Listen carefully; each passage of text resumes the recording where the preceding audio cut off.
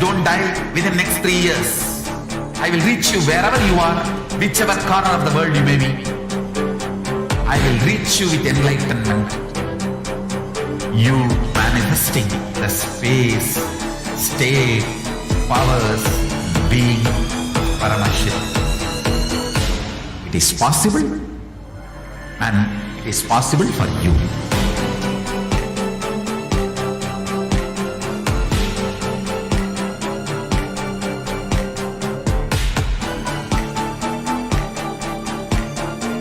Paramashiva will reach you with enlightenment science.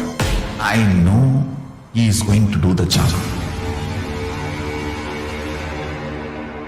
Just be alive for next 3 years. Nothing else.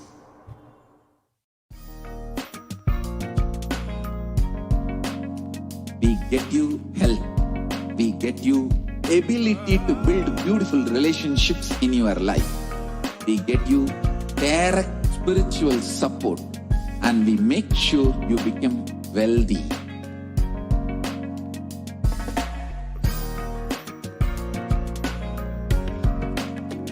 We won't stop giving you just good life. We will literally not stop till you live enlightened life. Manifesting the state of Paramashiva, space of Paramashiva, powers of Paramashiva, being of Paramashiva.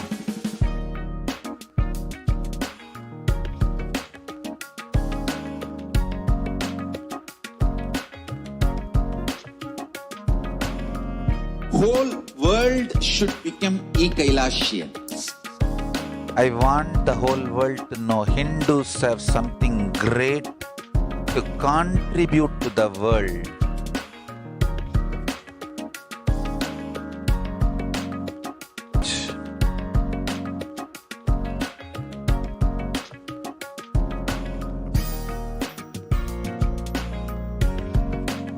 Kailasa is proper customized spiritual service helping you to identify your root patterns of suffering.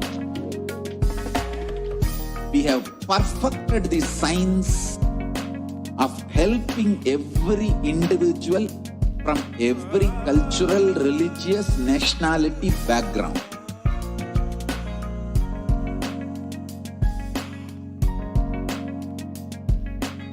You will have lowest reactionary assumptions, highest awakened response, alive response for life continuously.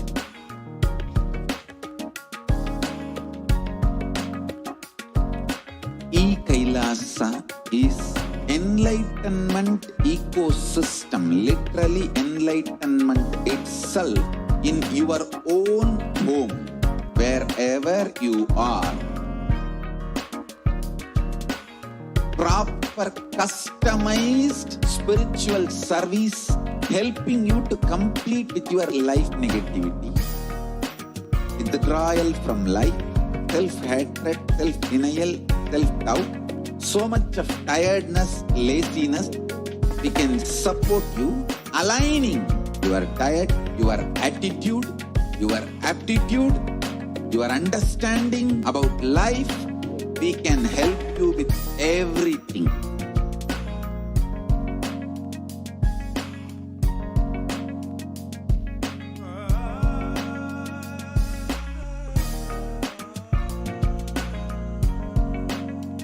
If you are interested in enlightenment, we will immediately bring this to you. If you are not interested, we will explain the whole science, inspire you, and make you interested in enlightenment science. We need to cater this enlightenment science to the whole world wherever they are, because enlightenment is the birthright of all human beings. Kailasa is responsible to provide that to all human beings.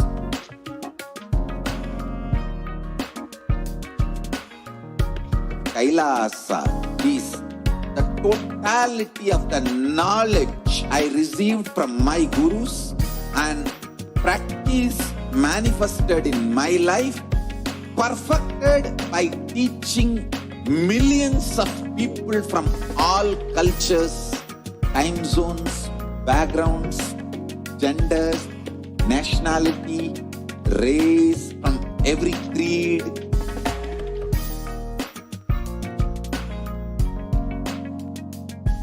So this absolutely perfected knowledge available to you, served to you in your home without even you moving out of your couch, free of cost.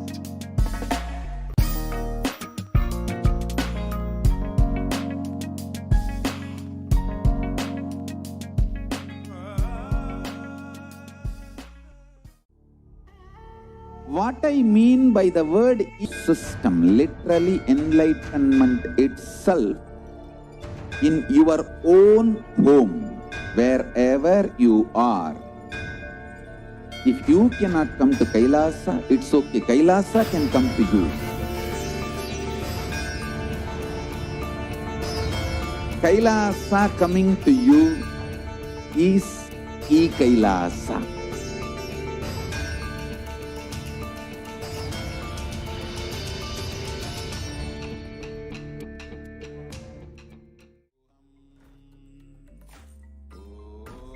Nithyananda Paramashivoham Kevalam Jnanamurtim Dvandvatitam Gaganasadrisham Tattvamasyaadilaksham Ekam Nityam Vimalam Achalam Sarvadi Sakshibhutam Bhavatitam Trigunarahitam Sadgurum Tam Namami.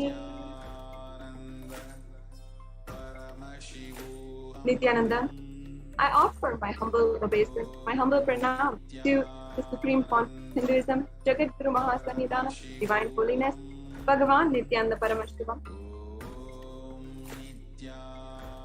And I welcome each and every one of you who is joining us right now for the live program.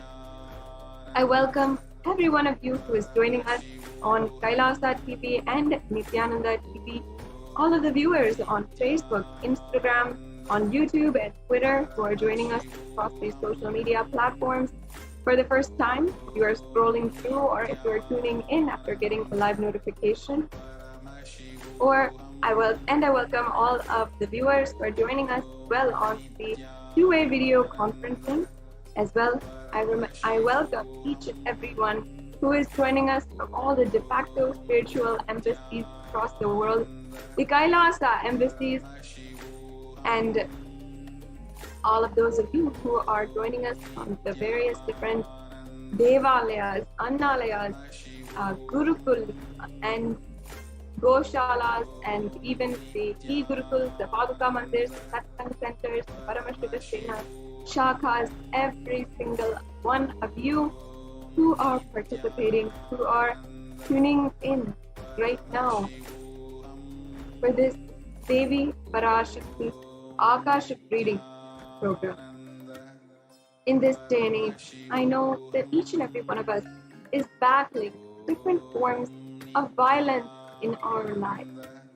Some of us might be battling disease and health issues, and some of us might having this violence in an intimate form, or some of us might be experiencing it outside of us.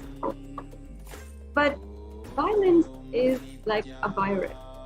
Today, even though we might not be able to see all the cases of COVID-19 in front of us, if we may not be able to see millions of people who are literally dying, but still it is happening, and still somehow people are going through so much.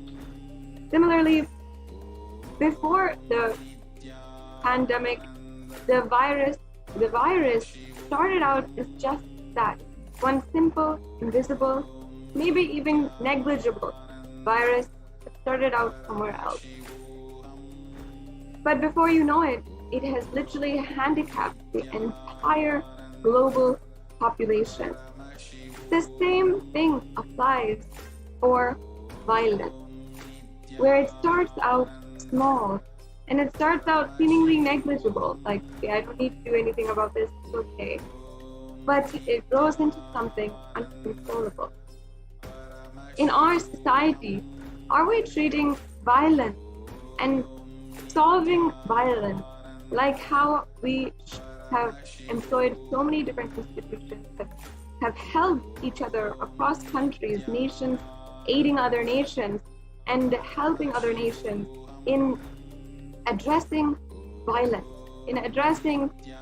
against women specifically. Even the act of sexualization and objectification of women are just normalized forms of misogyny that grow into institutionalized violence.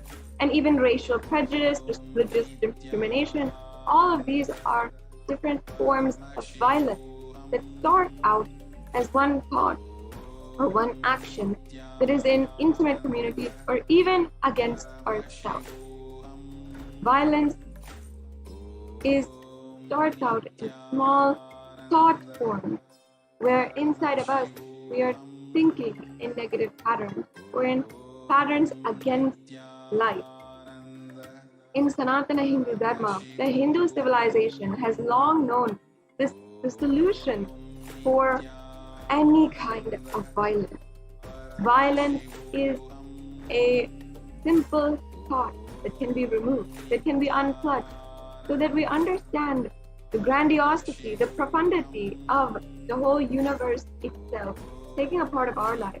Why would we feel violence against anyone in the universe when we realize the pure love, gratitude, and oneness that exists as in the form of the whole existence, the whole cosmos itself? Especially in this time when we are internalizing violence and rates of suicide, depression are going up in the pandemic, we must implement the ancient solution from Sanatana Hindu Dharma to find out and to apply within ourselves, to listen, internalize, imbibe, and start the transformation inside of us about how we can tackle violence, conflict in our day-to-day life. Welcome to this program, the Devi Parashakti Akashic Reading Program, where you will be able to be introduced to the Divine Cosmic Mother, whom without any introduction, without you even needing a way, or without even any kind of technique or any kind of meditation, she simply removes all kinds of violence inside of us. That is the significance and beauty of the relationship with the mother. The relationship with the mother, especially when you are relating with the divine as mother, you will see how it can simply heal you and heal any form of violence which is ongoing inside of you, inside your homes, inside your communities, or even in nations at large. Today, during this program, we'll be introduced to Devi Parashakti, the Divine Cosmic Mother. We'll have the darshan of Devi Parashakti, and you will ultimately be introduced to your higher reality. Most of us feel violent because we feel separation from the entire existence. It starts with that first break, separation. That leads to feeling alone, feeling desperate, feeling lonely, and feeling even orphaned. But the Supreme Consciousness of Jagadguru Mahasannidhan, Divine Holiness, Bhagavan Nithyananda Paramashivam, as the Guru for the entire universe, has taken up the spiritual responsibility for the superconscious breakthrough of humanity and has manifested as Devi Parashakti herself in order to tell each and every one of you, hey, you're not orphaned, you're not alone, you are taken care. And we as a civilization, as a Hindu civilization of Kailasa, are coming together in order to literally give this science to you and help you connect Devi Parashakti self, heal all forms of violence that are happening inside of you, communities, societies, inside of neighborhoods, inside of the districts, inside of cities and states, nations at large and between nations, and over across the whole world itself, starting from you. So we will be entering now into this exquisite experience of being introduced to the divine, healing yourself and being introduced to your highest reality. Understand that we belong to existence. We have nothing to be afraid to have that sacred sense of belonging, feeling universally acknowledged and feeling absolutely taken care of by your cosmic mother is your first introduction today to this Devi Parashakti Akashic reading program. It is so amazing. It is always so exciting for me to be able to introduce this program to each and every one of you. And I thoroughly enjoy being able to enrich each and every one of you, invite you for this program, this introduction, which might be your first time to see the divine happenings in and around Kailasa as well. Welcome once again, and I warmly welcome each and every one of you. Over the next few hours, you will be taking a journey with us and seeing Devi Parashaktis happening on the planet Earth, and literally seeing who is Devi Parashakti, seeing your highest possibility, and seeing how you can manifest, how you can literally manifest your highest reality in your life. So let us now enter into the next segment. Before we're doing that, I'd like to briefly introduce to each and every one of you the very being without whom we would not be even able to have this platform to share with you the amazing program and the amazing darshan of Devi Parashakti, Supreme Pontiff of Hinduism. The Supreme Pontiff of Hinduism is the incarnation of Paramashiva, the embodiment of the existence. The entire cosmos itself happened in human form and happened on the 2nd of January 1978, and is today the reviver of Kailasa, the macrocosmic, ancient, enlightened. The Supreme Pontiff of Hinduism is the most acknowledged for his contributions to Sanatana Hindu Dharma, for reviving Sanatana Hindu Dharma, and for literally bringing global peace in the whole world, with more than 50 awarded and international acclamations for the amount of spiritual work he's doing for the whole world to be lifted super consciously.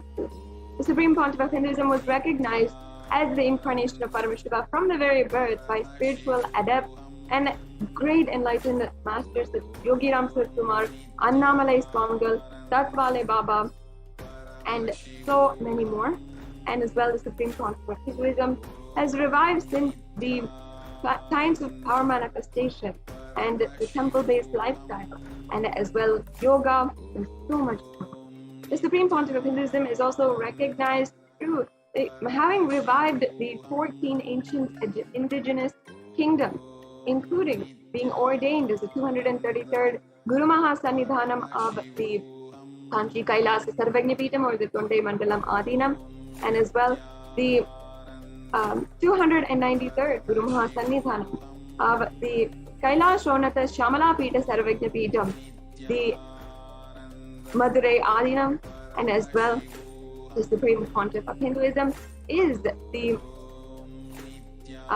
incumbent emperor of the Surya Vamsa Turangi Samrajyam, and as well the Supreme Pontiff of Hinduism is the Mahamandaleshwar, or the supreme spiritual head of the Mahanirvani Akada, and as well the Supreme Pontiff of Hinduism is the is also the Acharya Mahamandaleshwar of the Atal Akaba, and as well the Supreme Pontiff of Hinduism is the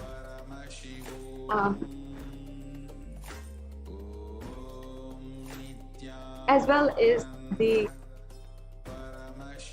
Guru Mahasannidhanam, the 23rd Guru Mahasannidhanam of the Dharma Muktis Vargapuram Adinam, and of course Supreme Pontiff of Hinduism is as well elected with the title Bhagavan, or as the Supreme Pontiff of Hinduism, by a congregation of thousands of leaders, Hindu leaders, which together elected the Supreme Pontiff of Hinduism with the name and position of Supreme Pontiff. With more than 300 books authored today and translated to more than 50 different languages and available to each and every one of you on digital platforms through Kailasa's Nithyananda Hindu University, as well as Kailasa's Nithyananda Jnanalaya, with more than 1 million palm leaf scriptures, as well as 20 million digital books available for each and every one of you. The Supreme Pontiff of Hinduism is most internationally acclaimed and recognized for his contributions towards Sanatana Hindu Dharma. In order to see a day-by-day breakdown, the day in and day out, how much Swamiji has been working for each and every one of us to have super conscious breakthrough, I invite you to go to nityanandapedia.org and start exploring for yourself the greatness of day by day of the avatar happening on this earth. So with this, now we will be entering into the next segment of today's program, where you will be introduced to your highest possibility, to literally what's in store for you, what lies ahead of you in this path being initiated by the Supreme Pontiff of Hinduism. We have next the Nithyananda Gurukul Balasant, who are joining us to demonstrate the extraordinary Shaktis. And they're joining us with us right now in just a few minutes. So stay tuned and please get comfortable, stay seated, and join us for the rest of this program, where you will be introduced to your highest reality and making whatever you want to happen in your life manifest around you. So once again, we will be starting the next segment in today's program, the demonstration of extraordinary Shaktis conducted by the Nithyananda Gurukul Balasant, and we will be right back with you after a short break.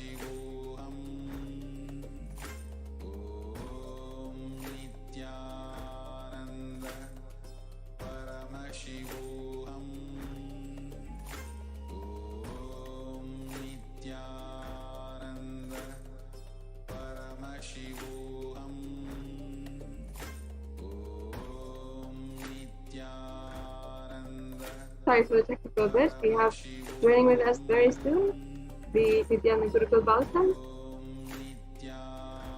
and we'll be taking you into a demonstration of the extraordinary Shakti, of the greatest Shaktis that you can do as well. Your innate superhuman qualities that you will be able to experience for yourself. Even during this next segment, you will be able to ask for body scanning by the Nithyananda Gurukul Balasant, who will be able to scan any ailment, see the source for any problem which you have going on. For example, even a mild headache, the Balasants can see and heal any ailment which is going on, and literally be able to give you not just a physical diagnosis, but the spiritual cognition and the spiritual solution for any problems that you are going through, and even give Nithya spiritual healing through this platform in order for you to be spiritually healed from any ailment that you might have. So now, let us enter into the next segment. We'll be right back with you after a short break.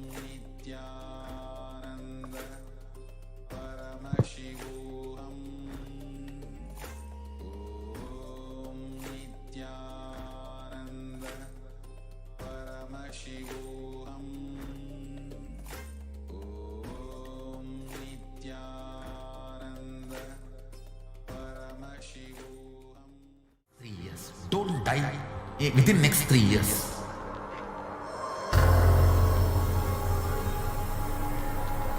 Just don't die within next 3 years. Be alive, somehow be alive. I'm working sincerely. I will reach you somehow. Somehow I will reach you. It's my commitment to humanity.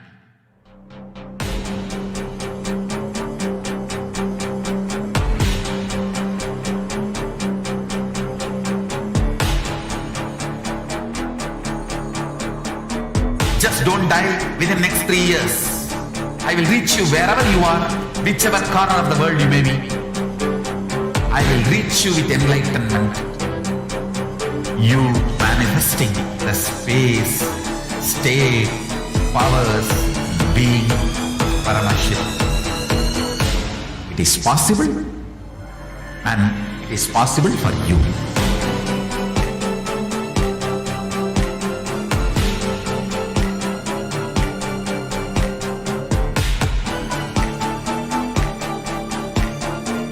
Paramashivoham will reach you with enlightenment science.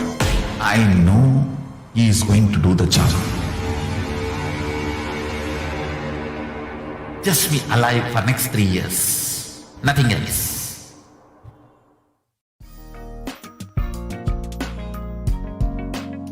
We get you health. We get you ability to build beautiful relationships in your life. We get you direct spiritual support, and we make sure you become wealthy.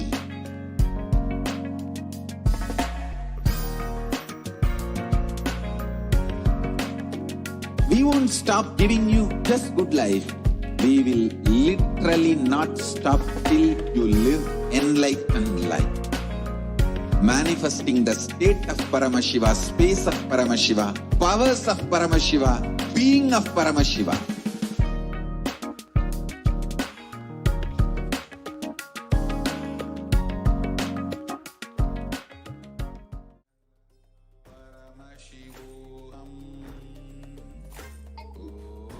Yes. Thank you so much, Manaji Nithyananda, for that beautiful introduction to who is Swamiji and to this program. The next segment, which all of you will be witnessing, is the demonstration of the extraordinary Shaktis by none other than Paramashiva himself, and by the extensions of Paramashiva himself. So, today, in front of your eyes, and it is not only just going to be a demonstration, all of you will be witnessing and you will be manifesting these powers yourself by the end of this program. Just with the initiation of Swamiji, all of you will also be manifesting these powers. So let us first learn about these powers. What are these Shaktis and how do we awaken them inside of us? And are they permanent? Let us answer all our questions and let us then move on to the demonstration. So let us first learn about what are Shaktis. In the Vedagamas, the source scriptures of Hinduism, Paramashiva reveals beautifully in elaborate detail that every human being is hardwired to be able to manifest these extraordinary Shaktis. And Paramashiva beautifully tells that every human being is having the power and the possibility to manifest it. Swamiji beautifully says, only one who has a head has a third eye. So the third eye is there, it just has to be awakened. So how do we awaken these divine Shaktis? We'll be learning about that soon. So let us see the difference between Shaktis and Siddhis. Shaktis are the powers which manifest with deep feeling connection and integrity to the divine.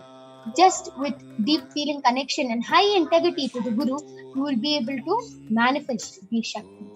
And Shaktis are the source of enlightenment. They literally hold the space of enlightenment. Whereas Siddhis are the powers which manifest from the penance for enlightenment.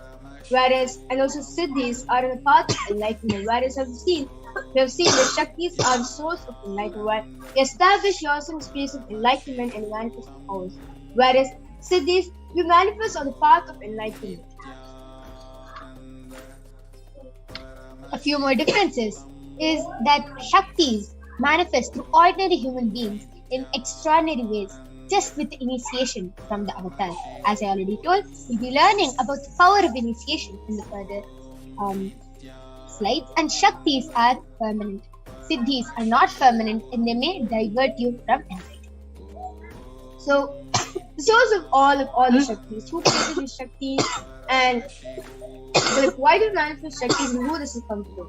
It is none other than the being Paramashivoham, who is the primal divinity in Hindus, who is the ultimate reality and cause, who is self-effulgent, Swayam Prakasha, all-pervading, unchanging, beyond time, space, form, and causality.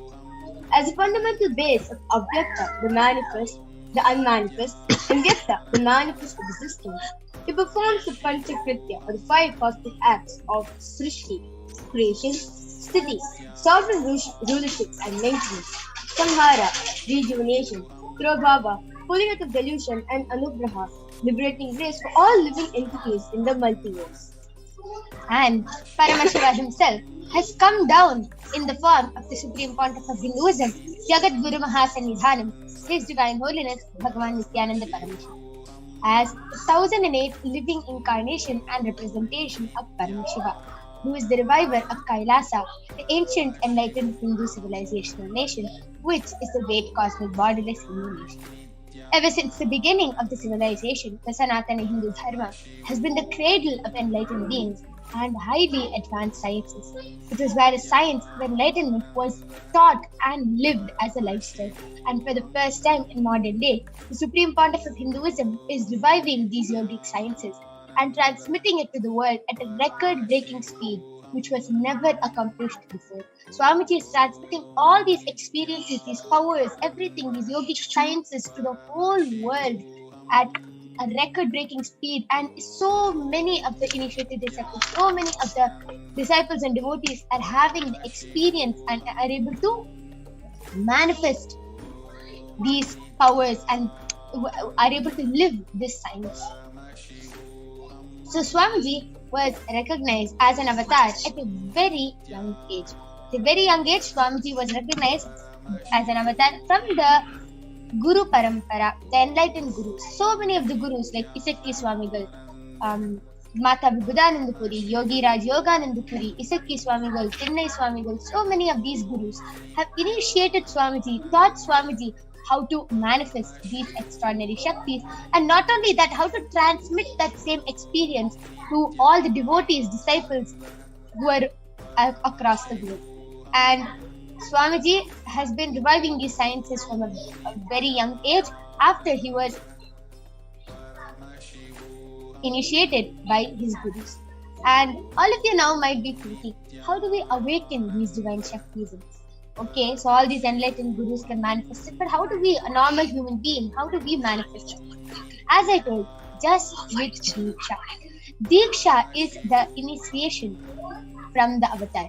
When we get the initiation from an enlightened being or from an incarnation, we start manifesting these extraordinary powers because that is awakened in us.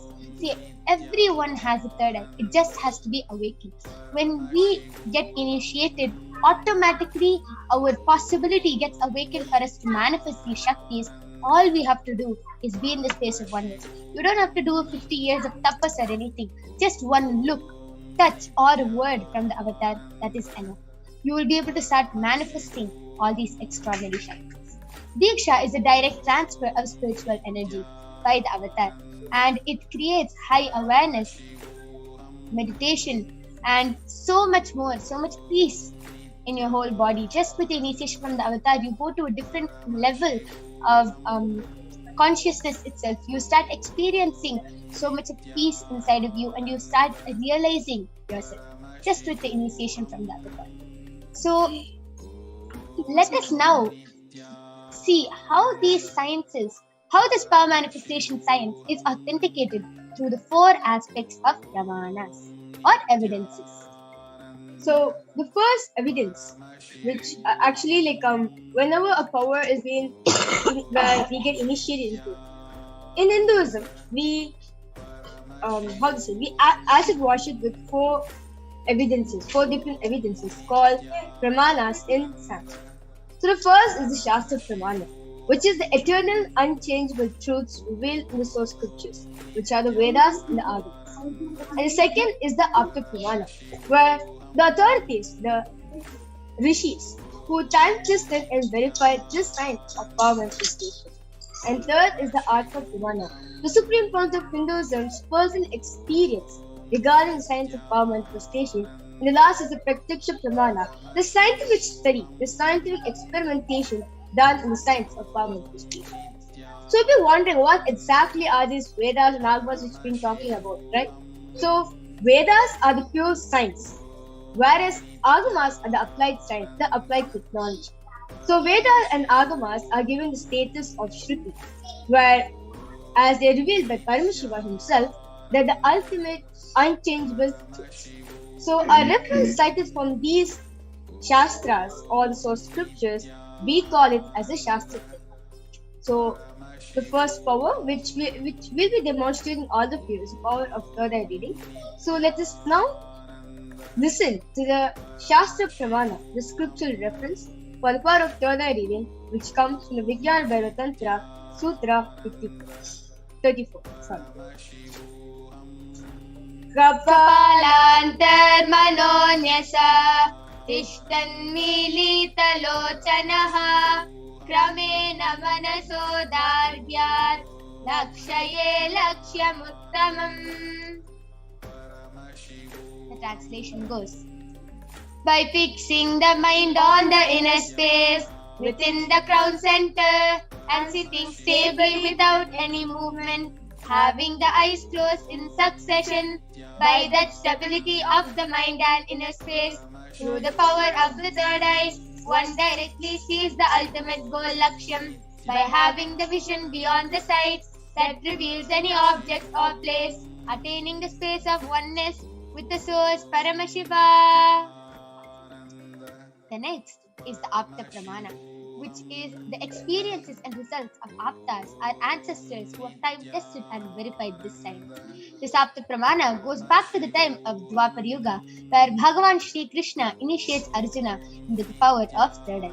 In the Srimad Bhagavad Gita, Bhagavan Krishna initiates Arjuna into the power of third eye, and Arjuna is able to get the Vishwarupa Darshan, is able to see the Vishwarupa Darshan, the cosmic form of Bhagavan Shri Krishna, and he narrates it very beautifully in the 11th chapter of the Bhagavad Gita. So, Bhagavan Krishna Anenaiva sa chakshusha divyam dadami te chakshuhu pashyame yoga vaishwaram.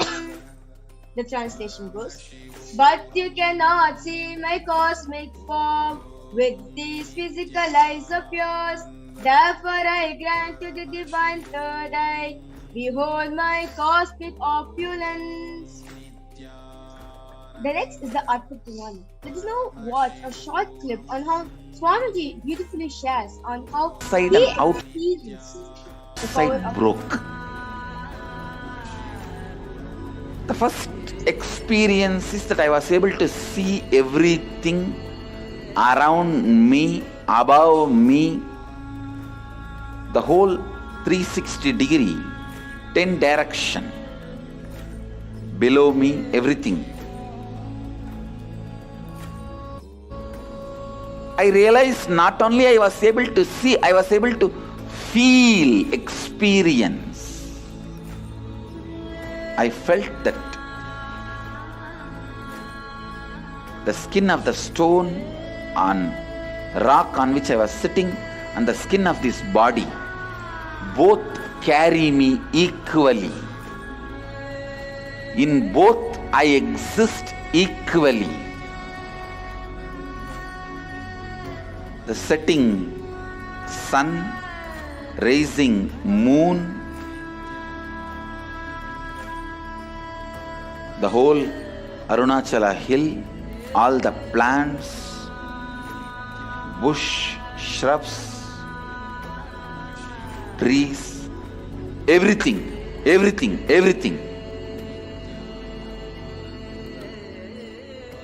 just became so alive. the idea something is inside.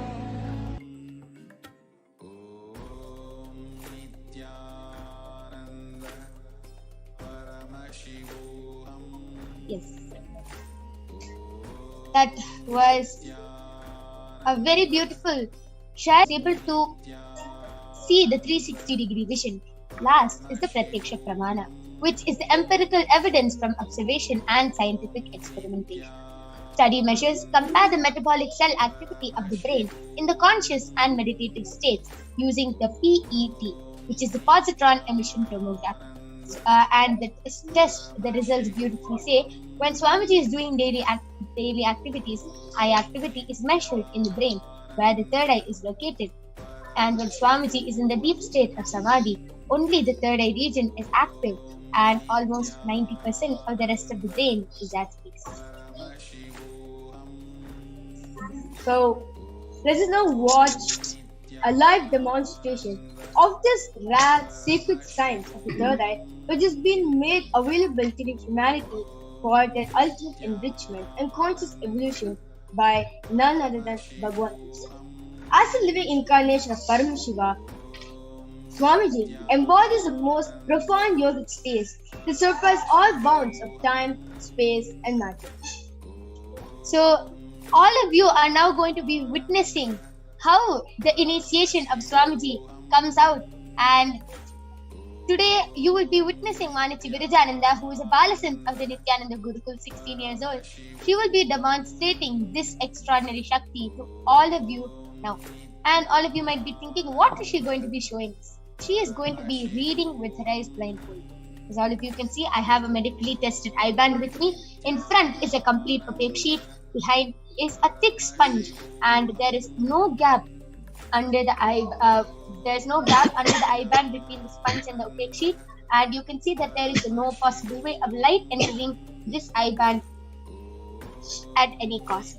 This eye band enables the person to sleep comfortably. It is actually made for people who have insomnia, as they find it really hard to sleep with light. So this is tested medically and scientifically proven that even with your eyes open, once you place the eye band, you can see there's two sockets for the eyes to comfortably fit in.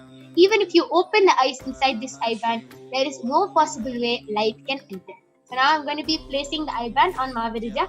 All of you can see I'm unstrapping the eye band in front of you and placing it on her eyes.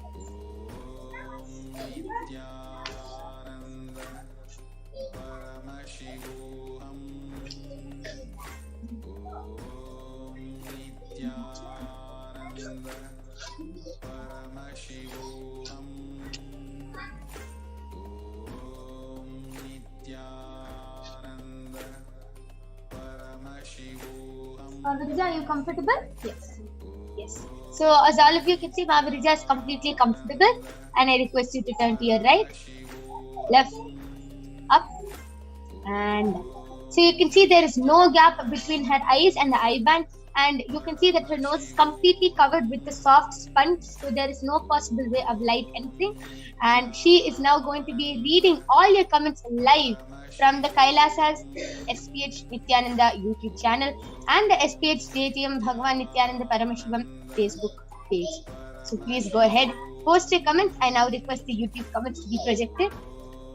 And before I start doing the comment section, I would like to ensure all of you that around me there's no sort of wires, no microphones, no speakers, no audio devices, no nothing where I can actually hear something, no nothing like that.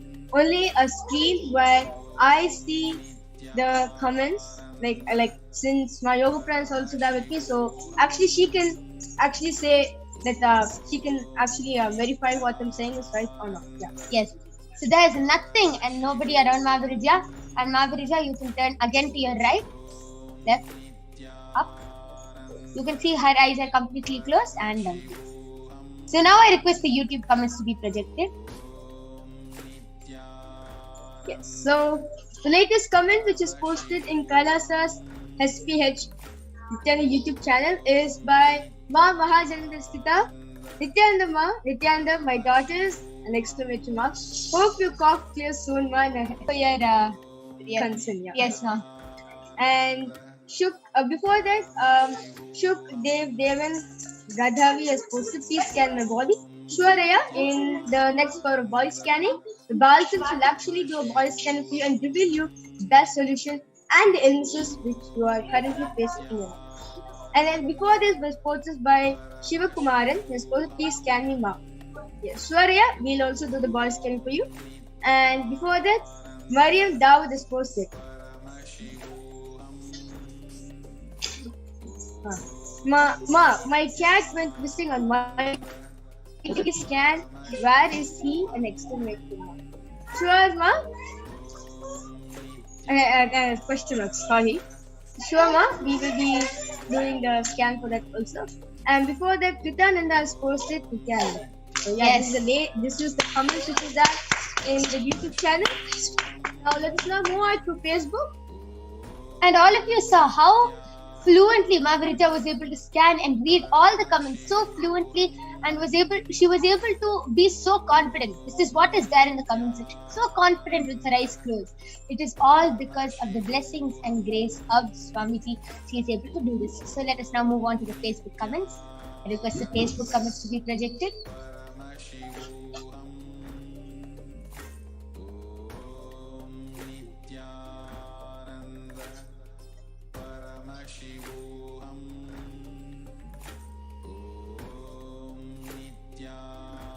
Yes. So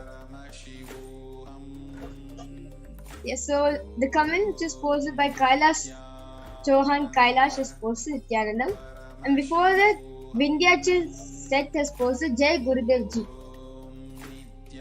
Wow. Okay. Amazing. That was also amazing. Just so fluently and very confidently, Margarita would answer Ma Mariam Dawood since she was asking for lost and found scan about her cat who went missing. Sure, ma. So what Paramashivoham revealed to me is that actually during night time, actually towards the evening where the sun set, where the sun is going, that point of time actually the cat went out, and I'm able to see it's in the area where there's lots of shops, especially with lots of flowers, grocery, these kind of shops are there. Don't worry, ma. We'll be back to you soon in 2 days' time. This is what Paramashivoham revealed. Wow, that was also really amazing. Just with her third eye, Margarita did a lost and found scanning from Mariam Dawood, and she was able to scan and even reveal the time which Paramashiva revealed to her that the cat will be back with her in 2 days. Amazing. That was a beautiful demonstration.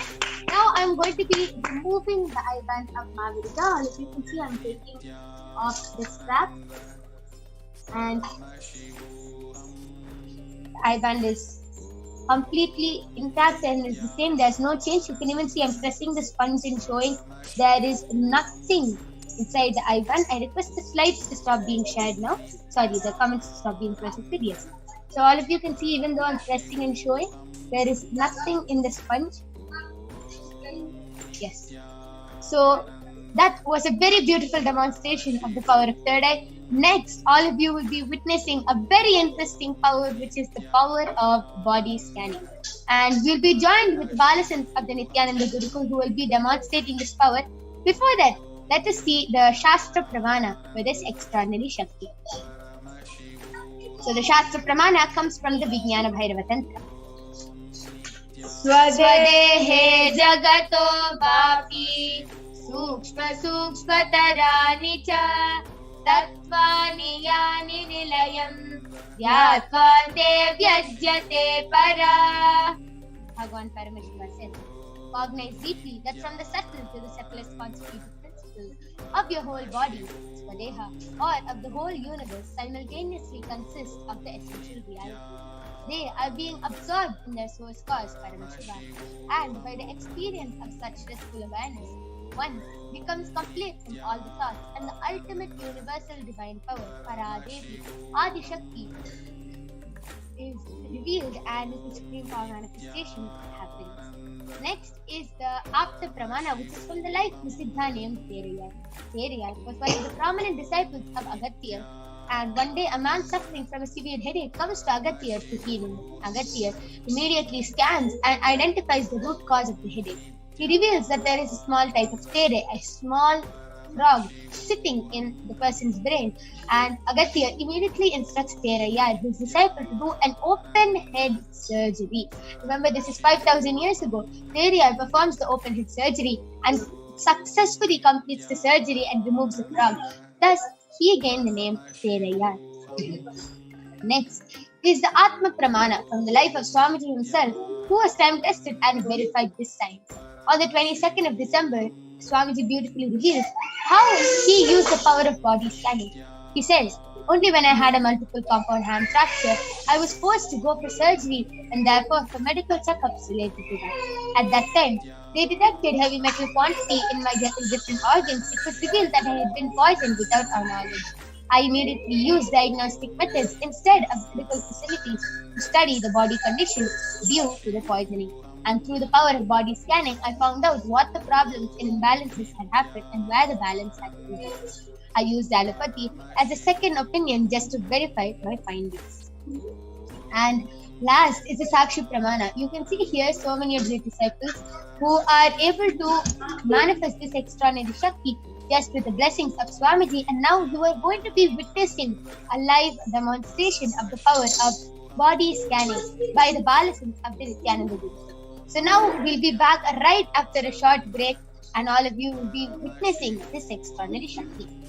So go ahead, post your comments in the Kailasa's HDH Nithyananda YouTube channel and the SPH Stadium Bhagwan Nithyananda Paramashivam Facebook page, and we will be joining you back with the Balasins of the Nithyananda Guru after a short break.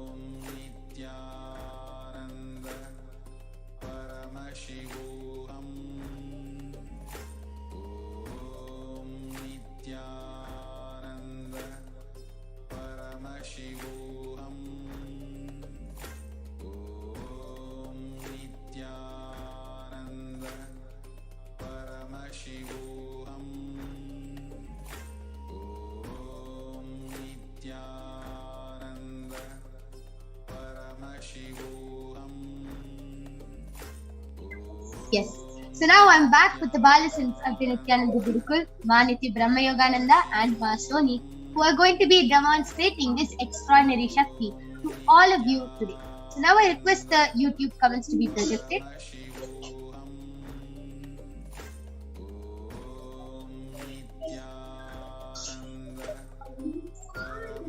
Yes.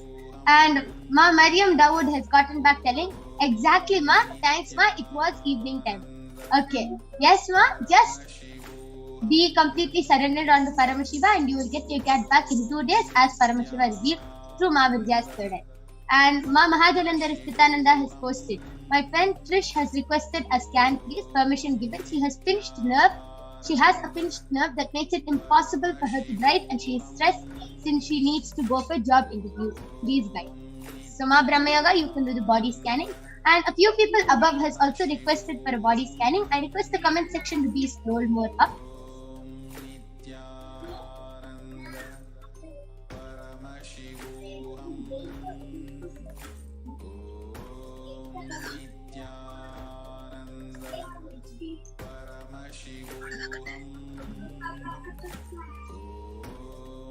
Nithyananda Paramashivoham. Om Nithyananda Paramashivoham. Om Nithyananda Paramashivoham. Yes.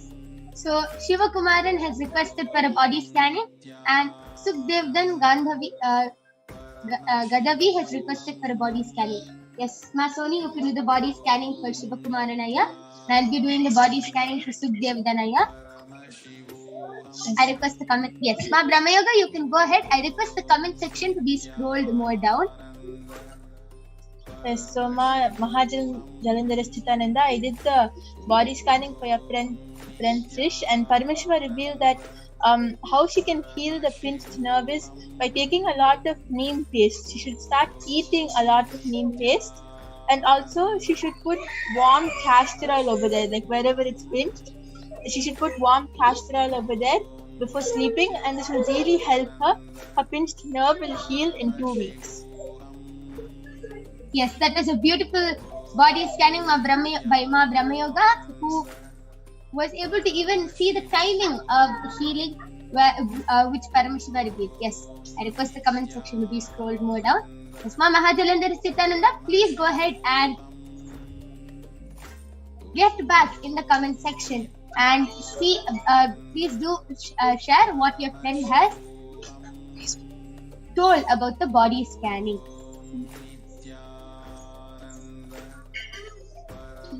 Yes, Masoni, you can go ahead. Nithyanandam, I did the body scanning for Shiva Kumaran Ayya. Ayya Paramashiva revealed that you are having severe headaches, Ayya, and it's because of you are taking a lot of stress. Even though stress is not there, you're deciding to take stress, and that's why you're getting headaches, Ayya. So Paramashiva revealed that whenever you're feeling that, oh God, I'm getting tense or stressed because of this problem, whenever you feel that, please sit in front of the Atmurti and complete, Ayya. You'll be healed from your headache problem. Yes, that was also a beautiful scanning by Ma Soni. I request the latest YouTube comments to be projected.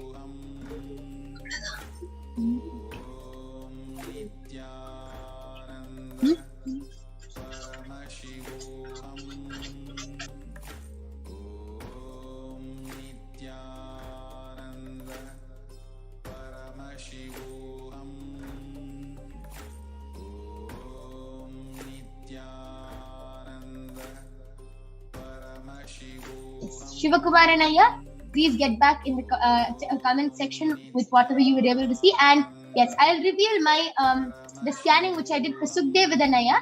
Paramashiva has revealed, Ayya, it's just you need more protein and more energy. You're starting to become very weak, and your immune system has started growing weak.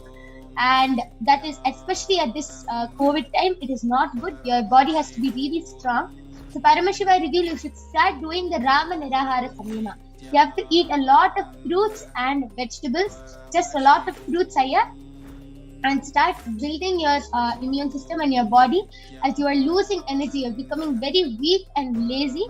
So please start doing the Rama Nirahara Samyama, detox your body and build your body at the same time.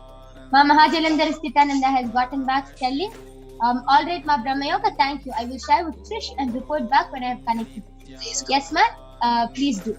Now let us see the Facebook comments.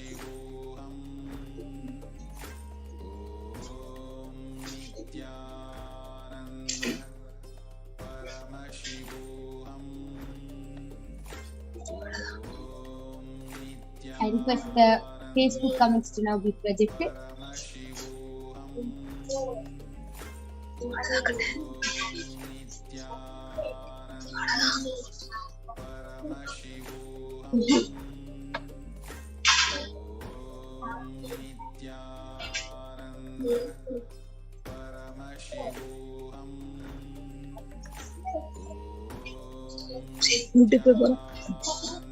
I request the YouTube comment section to be scrolled down more.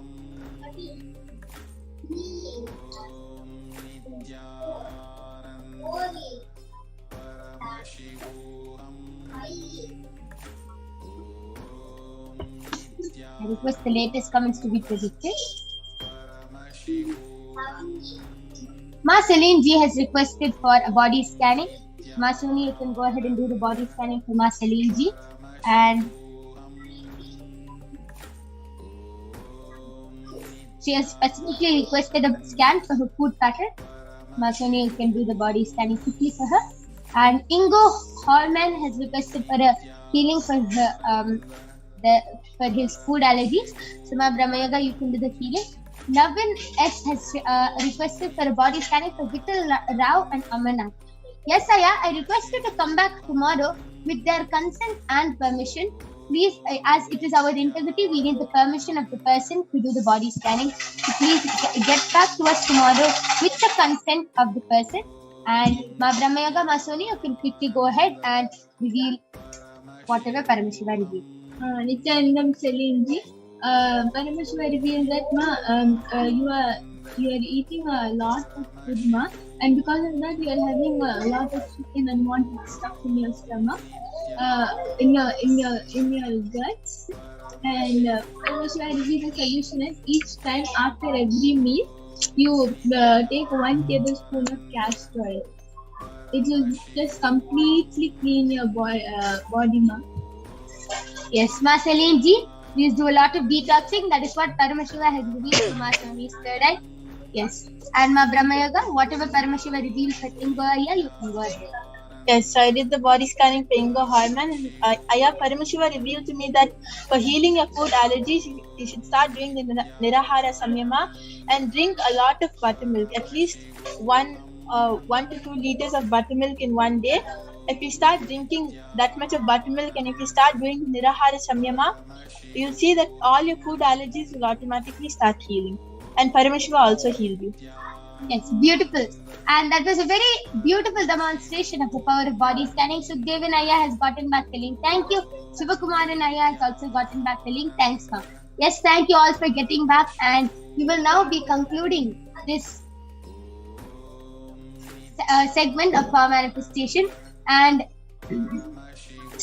we thank all of you for joining us in this segment, as all of you have requested for a body scanning and anything and everything. If any of you have not been able to get the body scanning due to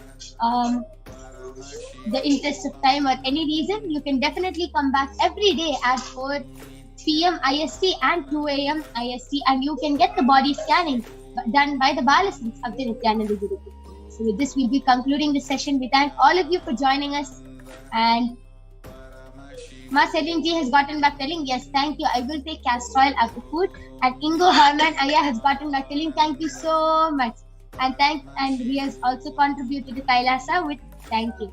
Yes, Aya, thank you for your contribution to Kailasa. Just follow whatever Paramashiva reveals and you will be completely healed. We will now be joined with one of the Acharyas, Maniki Madhurananda, who will be teaching everyone about who is Devi Parashakti, what is the divine feminine consciousness, and we will be learning a lot more in this program. So please stay tuned for the upcoming segments where we will be learning so much about the Akashic readings and much, much more. So we thank all of you for joining us. Thank you, Nithyananda.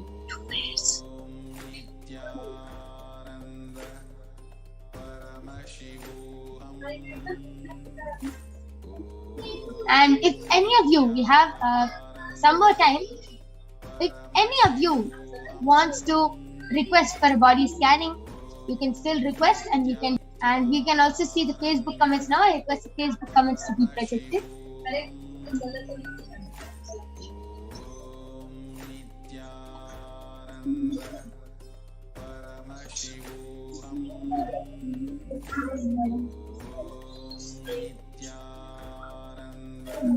Okay, I request the comment section to be scrolled a little more up. Andosam Launami has posted, please me open my chakra. Yes, yes, Aya. Just by getting the blessings of Devi Parashakti, automatically your Kundalini will be awakened. So you can stay tuned and see the direct darshan from Devi Parashakti herself and you can get immediately initiated and you can get your Kundalini awakened. Anyone else wants a body scanning can request for a body scanning.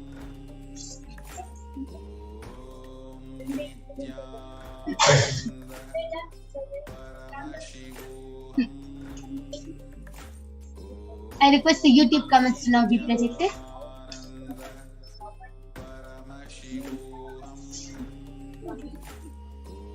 Okay. So Ma Mahajalandhar Nithyananda has posted, please can you scan our family dog, Rusty? He keeps biting himself all over. What causes this to happen and how to cure it? Yes, surely we can do a body scanning for your family dog, as all we need is your permission for him. Yes, Ma Brahmayoga, you can go ahead and do the body scanning for Rusty.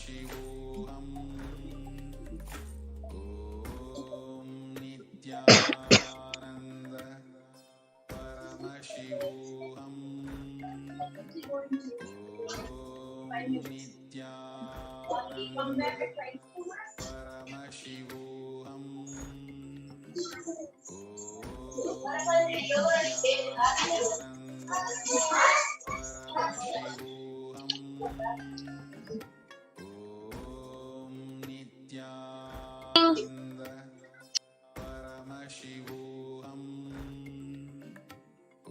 Om Nithyananda Paramashivoham.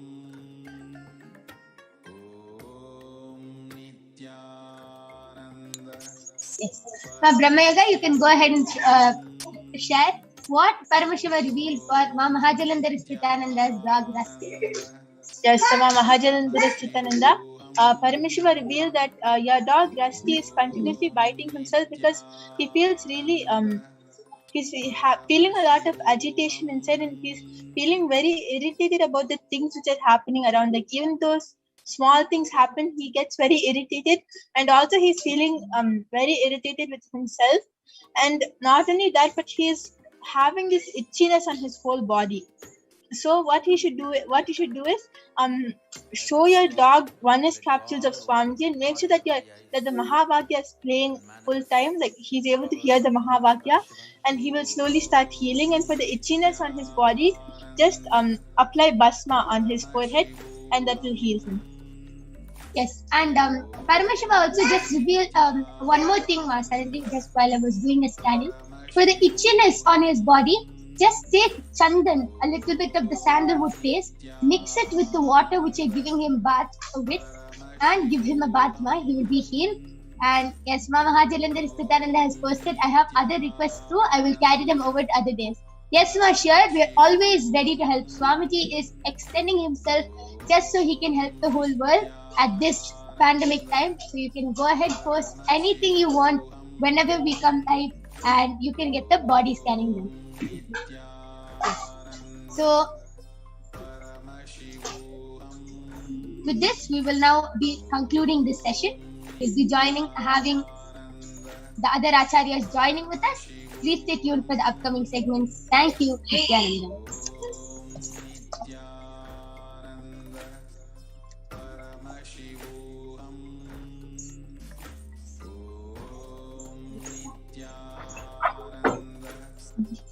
Yes. Nithyananda Mamadra, you can go ahead.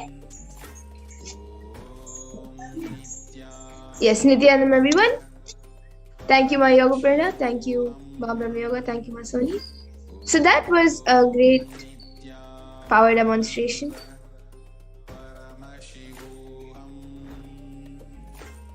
And now we'll be getting into the next segment, live demonstration.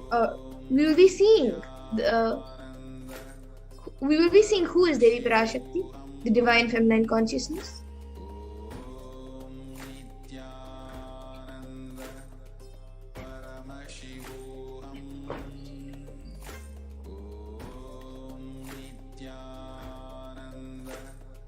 Paramashivoham.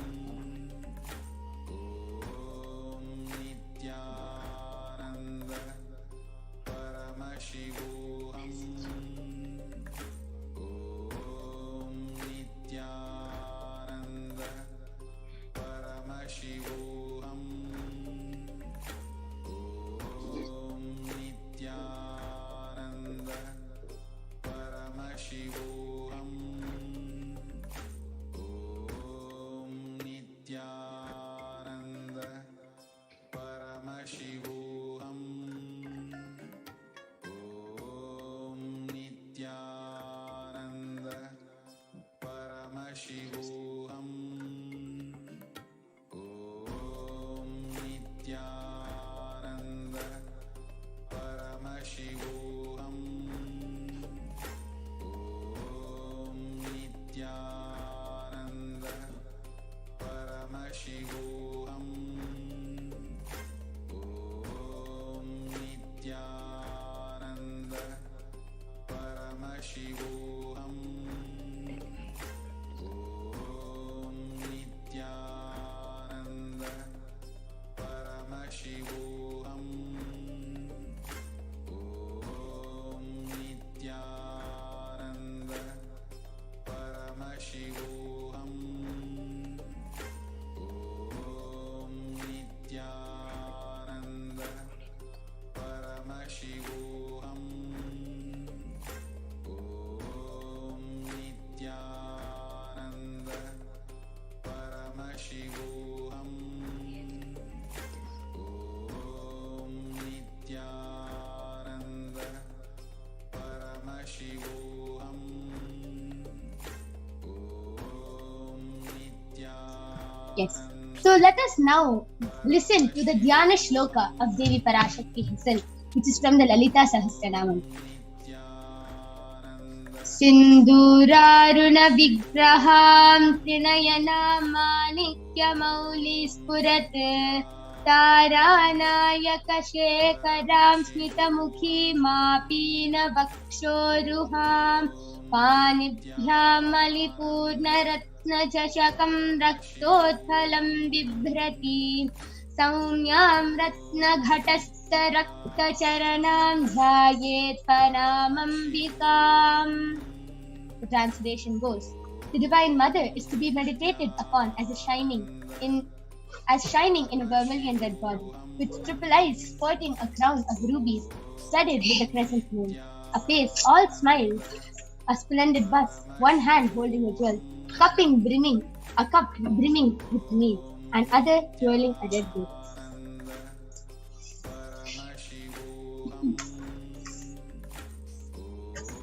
Next is another Dhyana Shloka of Devi Parashakti from the Lalita Sahasranamam. Arunam karunam tarangitakshim dritapashankusha pushpabanatapam animadibhiravritam mayukhairahamityeva vibhavaye bhavanim. The translation goes: I meditate on the great Empress. She is red in color and her eyes are full of compassion. She holds the noose, the gourd, and the bow, and the flowery arrow in her hand. She is surrounded on all sides by powers such as Anima, for rays, and she is the self within me. So, Devi Parashakti. Devi is the ultimate pure feminine consciousness. Parashakti is the cosmic mother. It is her cosmic womb from which billions and billions of universes comes out and goes in. Source where the Big Bang and the black holes go in. Parashakti is the source Shakti, the source energy, the source power from which all of us came, in which all of us are even now, and in which all of us are going to merge. Out of her extreme love and compassion, Parashakti herself is manifesting through the embodied form as the Nijavatara of the Supreme Pontiff of Hinduism, Jagat Guru Mahasanidhanam, His Divine Holiness Bhagavan Nithyananda Paramashivam. And the Supreme Pontiff of Hinduism is gracing us, answering all our questions, attending to our prayers, giving boons, healing us, revealing our past, present and futures, delivering profound spiritual truths, and ultimately giving us the experience of Paramashivoham.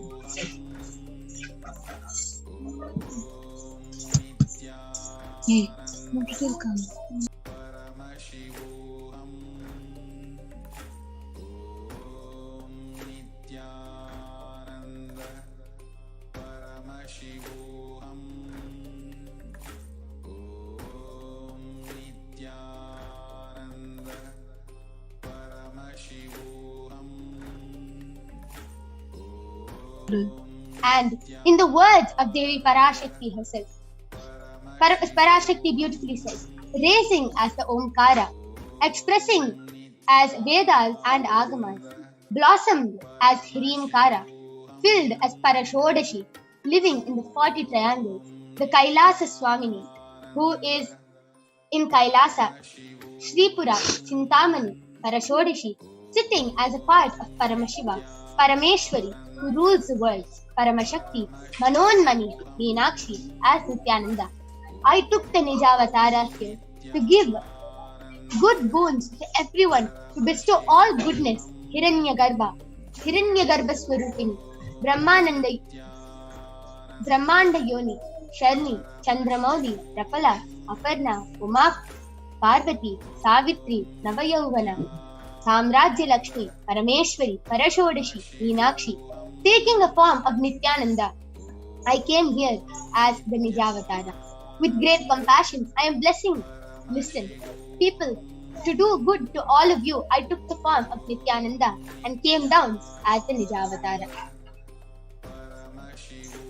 Parashakti continues, raising in the Omkara, blossoming as Shiva, manifesting as the source of existence, powers of existence, expressions of existence, from the oneness of Om, blossoming into two as Prakriti and Purusha, blossoming as three Shaktis, Icha, Kriya, Jnana, growing as Vedas, expanding as the 5 Panchabhutas beyond the 6 chakras, filled as Gotras of the 7 Rishis, expanding as 8 directions, existing as 9 Grahas, blossoming as the 10 Indriyas, being as 11 Rudras, creating all the worlds, bringing life to tell and make the truth blossom and to do good. Parashodashi, Meenakshi, in the form of Nithyananda. I came down to bless every one of you. And now let's see how we can receive Devi Parashakti. So literally you are seeing Paramashiva and Parashakti at that moment. She is there on your screen, so always receive her very traditionally. You can keep 2 betel leaves, 1 betel nut, 1 banana, and a coin in front of the screen as you watch Devi Parashakti. And for those of you who don't know, a coin is actually considered the tradition of Dakshina in the Hindu tradition. It can be the lowest value. In India, it can even be just 1 paise, and in the US, it can even be just a cent. Swamiji says, I'm not trying to monetize. Keeping 1 cent is okay. So for 100 days, if you have darshan, it will add up $1. In India, even 1 paise is okay.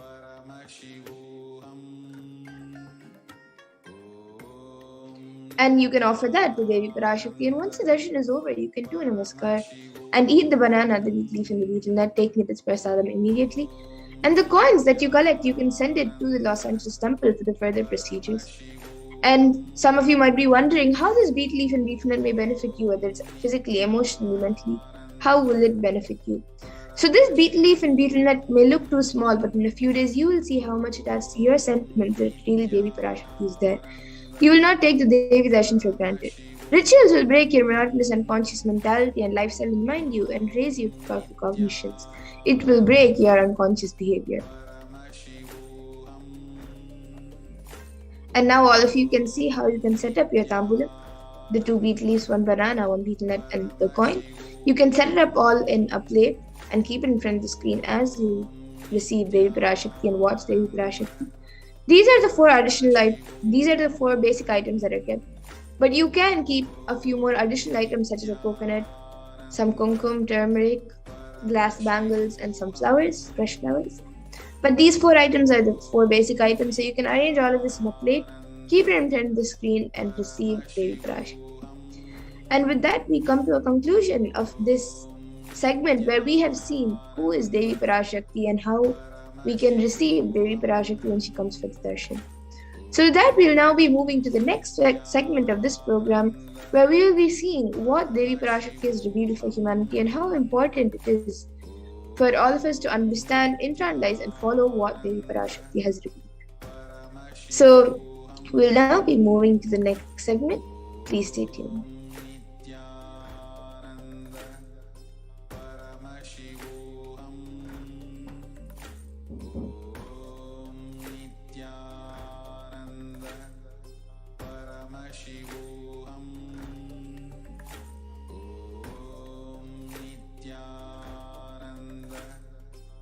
Just be alive for next 3 years. Don't die within next 3 years.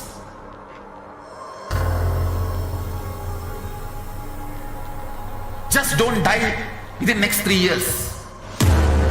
Be alive. Somehow be alive. I'm working sincerely. I will reach you somehow. Somehow I will reach you. It's my commitment to humanity.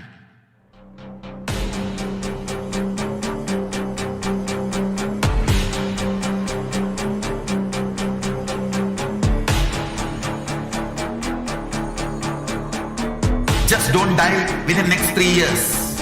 I will reach you wherever you are, whichever corner of the world you may be.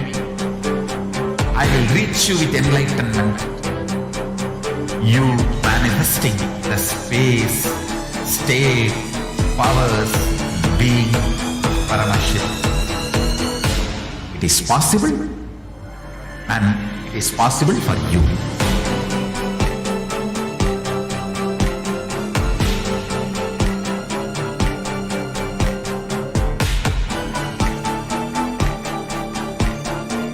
Paramashivoham will reach you with enlightenment science. I know he is going to do the job. Just be alive for next 3 years. Nothing else.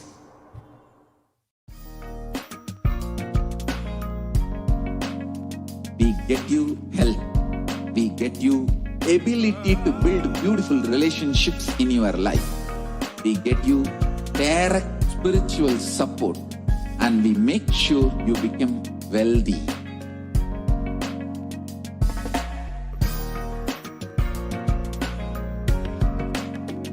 We won't stop giving you just good life. We will literally not stop till you live enlightened life. Manifesting the state of Paramashiva, space of Paramashiva, powers of Paramashiva, being of Paramashiva.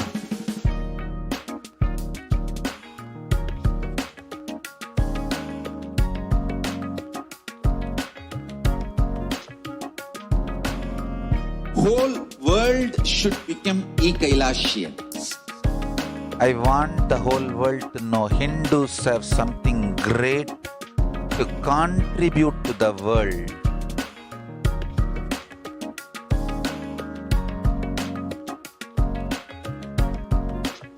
We have something great to contribute to the world.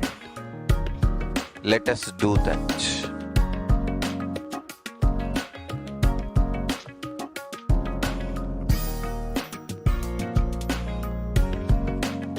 Kailasa is proper customized spiritual service helping you to identify your root patterns of suffering. We have perfected the science of helping every individual from every cultural, religious, nationality background.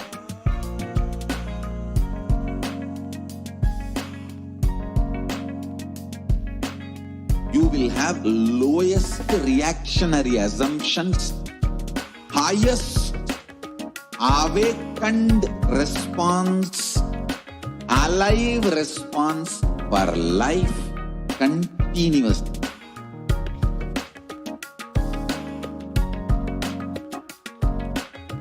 Kailasa is enlightenment ecosystem, literally enlightenment itself in your own home, wherever you are.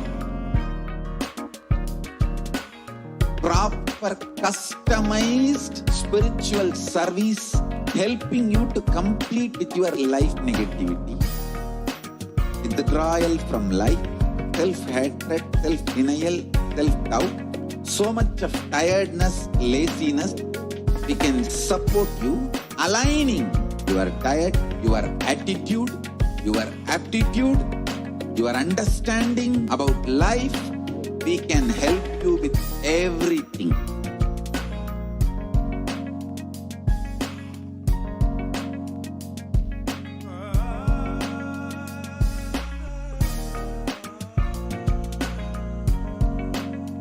If you are interested in enlightenment, we will immediately bring this to you.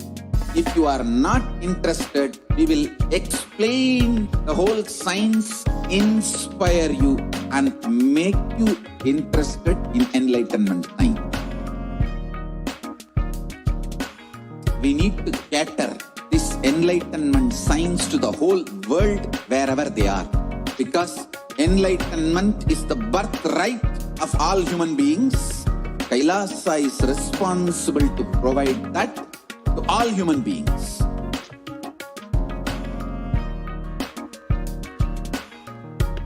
Kailasa is the totality of the knowledge I received from my gurus and practice manifested in my life, perfected by teaching millions of people from all cultures, time zones, backgrounds, genders, nationality, race, from every creed.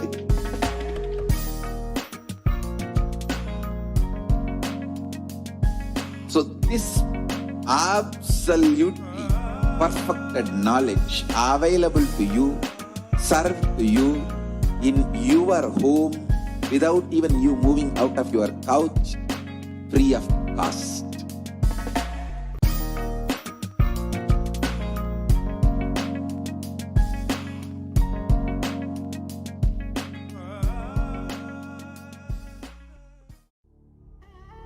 What I mean by the word Kailasa, listen intensely.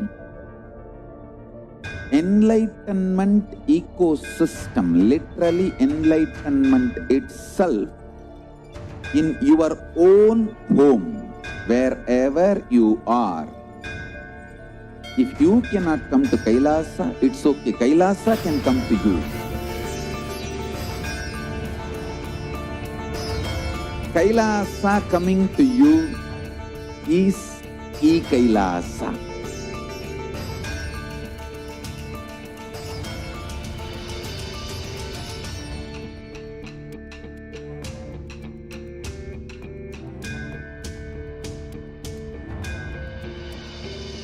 I will revive Hinduism.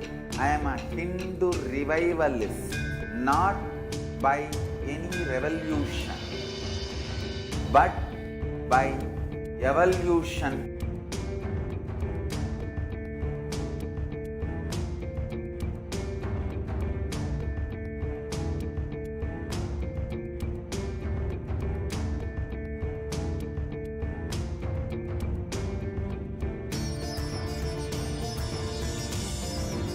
And setting model communities.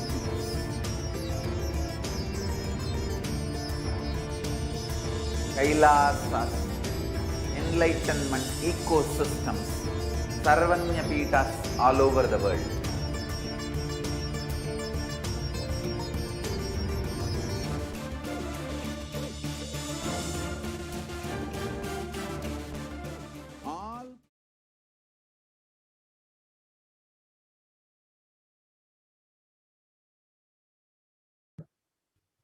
Nithyananda, welcome back, dear viewers. Now we will be entering into the next segment where we will learn some of the revelations made by Devi Parashakti for humanity during this pandemic.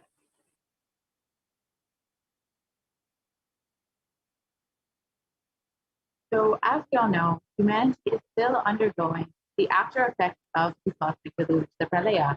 Thousands of deaths due to the global pandemic and emerging fungal epidemic, along with record numbers of natural disasters, have taken a huge toll on humanity, collective psyche, leading to an increase in poverty, malnutrition, depression, and mental health issues.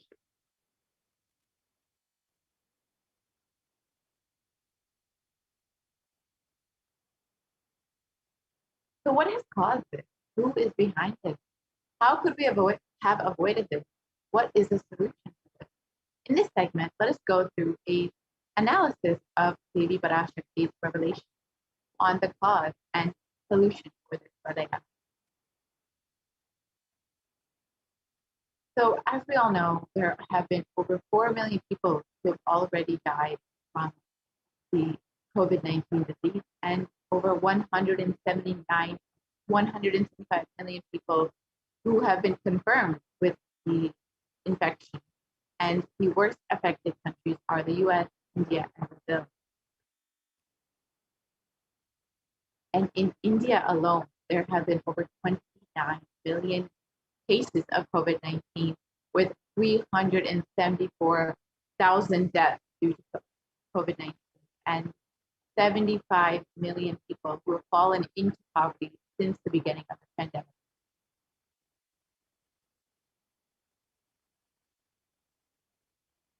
And India is not just suffering from this COVID-19 pandemic, but also an epidemic of mental illness. India is the sixth most depressed country in the world, with 6.5% of the population suffering from some form of mental illness, and a suicide rate of 10 for every 1 lakh people. And unfortunately, the age group of 15 to 24 suffer from this the most, with the largest rate of death due to suicide in this age group.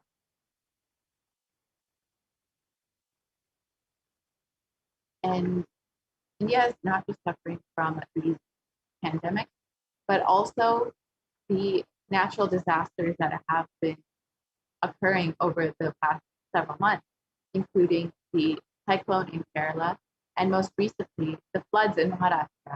And as all of this is going on, India is also preparing for the third wave of COVID.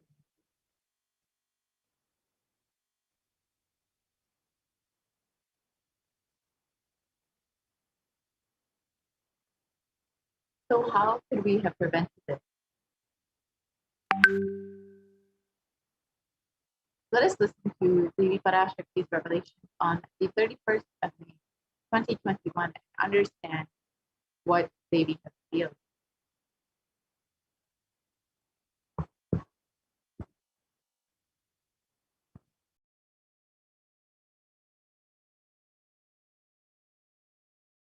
இரண்டாயிரத்திருபத்திரண்டு வரை India செல்ல வேண்டாமா என்று கேட்கின்றாய். நன்றாய்த் தெரிந்து கொள், சொல்வதைப் புரிந்து கொள். இந்த பெருநரகமான கிருமி போஜனம் இந்தியாவிற்குள் வரக்கூடாது என்பதற்காக 2020 பாரதம் முழுவதும் 12 ஜோதிர்லிங்கமும் பாத யாத்திரை செய்திடவே என் மகன் மூலமாய் திட்டமிட்டிருந்தேன். படுபாவிகள் ஓடத்தின் மாலுமியை ஊர்விட்டு துரத்தினார்கள். என்ன நடக்கிறதென்று பார். முறையாக கைலாய நாட்டின் தலைவனாக நிறை மரியாதையொடு நல் மதிப்பொடு என் நிஜாவதாரம் நித்யானந்தன் திருவடி மீண்டும் பாரதத்தில் பட்டு பாத யாத்திரை செய்த பிறகு மட்டுமே நீ அங்கு செல்ல வேண்டும். அதுவரை உன்னை காத்து செல்லாதே. ஓம் ஓம் ஓம்.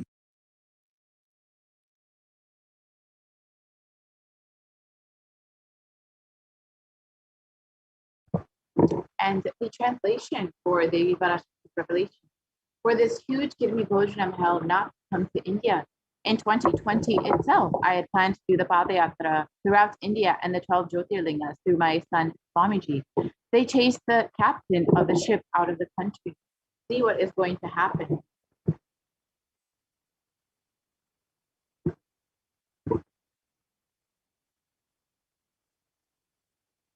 Let us go back to 2017 when King Buddha revealed the vision for the Padayatra that was to be taking place in 2020.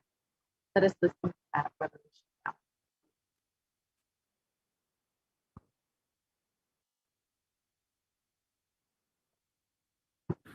Want to do 1 year Padayatra specially from Rameshwaram to Amarnath. 1 year with 10,000 people just walking all over India to spend time with people. 2020 there will not be any program other than Padayatra and just spending time with people.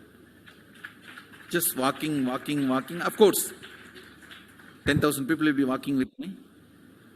Maybe 200 vehicles to carry our food and all the other items, transportation. Enjoying the river banks, forests, and time with nature. 10,000 people manifesting powers, walking from village to village. What do you think will happen?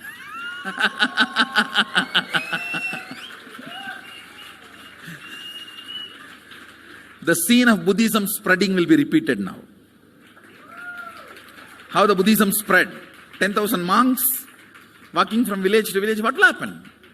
That's only monks. Here, power manifesting 10,000 people.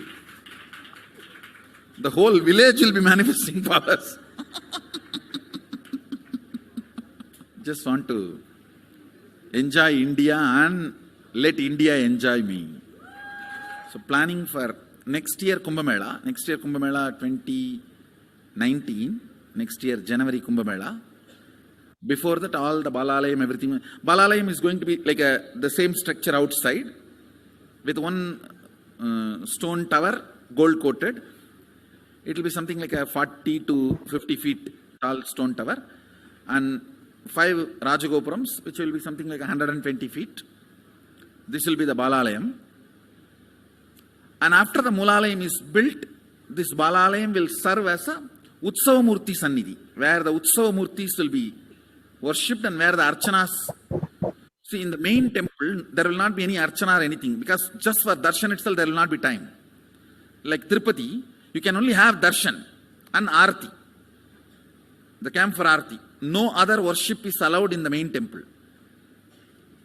Because 12 Abhishekam is going to happen, 12 Kala Abhishekams. So continuously the rituals will be going on. People can have only darshan. They will not be able to involve themselves in any ritual. Other than darshan, nothing else will be allowed. So all the archana, all the other offerings, like people will offer the archanas and other, everything will be done to the Utsava Murti, which will be kept in the Balalayam, the present Balalayam, present structure. So people can spend time here. That will be more like a main darshan. This will be like energy darshan, where you can give letter, get response. So by next year, the Balalayam will be ready. So 2019 full year, I will be conducting the programs and everything. 2020 will be the one full year Padayatra, walking. From next year Jayanti, means 2019's Jayanti to 2020's Jayanti. Full year, Jayanti to Jayanti will be Padayatra. Before that, we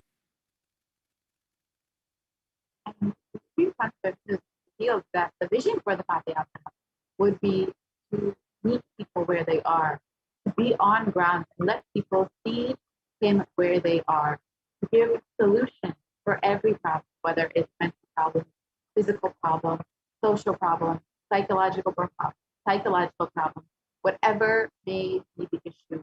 The Supreme Consciousness was ready to go on ground and give people the solution. This Padayatra would be taking place from Kanyakumari to Kashmir with 10,000 power manifestors. And it would literally be like the seed of Buddhism spreading all over India once again. We would have seen a revival of Hinduism once again. And since the age of 10, the Supreme Conscious Hinduism has been enriching people and preparing them for the Padayatra to save them from the Saraya and give the super conscious breakthrough to humanity.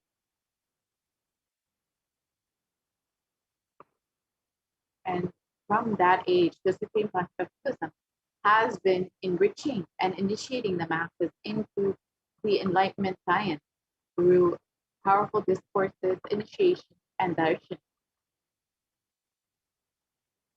And over the next several photos, we will see some of the programs and discourses that the Supreme Consciousness has been conducting over the past 6 years, initiating people, blessing them, and giving the superconscious breakthrough to humanity.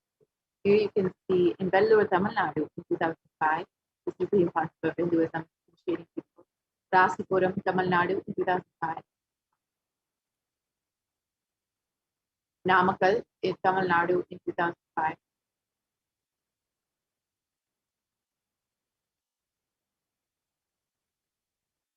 Salem in 2005.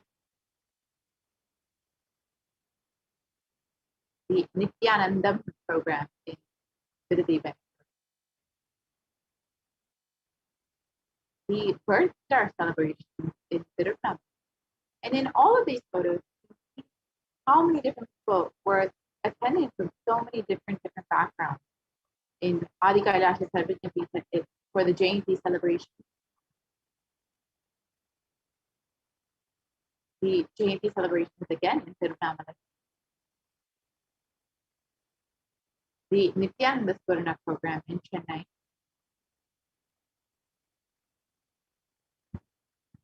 The Guru Purnima celebration in Adi Kailasa.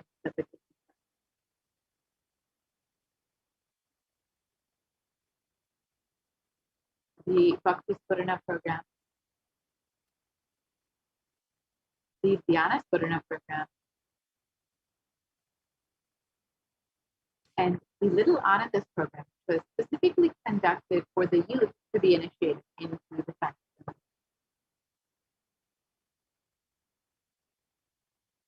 The Satsang, which was a series of homas conducted by the Kailasa, where he also conducted the program and also led 1,008 other disciples into the same homa. Here you can see the various photos of the Supreme Kailasa blessing people and conducting the homa. And the Nithyananda Swarna program in Vidadiva.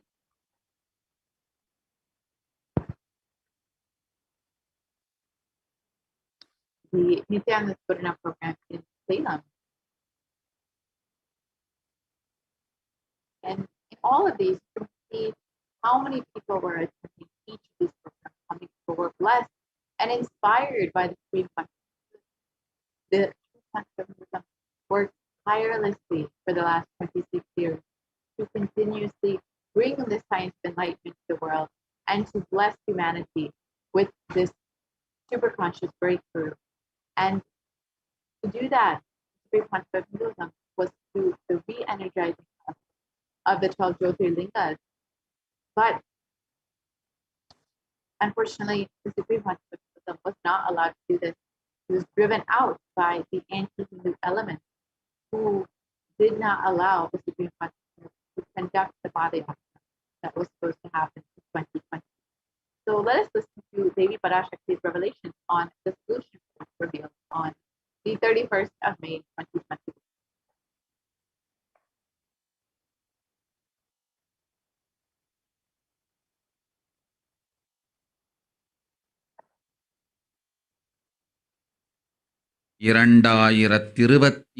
வரை India செல்ல வேண்டாமா என்று கேட்கின்றாய். நன்றாய்த் தெரிந்து கொள், சொல்வதைப் புரிந்து கொள்.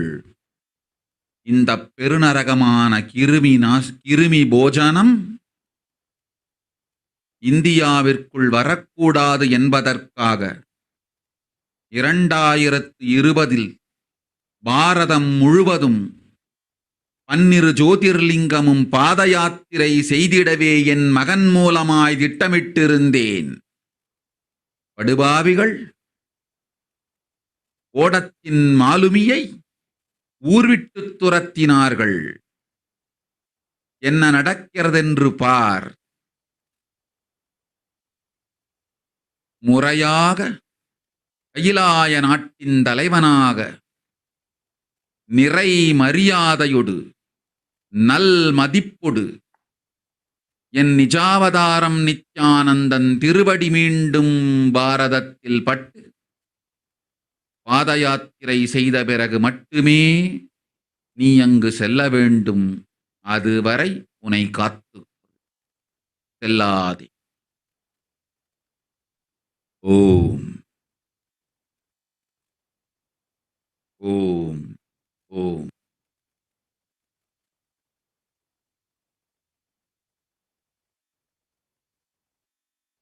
And the translation of Devi's revelation was that only when the Supreme Master is received in India once again as the head of Kailasa with reverence and respect will this pralaya end.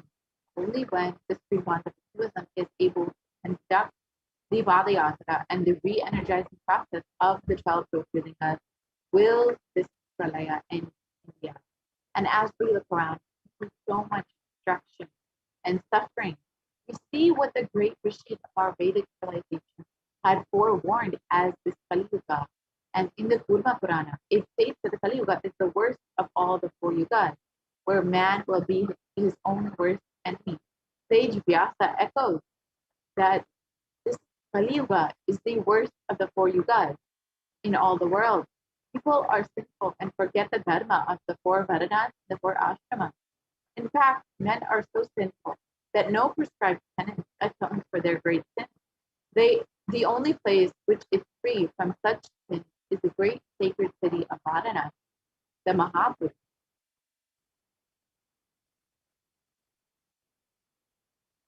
And in the Kurma Purana, it also states that Lord Rudra, Paramashivoham himself, is the avatar for Kali Yuga. And the translation of this verse, Brahma is the presiding divinity or Devata of the Sita Yuga, the first cycle of time. In the Treta Yuga, the second cycle of time, it is Bhagavan Ravi, Surya, in which appeared Sri Rama. And in the Dwapara Yuga, the third cycle of time, the presiding divinity is Vishnu. And in the Kali Yuga, the fourth cycle is the current age, the presiding divinity, the avatar, is Rudra, Lord Maheshwara, Mahasabhava. And on the 2nd of January 1958, out of the deepest compassion, Paramashivoham himself descended into the human form in the Nijavatara of the Supreme Consciousness, Jagat Guru Mahasamhita, his divine knowledge, Bhagavan Nithyananda Paramashivam.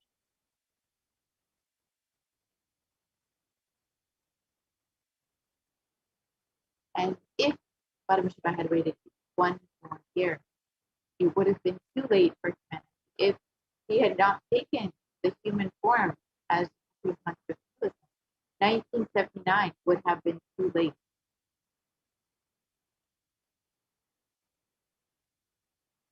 So let us listen to the Supreme Consciousness himself revealing this. And I tell you, O Hindus, don't be afraid. I am back with the same signs. We are going to be rich.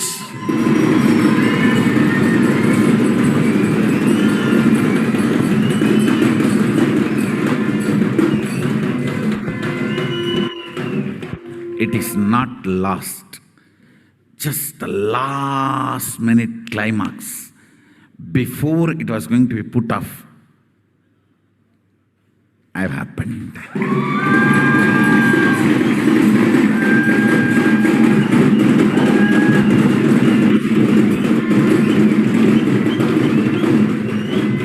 (1979) would have been late. 1979 would have been late. If I had time, I would have sent only ambassadors. Because no time, I have to get up and come directly.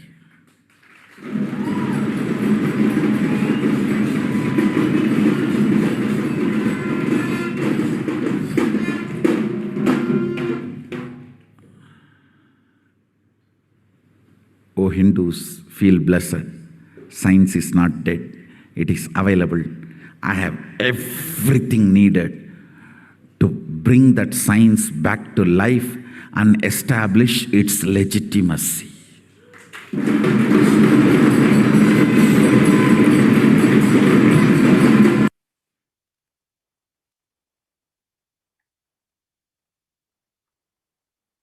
The Avatar's advent on planet Earth was to protect the world from this great cosmic deluge, to bring the new age, the Satyuga. Let us listen to Devi Parashakti revealing.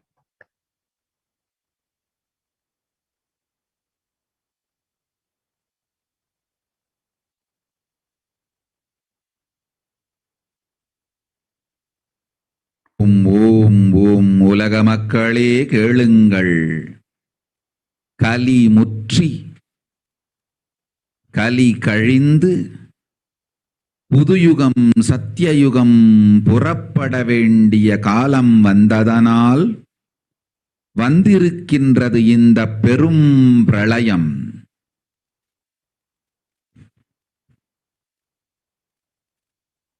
கவலை வேண்டாம் மக்களே.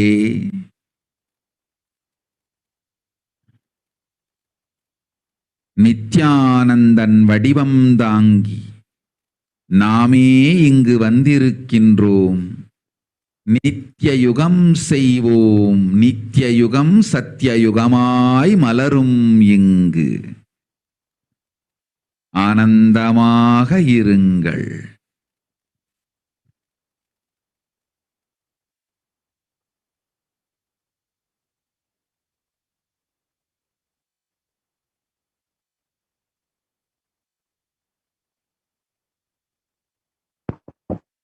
So let us look at the translation of Devi Parashakti.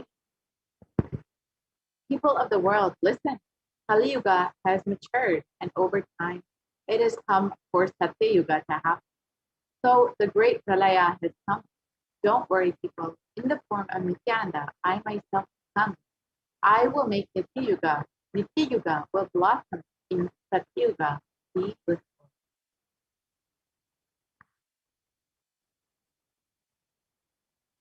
For this huge hell kidney Bhojanam not to come to India. 2020, I had planned to do the Padayatra throughout India in the 12 Jyotirlingas through my son's one.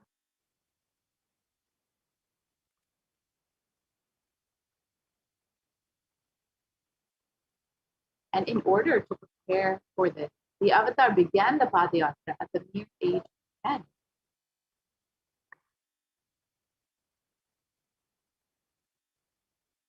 And the Supreme Consciousness began enriching one person at a time with the great truth from the sacred scriptures and the secrets of higher living.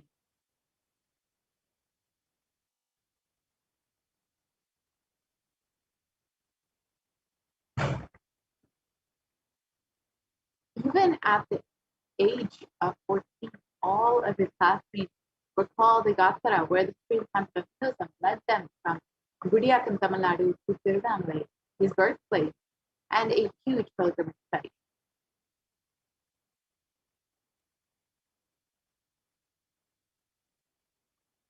And when the Supreme Consciousness was just 19 years old, all the fellow monks at the Ramakrishna Math recalled the Yatra, where the Supreme Consciousness led them from Chennai, Tamil Nadu to Tiruvannamalai and gave them an unforgettable pilgrimage trip experience.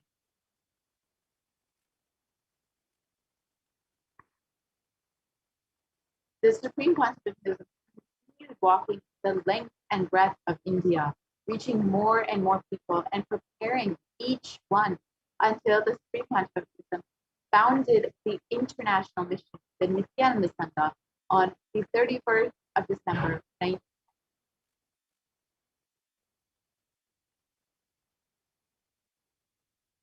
And here you can see the photo of the establishment of the first Kailasa Enlightenment ecosystem on the 14th of April 2001 in Tiruchengodu, Tamil Nadu, when the Supreme Consciousness was just 23 years old.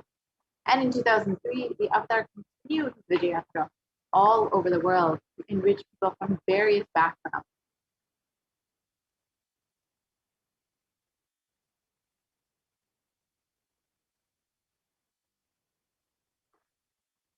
And with the Supreme Consciousness intensity and dedication for the people, even among crowds that did not understand English, the Supreme Consciousness was able to deeply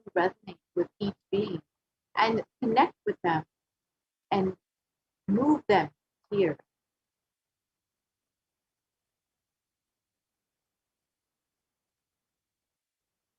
In 2004, the Avatar led his disciples on the first Malayan Yatra, visiting temples. Subsequently, the Avatar personally organized and led yatras yearly and guided individual souls not just to physical spiritual life, but to supernal spiritual realms.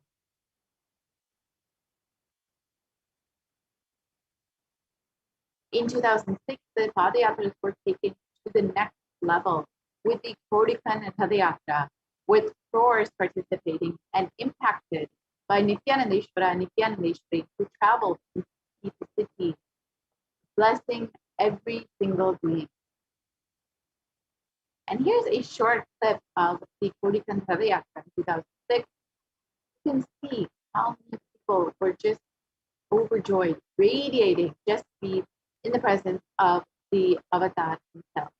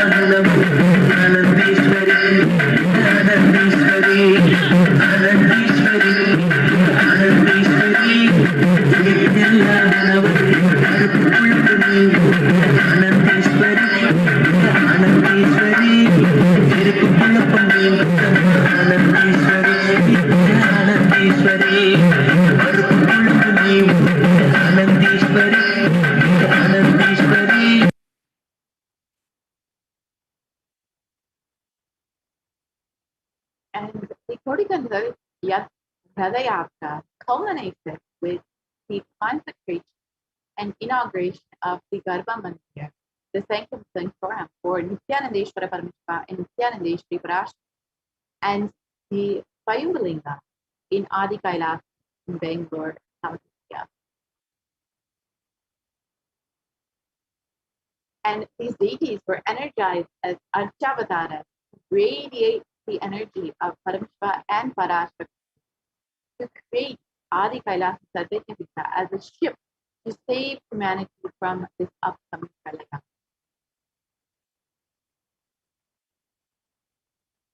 And the Supreme Consciousness created innumerable spiritual energy centers in India as safe havens during this great deluge. And here you can just see three of them: the Kailasa in Tiruchendur, the Adi Kailasa Sadhyajnapita in Bangalore, and the Kailasa in Hyderabad. And in 2008, the Avatar created and energized the Nithyananda Vaidyasurma, the Anandalinga, which would protect anyone who bathes in waters from the deadly COVID-19 disease.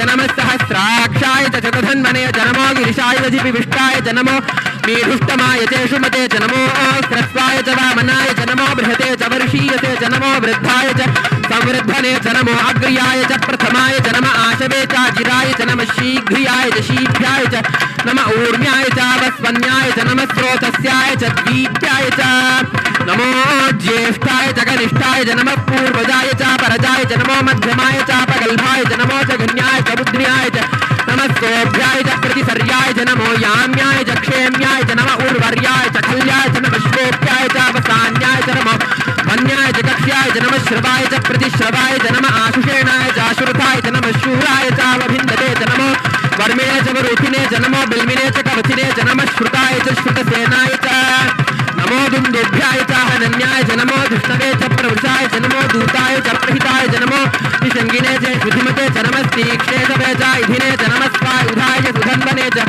नमस्कृत्याय च पथ्याय च नमः काट्याय च नीप्याय च नमः सूप्याय च सरस्याय च नमो नाद्याय च वैशन्ताय च नमः कूप्याय च भट्याय च नमो वर्ष्याय च नमो मेघ्याय च विद्युत्याय च नमः ईर्ध्याय च तप्याय च नमो वात्याय च रेश्म्याय च नमो वास्तव्याय च वास्तुपाय च ओम नमः सोमाय च रुद्राय च नमस्ताम्राय च अरुणाय च नमः शंगाय च वशुपतये च नमः उग्राय च भीमाय च नमो अग्रे वधाय च दूरे वधाय च नमो हन्त्रे च हनीयसे च नमो वृक्षेभ्यो हरिकेशेभ्यो नमस्ताराय नमः शम्भवे च मयोभवे च नमः शंकराय च मयस्कराय च नमः शिवाय च शिवधराय च नमः तीर्थ्याय च कूल्याय च नमः पार्याय च वार्याय च नमः प्रतरणाय चोत्तरणाय च नमः आतार्याय च लाद्याय च नमः षष्ट्याय च फेन्याय च नमः सिकत्याय च प्रवाह्याय च नमः इरण्याय च प्रपत्याय च नमः किगुंशिलाय च क्षयणाय च नमः कपर्दिने च पुनस्तये च नमो गोष्ट्याय च गृह्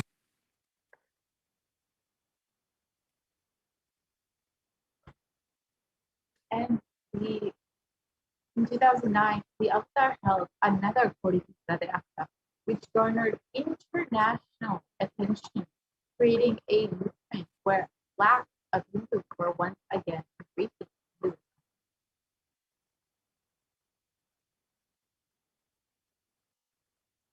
So let us watch a short clip of the Kodikisa போல நின்பதும் கண்ட என் மனோ நித்ய சத்குரு நித்ய சத்குரு நித்ய சத்குரு நித்யனே நித்ய சத்குரு நித்ய சத்குரு நித்ய சத்குரு நித்யனே நின்முகம் நீனைந்து இங்கு நிர்மலமாகவே ஆனதே இதய சக்கரம் அனகதமும் இனிமையோடு திறந்ததே நித்ய சத்குரு நித்ய சத்குரு நித்ய சத்குரு நித்யனே நித்ய சத்குரு நித்ய சத்குரு நித்ய Sadhguru நித்யனே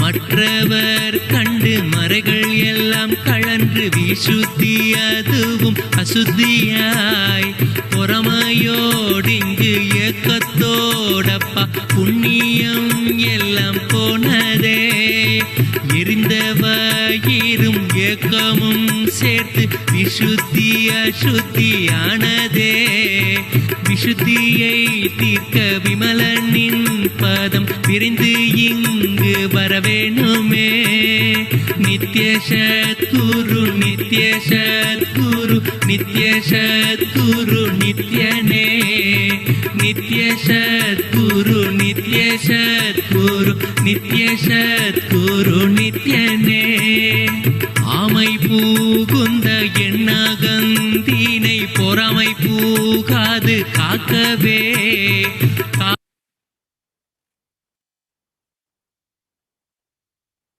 And wherever the Avatar's feet have graced the planet Earth, there the seeds of super have grown.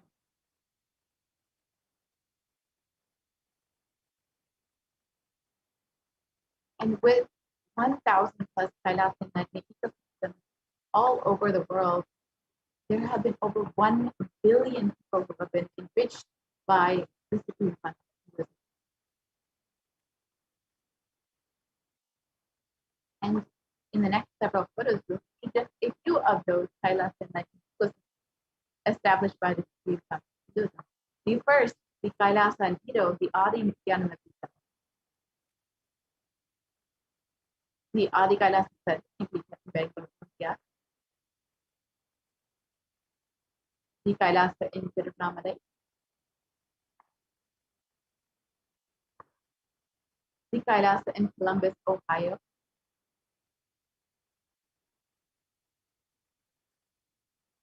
the Kailasa in Los Angeles, California,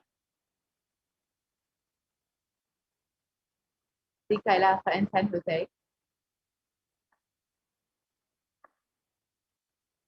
the Kailasa in Seattle, Washington, the Kailasa in Houston, Texas,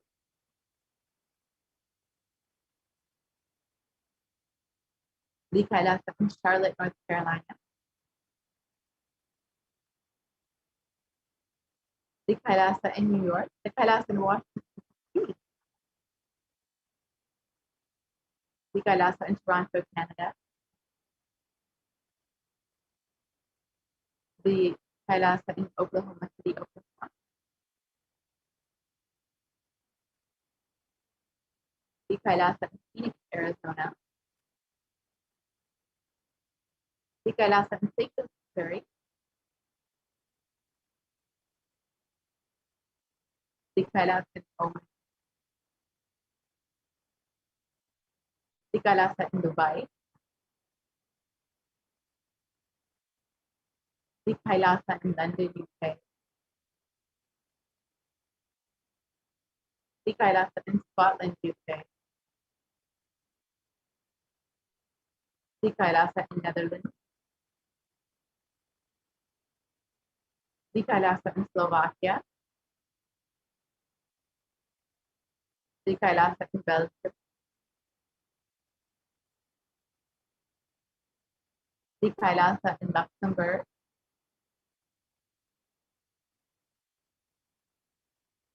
the Kailasa in Austria, the Kailasa in Germany, the Kailasa in Italy, the Kailasa in France,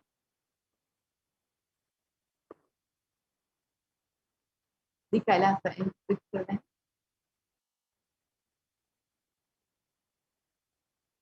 the Kailasa in Mauritius, the Kailasa in South Africa, the Kailasa in Salem,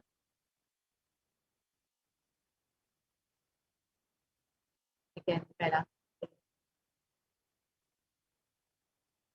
the Kailasa in Hosur, the Kailasa in Patna, the Kailasa in Varanasi, the Kailasa in Rajapalayam,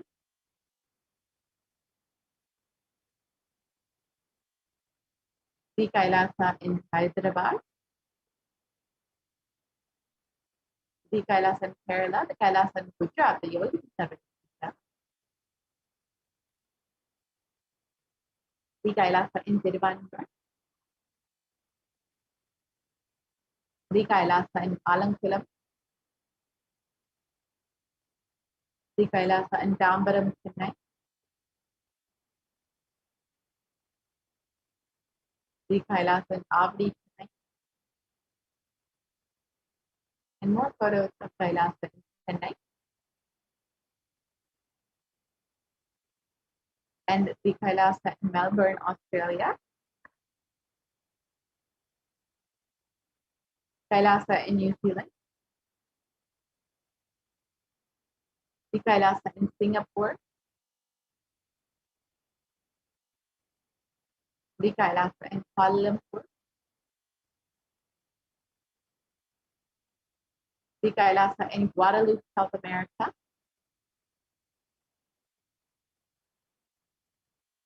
and you see the Supreme Consciousness has established Kailasas all over the world to create communities for everyone from every background to enjoy the science of enlightenment, to create a super conscious breakthrough for humanity.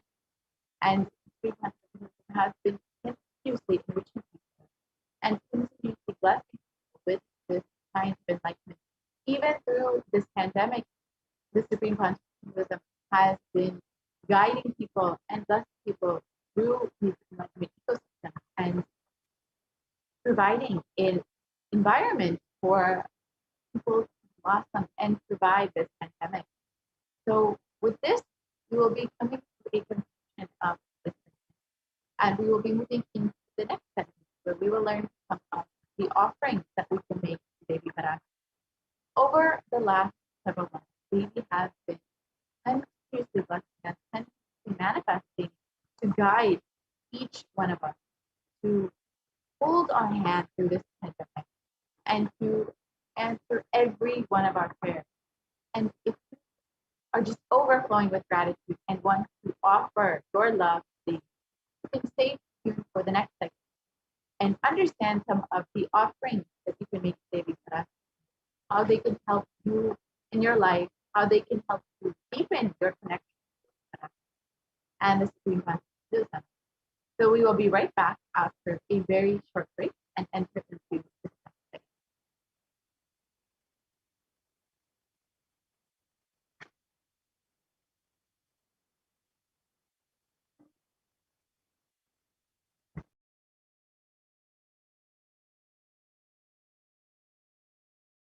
Years. Don't die within next 3 years.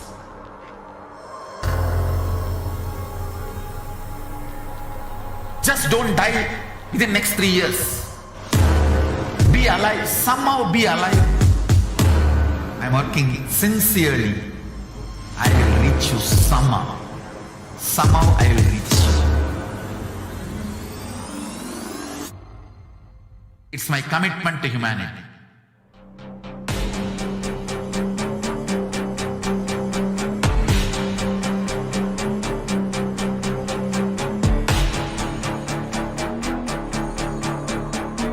Just don't die within next 3 years.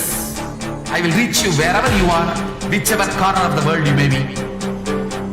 I will reach you with enlightenment. You manifesting the space, state, powers, being Paramashivoham. It is possible, and it is possible for you.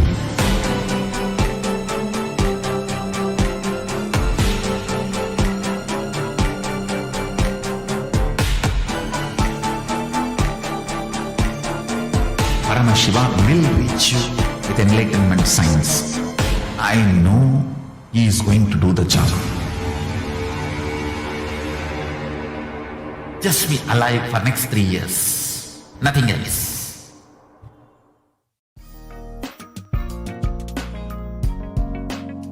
We get you health. We get you ability to build beautiful relationships in your life. We get you direct spiritual support, and we make sure you become wealthy.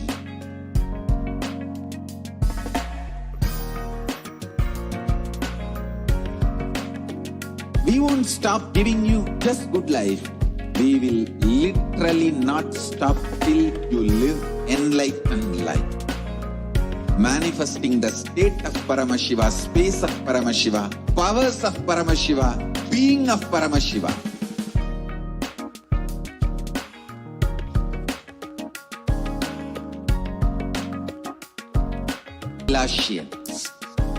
I want the whole world to know Hindus have something great to contribute to the world.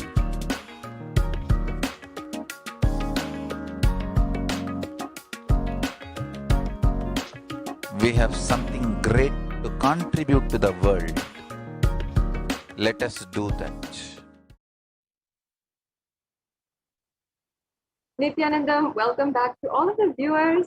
After that very quick break, I'm sure that each and every one of you who have been staying from the beginning of the program, I hope that you have been enjoying the program, imbibing the powerful confessions of the Supreme of Sanatana Hindu Dharma, which the Supreme Concept of Hinduism has revived through this Devi Parashakti Akashik reading program. I hope that each and every one of you has been imbibing the different powerful cognitions and ultimately seeing the higher possibility which is in store for you.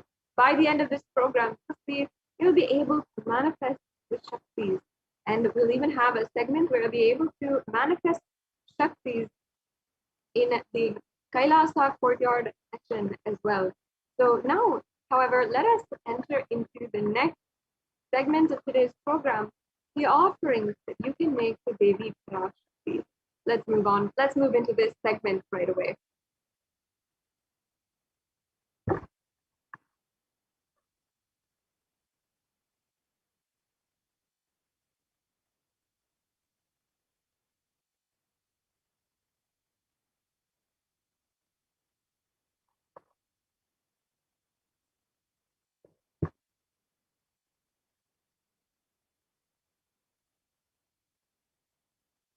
Sorry, if we can begin the screen share again.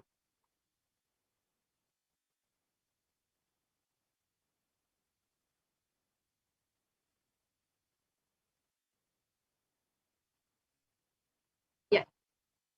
Now, we will be entering into the various different offerings that you can make for Devi Parashakti out of your pure love, gratitude, and devotion and oneness. Devotion is nothing but gratitude, an offering out of complete surrender and gratitude, knowing that existence has taken care of everything for you. And in fact, that is ultimately the enlightenment experience itself, flowering of gratitude in our lives.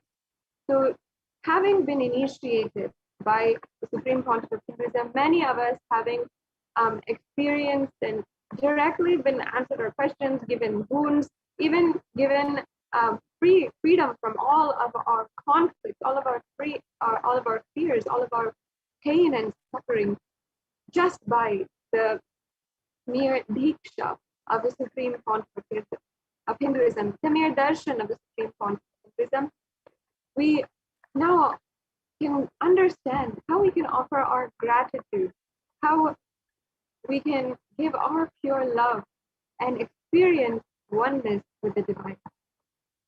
I'm sure that for many of you, gratitude is not even in your list of things to worry about. Many things, many of us have so many things, so many different things that we're busy about. We often forget to be grateful about our life, the things around us, even the smallest things we forget to appreciate and love. Be grateful for every single thing that is in our life. There's a beautiful story that the Supreme Pontiff of Hinduism had narrated in the Guaranteed Solution book and in the chapter From Discontentment to Gratitude. He gives the example of this one story of how we relate to everything in our life. One man was praying to God and asking God, please, oh please God, give me $10 million. If you give me $10 million, I will give you 20% of that. I will offer it at your price. If you don't believe me, then please take 20% for yourself and give me the remaining 80%. Understand that all of our dealings are like this. We literally are always having a negotiation, having a business with our life, even with the smallest things, to the people in our lives, to even our loved ones. We always have a give and take attitude, a business attitude. We never give love. We never give pure gratitude that they are in our lives and that they are working, that they are somehow in existence, a part of our lives and a part of the happening around us. We never offer our gratitude for every single thing in life, and we never give our love for those things. And all of our dealings are just like this. Even there's a story, even when it comes to our relationship with God itself, God himself, it's always about a negotiation. If you give me this, then I'll give you this. There's another story from this chapter of the Guaranteed Solutions book, where Swamiji narrates that a king had been giving his prayers and had been offering his prayers to God, and after that had gone to court and started giving alms for all of the beggars, everyone who was there. And suddenly one of the beggars comes forward and asks, why should I ask anything from you? You yourself are begging to God. Understand, even our prayer has become an asking, has become a continuous request continuously asking something out of the God and never being grateful for what God has given us. Even our daily thoughts become only asking. And it's so embedded inside of us, inside of our thoughts, that we never realize that we are asking. We think it's a natural way of life, that we are simply going on asking for it. Even in religion, there's two kinds of religion. One is the kind of prayer, religion of prayer.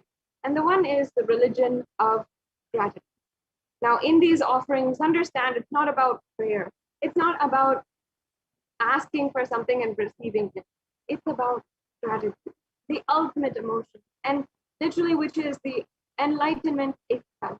So let us now enter into all the different offerings. We're going to be understanding the context of the offerings, how to make an offering. We're going to be understanding the scriptural references where each and every one of these offerings is embedded within Hinduism itself.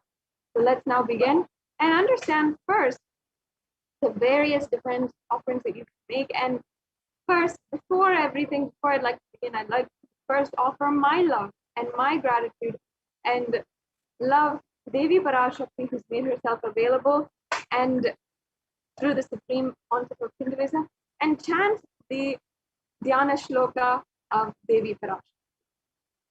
We can move on.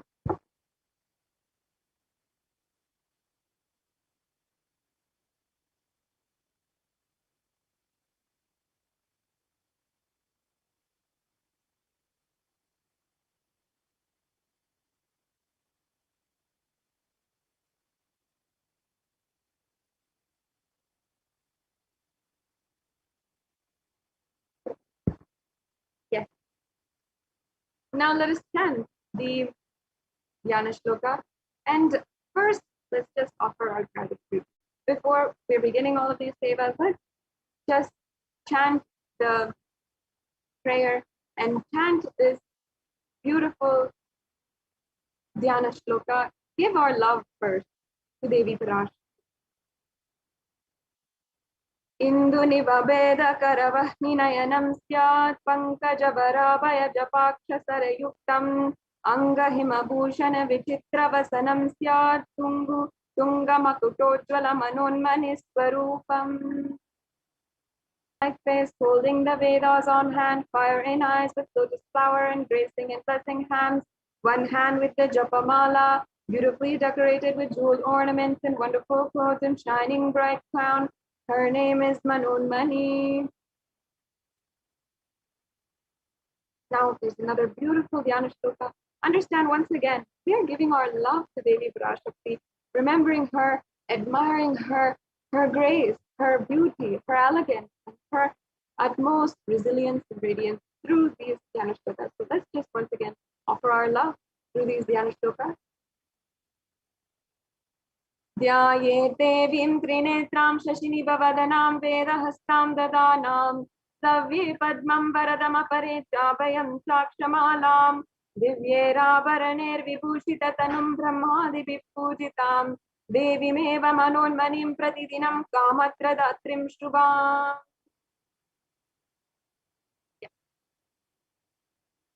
Now the next verse. I meditate on Devi with three eyes glowing like a moon and holding the Vedas, lotus embracing with blessing and gracing hands. She is wearing beautiful ornaments and she is worshipped by Brahma and other many gods and showers auspicious boons for all actions every day. Once again, this is the Dhyana Shloka from the Moolagama. And having offered my love to Devi Parashakti, I'll now explain to each and every one of you about the different layers, different contexts. And we have in the Hindu tradition a very sacred sentiment for gold. In society outside, we place economic and social value in gold. We have economic value, of course, because it is a lot of money and it's worth a lot of money. All of our precious metals, everything is worth a lot of money. And of course, gold medal for the one who is the highest pedestal of that person's society. We give the golden trophy or the golden medal. Even in our relationships, when we want to offer our love, we give and value that relationship through gold. Many people might feel that, oh, no, it is just gold. It reduces the love of the relationship. But ultimately, why gold has been given so much of significance over the so many thousands of years? Because actually it started from our Vedic scriptures, from Sanatana Hindu Dharma itself, the oldest religion and the oldest civilization on planet Earth. Here you can see the verse from the Atharva Veda where it gives us the reference and it gives us the significance, the sacred sentiment placed in gold. It says, here I'll just be reading out the translation of the verse from the Atharva Veda. It says, triply born by birth is this gold, from the atoms of Agni is one. It becomes dearest to Agni, and one fell away from the Soma when it was heard. One they culturally given significance as divine is given the virtuous properties. It's saying the seed of virtuous and powerful apaha, meaning it is brought from the divine qualities, and it says, let that triple gold be for your long life, connecting immortality itself, the highest ambition of anyone who is even living, immortality, to gold itself. That means that gold is given spiritual alchemy property. It is actually capable of enlightening you, and it is given a way of such a spiritual significance of healing and enlightenment.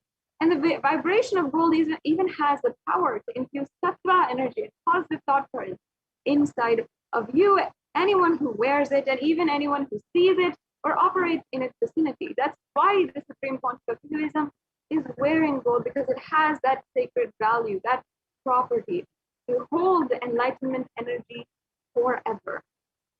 And in Sanatana Hindu Dharma, not only we saw that we should place our gratitude and our love and decorate gold in the deities, but even the horses, the cows, the elephants, every single person, even all the constructions, the art, the architecture, everything was decorated with the grandeur of gold.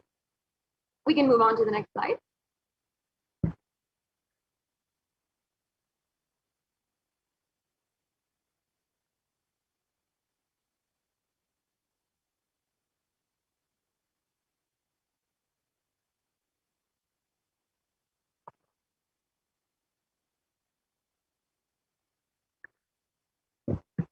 So yes, as you can see here, gold is present in all of the scriptures, Agamas, Vedas, Shrutis, Itihasas, and Puranas.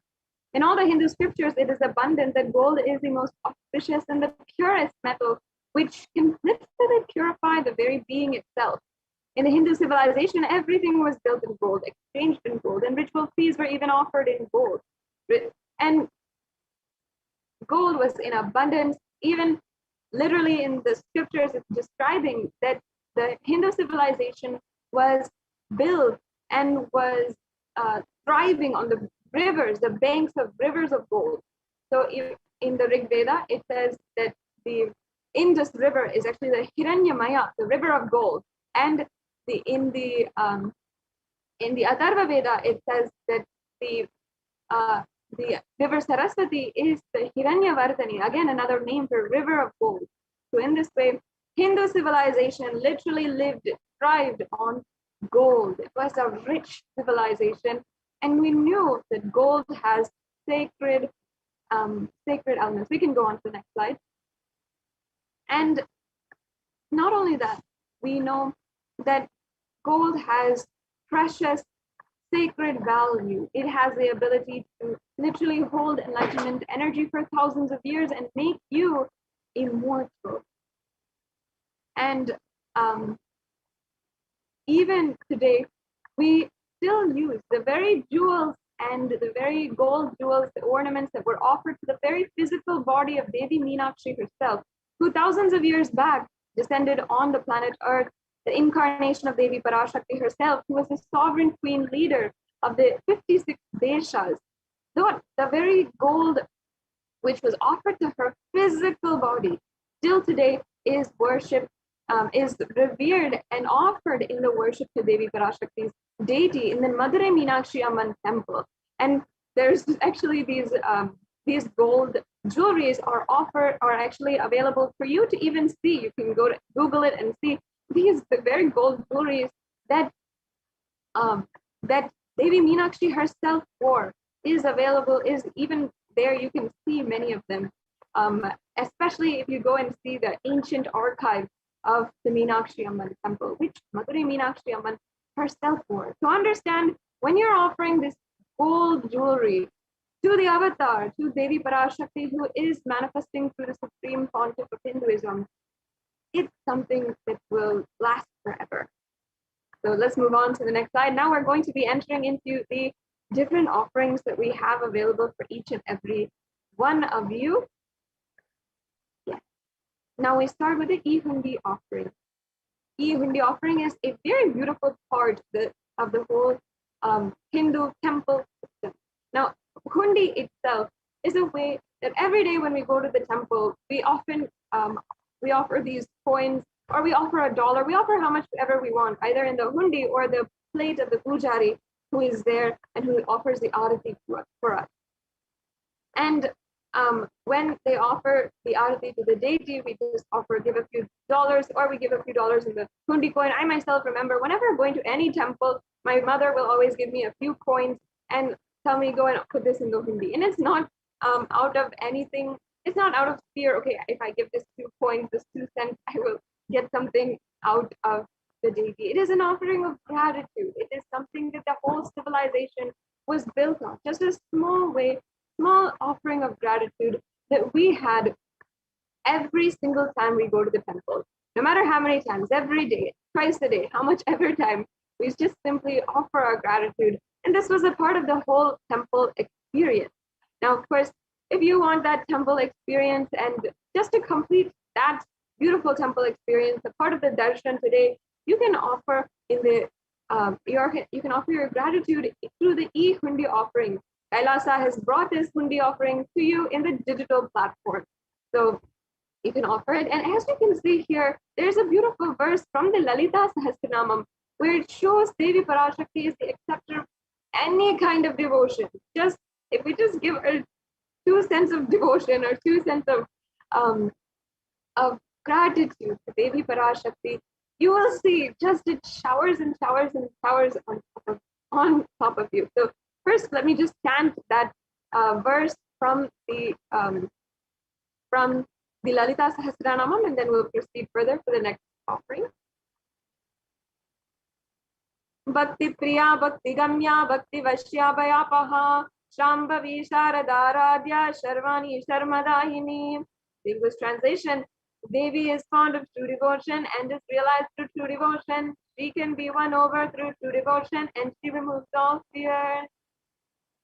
Once again, just singing the praises of Devi Parashakti just puts me, especially, I love to be able to chant and just remind myself, admire Devi Parashakti. Here it says Devi Parashakti is Bhakti Priya, Bhakti Ghamya, Bhakti Vashya, meaning that she is a lover of all the devotion. And here you can even see some of the word by word translation. Shambhavi, the consort of Lord Shambhu. The Sharadharadhya, meaning worship by Sharada Saraswati. Sharvani, the wife of Lord Shiva. And Sharmadhayini, the one who bestows happiness on devotees. So out of your gratitude to Devi Parashakti for being the one who literally bestows gratitude on the devotees, you can offer your gratitude and devotion to Devi Parashakti through this e-hundi offering. And if you would like to know how we can make these, how you can make any kind of payment or offering today, you can just tune in, stay tuned until the end of this segment. Then we will be able to go over how you can make a payment and how exactly you can make an offering today. Now we have the next, which is the Sankalpa.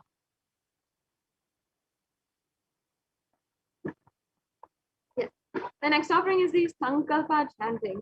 And this is offering of just $1. And here it says, there's a beautiful verse from the Devi Mahatmyam, chapter 12, verse 34. Tayeta mohate vishvam shaiva vishvam prasuyate saya chitta cha vijanam tushta rudim prayajati. And the English translation says, the goddess enchants this universe, and she herself gives birth to this universe. That God is being prayed without interest in anything gives the knowledge that leads to salvation and gives wealth in a materialistic sense. So once again, this is from the Devi Mahatmyam, chapter 12, verse 34. Once again, and as you can see, the goddess enchants this whole universe and she gives birth to this universe. You can just offer small, a small prayer. Now here, it is not an offering of prayer, but actually the sankalpa is literally manifested in given all of us the divine qualities, all of us the different siddhis, the different shaktis, everything, and actually embedded within the lines of this sankalpa mantra are the verses. The translation of the translation literally means the Guru who has given us everything, given us Kshema, Stairya, Virya, Vijaya, all of the forgiveness, the courage, the Virya, or the Vijaya, the victory. All of these are what the Guru and what the Devi Parashakti literally gives for us. And Sankalpa is such a powerful mantra. It literally can bestow on you everything that Devi Parashakti, all of her divine qualities. And Devi Parashakti, if you just offer one small prayer, something that you can do every day, just a small prayer, she just bestows and showers on top of you. And this is just a small offering of gratitude. Understand that we're just saying, thank you for giving us these things. Thank you for giving us all of these different divine qualities. Thank you for removing all of our, all of the doshas, all of the drishti, all the bad eyes, as we call it in Hinduism. Everything. Thank you for just simply removing that and giving us, showering us with the knowledge that leads us to salvation. So now you can offer this sankalpa as well, and it's just $1, so it's a very easy offering that you can make as well. Let's move on to the next offering. Next, we have the Sahasranama Swarna Kastu. The Nama Parayana Prita is what Devi Parashakti is described as in Lalita Sahasranamam, verse 731. It says here, she likes the repetition of the various names. That's the English translation. This is the offering of 1008 names of Devi Parashakti. It's a special and unique archana offered to the Mahameru of Devi Parashakti. And this offering is actually the offering of a gold coin inscribed with each and every one of the 1008 names of Devi Parashakti.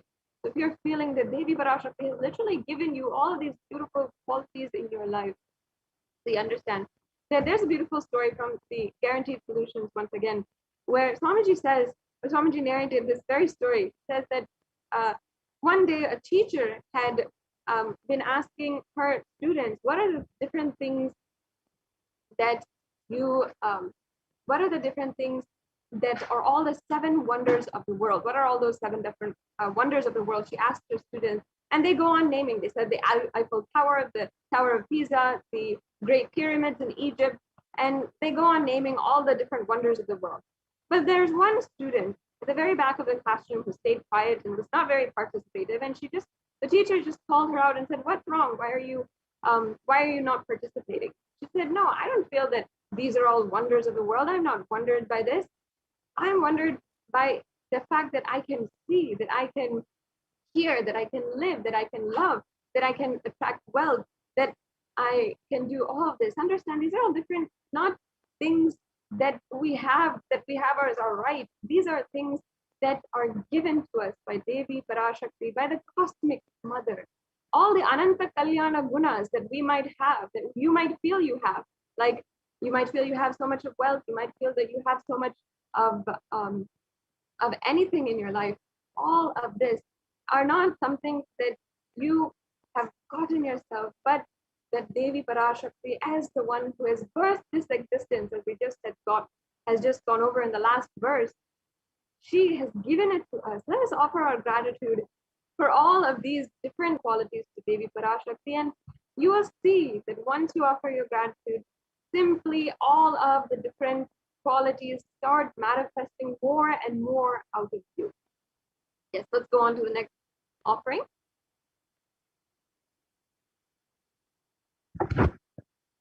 We have the Mukta Anguti. Let me just first chant the Meenakshi Pancharatnam, the first verse from the Meenakshi Pancharatnam, which has a reference for the pearl, and it's actually the beautiful verse. Meenakshi, whole Meenakshi Pancharatnam is the singing of the glories of Devi Meenakshi.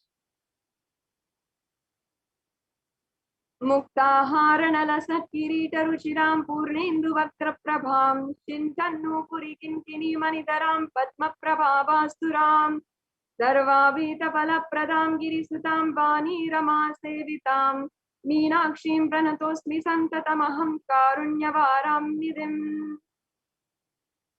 And the English translation here says, I bow down to the goddess Meenakshi, whose crown has garlands of pearls and face shining like a full moon, who wears anklets that are studded with gemstones and has small bells, who is shining like the splendor of a lotus, who grants all the wishes, who's the daughter of the mountain, and who is worshipped by goddess Vani and Rama. I remain ever bowing to the goddess Meenakshi, the ocean of compassion. Is such a beautiful verse. Devi Meenakshi actually came down to the planet Earth, as I was saying earlier in this segment, and she had united the whole human civilization out of her utmost compassion. See, a mother, what she does when civilizations are having wars or when two children are fighting, she says, no, don't fight. See the good qualities in one another, she brings them together, and that is the compassion of the mother. Devi Meenakshi, as the sovereign queen leader of all the 56 deshas at this time, at that time when she had come down thousands of years back, she came down and literally united all the different 56 deshas and brought all of the human civilization, actually for the first time ever in recorded human history, she brought all civilization under one sovereign rule and showed the whole universe how under one sovereign rule, literally Kailasa can manifest on planet Earth. That's the beauty of Devi Meenakshi.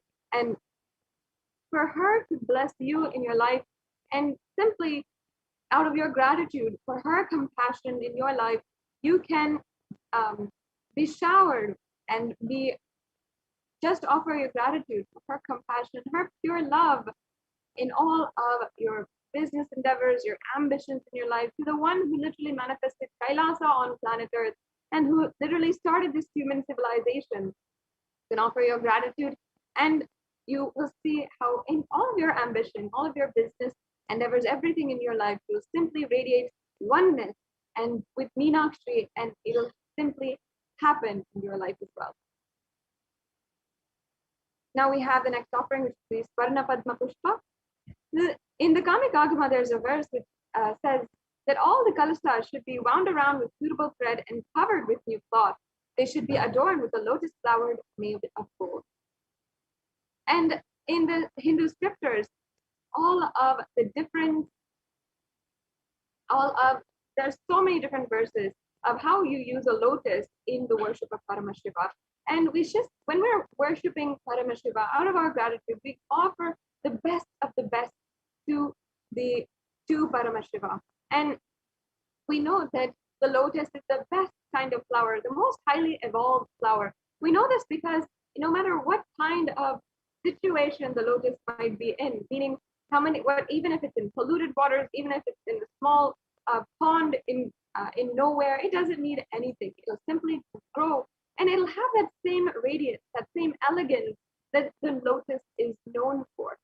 Having the quality of whatever adverse situation you might be in, whatever difficulty you might be going through, retaining your quality of elegance, that is the quality of Devi Parashakti herself, which we offer our gratitude for, and you can offer just by offering this golden lotus. So yes, this offering is another powerful offering. You can again do it in multiple different layers as well.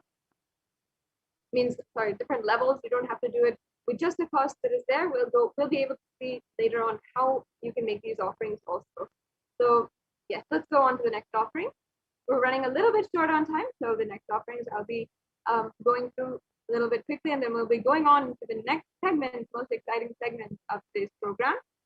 We have the Swarnameti next, which is the toe ring. Understand Devi Parashakti's greatness, her glory.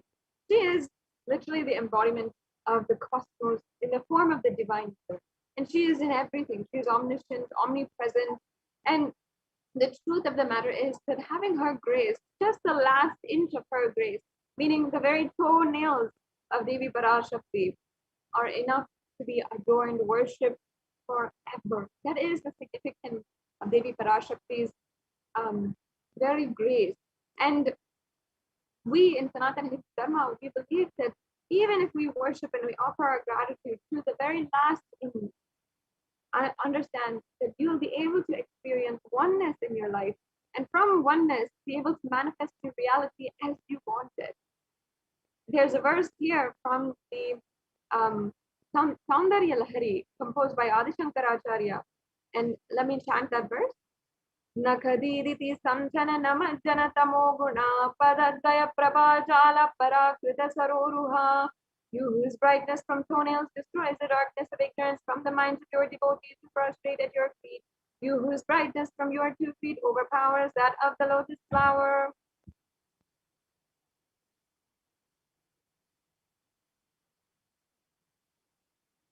You can offer the toe ring to Devi, who is adorned, and adorning her sacred and being just can offer your gratitude, receive her blessings. You will see her blessings are showered more and more in your life. Let's move on to where we offer our gratitude. We simply want to offer our love, pour our love on Devi Parashakti, and that means decorating her, bringing more and more bliss, and decorating her, doing the alankaring, offering the abhishekam, everything. We just simply pour and pour our love. And you'll see even in the Uttama Seva, it's offering of the best of the best. So we always want to just simply offer our gratitude for it, just making us blissful in our life. And the Mang Tika is another way that we offer. We adorn Devi Parashakti. Devi Parashakti is known here as Shuddha Sarvi Varshni. She who makes the nectar flow in our nerves from Sahasrara. She who gives a very pleasant experience of the ultimate. Understand? Now, when you experience the ultimate with just one initiation to the Supreme Concept of Hinduism, and one blessing, when you experience that bliss that comes from having the wealth in your life, that having the joy in your life, that comes from literally just one blessing from Devi Parashakti, you can offer your gratitude through this Varna Mantika and literally be able to understand, be in the space of more and more completion. The next offering is the Pratyaksha Pada Puja. And I cannot simply control myself when it comes down to the Pratyaksha Pada Puja. I have to summarize because we're running short on time, and we have the next segment ready and prepared for you to go through this segment. But the Pratyaksha Pada Puja is an offering that you cannot miss in this lifetime. You especially, you have to go through, you have to see, you will see how much it is so powerful in your life. Now, you'll see that it says here again, it has the same verse, offering to the feet of the Guru. And I'd like to say that it's not just offering to Devi Parashakti here, but offering to the Supreme Pontiff of Hinduism, who is literally manifesting Devi Parashakti and simply radiating her and manifesting her. That is the ultimate thing. And Guru is even greater than God in Sanatana Hindu Dharma, because we ultimately respect the one who introduces us to God and gives us, literally opens the door to the whole universe. And we ultimately respect and see the highest quality, highest action that we can do is learning in our life, evolving in our life. The one who helps us do that is Guru. Offering to the Guru is the ultimate offering. And whether it is the Guru Paduka Stotram composed by Adi Shankaracharya, or it is the words of Sri Satya Sai Baba, who sung the words Manasa Bhajare Guru Charanam when he realized his incarnationhood in the 1940s or 1960s. I'm sorry if I got that date wrong. And then if it is the Supreme Pontiff of Hinduism himself, who has initiated millions of people into the Guru Tattva, into experiencing the relationship with the Guru, by manifesting as Arunagiri Yogeshwara himself. The offering to the Guru is such a beautiful offering. I can go on and on about it, but since there's no time today, I just can say that this offering is something that you just have to do in your life. And some Kailasians even offer it once, twice, even 3-4 times a year itself. So don't miss out on this offering, especially if you've never done it before. The next offering is a Vastra Seva, the offering of the sacred adornment. The Vastram is the Vastra Seva blesses the Yajman with all the auspiciousness, and it's such a beautiful offering. See, the one who is the embodiment of the whole universe itself. Even in the Kalabhairavashtakam, it says that the Guru is the one who is Digambara, the one who is clothed and adorned by the sky. What can you offer? Simply, if you just make this offering of the 1,000 of this Vastra Seva, it can bestow you. It's just an offering of gratitude that can manifest that oneness in your life. The next slide, please.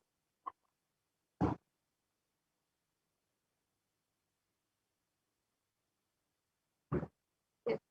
So that brings us to a conclusion of the various different offerings, and you can see a summary table here. And the Supreme Pontiff of Hinduism has ensured and ultimately has revived this science so that we can all experience or denying somebody, denying anyone of that experience. And nobody should feel that there's somehow some impossibility. So even if you're not able to make any kind of substantial offering, there's offerings that you can make for any amount. There's offerings that you can make for just $1. And even in the same offering, there's different levels of the offering.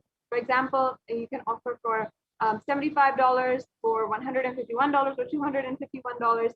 So you don't have to feel that, oh, I don't have money, so I can't offer. That's not the issue here. And understand that the Supreme Pontiff of Hinduism has done so much and has literally made himself available for each and every one of us, contributed so much that just one offering of this each-and-every offering can literally just make you experience oneness in your life with him. There is nothing that he has to prove or nothing that the Supreme Pontiff of Hinduism is trying to make through these offerings. It's just an offering of gratitude once again in your life. Yes, the next slide. And now we are coming to a conclusion of this segment. We have all the different payment links that are available. Understand, of course, that we understand that not every one of you can make an offering right this second, right this minute, even though it is amazing that if you might not be able to make an offering right this second or right this minute, you can start with the intention to make an offering, and you can fill out this form tiny.cc/Bhava Samadhi, and you will be able to understand, you'll be able to get the offering, you will be able to get more information about the offering. If you need help in manifesting this offering, you can get that as well. And you will get all the details, and also that there's so many more offerings, that not just these, but different ways. And like I said, in Sanatana Hindu Dharma, we like to offer not just through 1 or 2 ways, or not just through the chanting of one name, but that chanting of 1,000 names. So it's all about offering more and more, and there's always offerings more coming to you. And you, in order for you to stay in touch and to get connected and make sure that you are receiving the information for all the offerings that are coming up and the different festivals that are coming up, you can also register in the form. And also, if you go to tiny.cc/Devi-offerings, I request if we can actually get that projected, that link, then we can just walk you through the steps of how you can make a payment today. And sorry if I'm rushing, but we are moving on to the next segment. It's very quick in a little bit more time. So if I can just request if you get the link projected, tiny.cc/Devi-offerings, then we can show the viewers how exactly you can make payment. I'm sure many of you understand that you just want to offer your gratitude today, and you want to literally experience that oneness with Devi Parashakti, with Paramashivoham himself. So yes, thank you so much for projecting that. We have the link here. So this is that link, tiny.cc/baby-offerings. If you go to that link, then you'll be able to, if you just go to that link, you'll be able to make a payment very quickly. It's just a 3-step process. You don't have to feel like it's a very long process.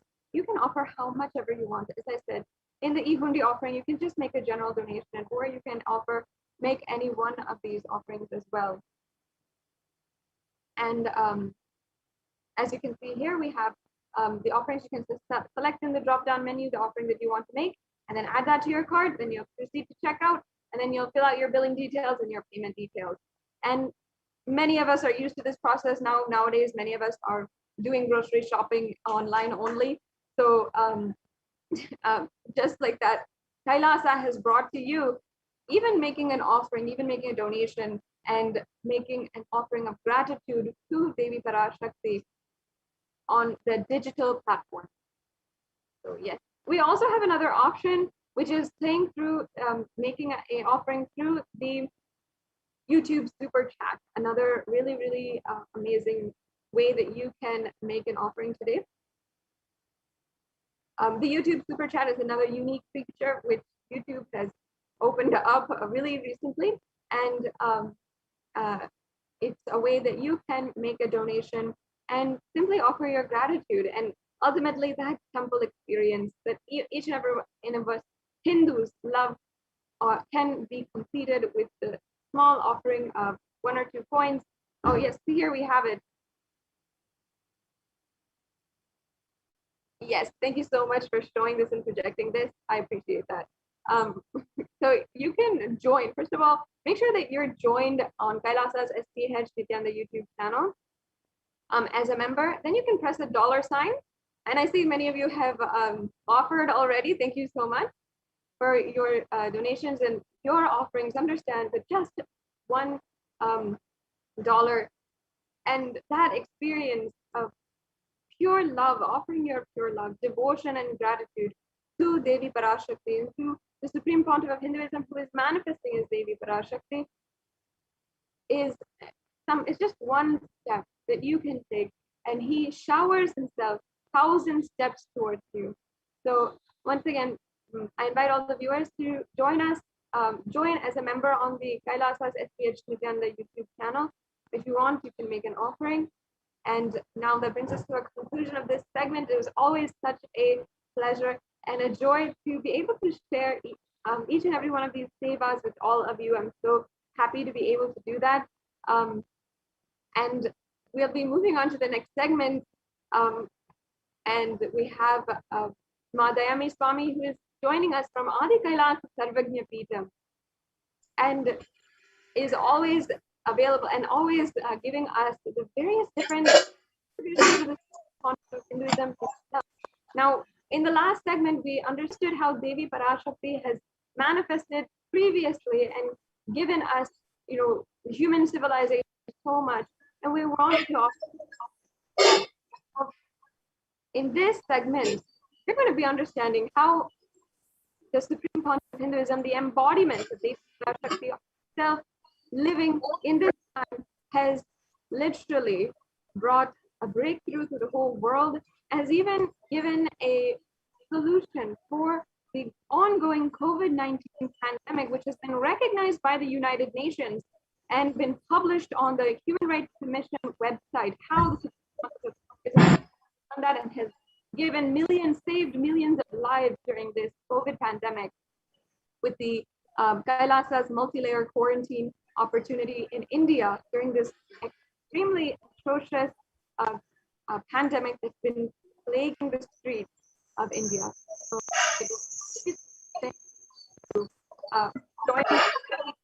amazing to see and hear from you every day on this show. So thank you so much, and we'll be proceeding to the next segment now. Thank you so much, Ma Sadashivapriya.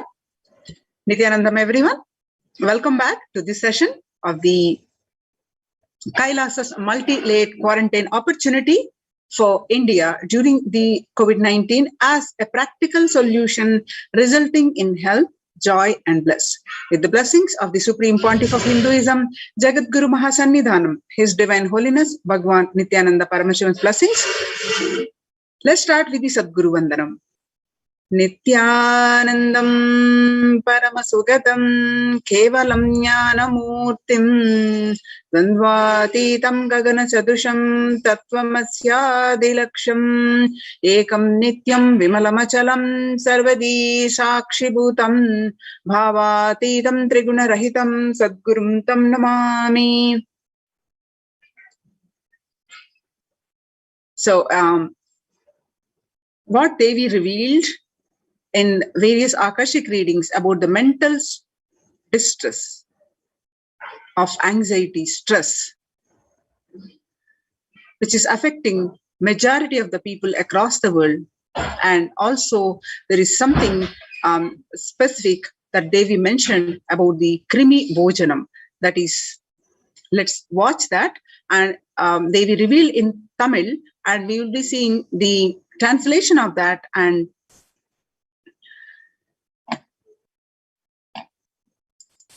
what are the solutions the Supreme Pontiff of Hinduism has implemented in all his Kailasa's temple-based ecosystems, and the majority of the people benefited from these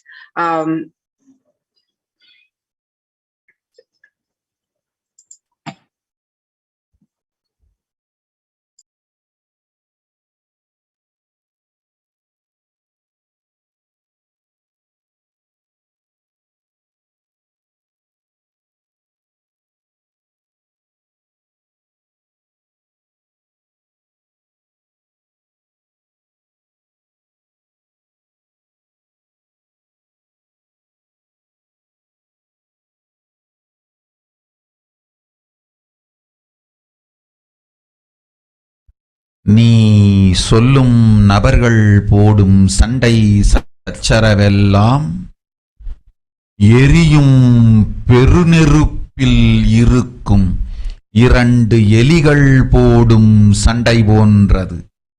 யார் சரி யார் தவறென்பது இப்பொழுது முக்கியம் அல்ல.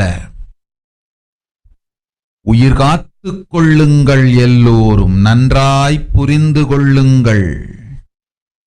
நன்மையைச் சொல்லுகின்றேன், உண்மையைச் சொல்லுகின்றேன். இந்திய நாட்டில் இருக்கும் மக்கள் எல்லோரும் கேளுங்கள். கருட புராணத்தில் வியாசன் சொன்ன கிருமி போஜனம் என்னும் நரகம் திறந்து நேரடியாய் இந்தியா மீது இடிபோல் விழுகின்றது. ஆதி கைலாசத்திற்கு ஓடிச் சென்று வருமுன் காத்துக்கொள்வது மட்டுமே ஒரே வழி. கொரோனா பெருந்தொற்று கொள்ளை நோய் கிருமி போஜனம் எனும் நரகத்தை பூமிக்கு கொண்டு வந்து விட்டது. அகோர தாண்டவத்தின் ஆட்டம் யாராலும் அடக்க முடியாத அளவிற்கு ஆரம்பித்து விட்டது. புதிதாய் உருக்கொண்டிருக்கும் இந்த நுண்ணுயிரி மயில்கள் கடந்தும் காற்றினில் உயிரோடு இருந்து மற்ற உயிர்களையும் அழித்து உடல்களை தின்னும் பெரும் வலிவு கொண்ட பேரசுரர்களாய் வலம் வர துவங்கி விடுகின்றது. நன்றாய் புரிந்து கொள்ளுங்கள். வருமுன் காத்துக் கொள்ளுங்கள், அது ஒன்றே வழி. அதற்காகவே ஆதி கைலாசத்தை திறந்து வைத்திருக்கின்றேன். உயிர் காத்துக் கொள்ள வேண்டி விரும்பும் எல்லோரும் ஓடுங்கள் ஆதி கைலாசத்திற்கு. இந்தியாவில்தான் இந்த நரகம் திறந்து உலகெங்கும் பரவப் போகின்றது. கிருமி போஜன நரகம் பூமிக்கு வந்துவிட்டது. மனிதர்கள் செய்த மகா கொடுமைகளினால். அன்னை முன்னின்று என் அடியவரை காப்பேன் சொல்வதை கேட்டு உயிர் காத்துக் கொள்ள விரும்புவோர் வருமுன் காப்பது ஒன்றே வழி என்று தெரிந்து செல்லுங்கள் ஆதி கையிலைக்கு.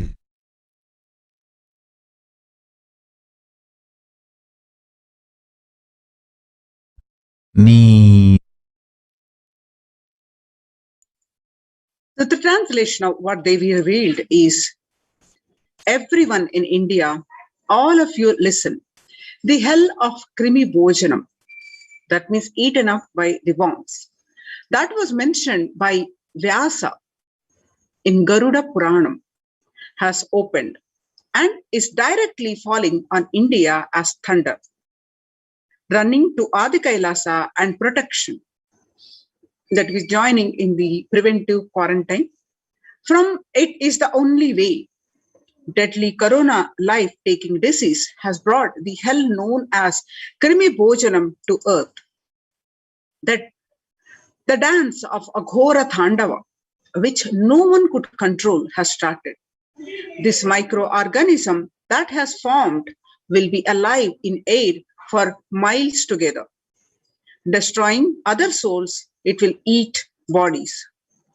It has started roaming as great demons with tremendous strength. Understand properly, prevention is the only way. For that, I have opened Adi Kailasa. For those who want to save their lives, all of you run to Adi Kailasa. Only in India, this hell is going to happen and is going to spread to the whole world. The Krimi Bhojanam hell has come to the earth because of the sufferings done by humans. Mother, I will protect those at my feet, those who listen to me and wish to save their lives, learning that prevention is the only way. Go to Adi Kailasa. So the Krimi Bhojanam that the Devi mentioned in the Akashic readings, there are various scriptural references. The Krimi Bhojana is one of the 28 hells described in Hindu scriptures, where there people were sent to suffer in a pit to be eaten up by worms. The Garuda Purana, cosmogenesis of hell and the nether regions, and the Devi Bhagavata Purana on the narrative of hells, and chapter 21 and 22 is on the narrative of sins leading to hells, and the Shiva Purana, chapter 16, uplift from the hell, section 5, and the Skanda Purana, that is chapter 12, redemption from hells, chapter 2, merit of visiting Setu, and chapter 30, glory of Danishkoti, and the Brahma Purana, chapter 20, hells in nether regions, and chapter 106, sufferings in hell, and in the Padma Purana, chapter 48, section on the nether world. As you see across the world, the statistics are really alarming and concerning. The total deaths so far is 3 million, and the total confirmed cases is about 140 million. And the various statistics that you see across the world, and now it is confirmed by the scientists also that COVID is airborne. The quiet revolution has permeated global health crisis. Authorities have come to accept what many researchers have argued for over a year. The coronavirus can spread through the air. That new acceptance by the World Health Organization and the US Center for Disease and Control and Prevention comes with the concrete implications. Scientists are calling for ventilation systems to be overhauled like public water supplies, where in 1800s, after fetid pipes were found to harbor cholera. The cleaner indoor air won't just fight the pandemic. It will minimize the risk of catching flu and other respiratory infections that cost the US more than 50 billion a year. Researchers said in a study in the journal Science on recently, avoiding these germs and these associated sickness and productivity losses would therefore offset the cost of upgrading ventilation and filtration in buildings. The world's most infectious disease, now airborne. According to America's delayed acceptance of airborne mint, the SARS-CoV-2 virus can travel on very small particles that disperse quickly outdoors, but can build up indoors. These particles can affect people who stay more than 6 feet away. And the hotspot of masks Americans have adopted may provide some COVID protection, but they do not render an unsafe situation safe. Through scientists have been discussing airborne transmission for months. It was only last week that the World Health Organization and the Center for Disease Control made this official. With the vaccine rollout still in its early days across the world, those officials should follow up this belated admission with guidance that unvaccinated people can use to minimize their risk. And in a letter, what have scientists told the World Health Organization, and how does the disease pass from one person to the another? The story so far is recently on July 6th, 239 scientists from 32 countries put their signatures on an open letter that said COVID-19 is transmitted via aerosols. Title, it's a time to address airborne transmission of COVID-19. And addressed to the World Health Organization, they said that there was enough evidence to show that viruses are released during the exhalation, talking, and coughing as micro droplets small enough to remain aloft and pose a risk of exposure at distances beyond 1 to 2 meters from someone who is infected, over the 3 feet to 6 feet, recommended for physical distancing between people to avoid transmission. And you can see the various statistics, the current status in different states of India, about the recoveries, about the deaths, about the newly contracted cases, about this. These are the various statistics.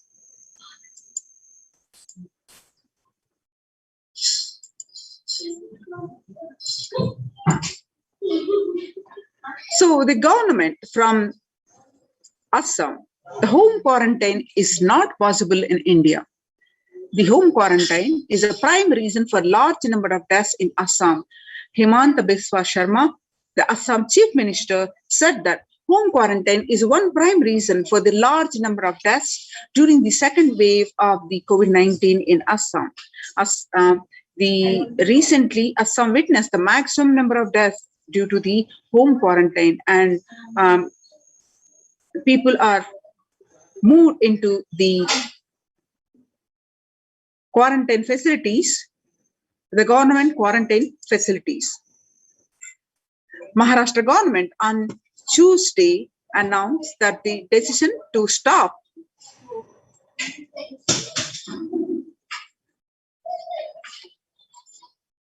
home quarantine in 18 districts, which show higher COVID positivity rate than the state's average. The state public health minister Rajesh Tope said that the decision is taken to ensure better healthcare facilities to patients in districts which are showing higher positive rate. About 41% of the houses have just a single room, which is shared by about 5 people.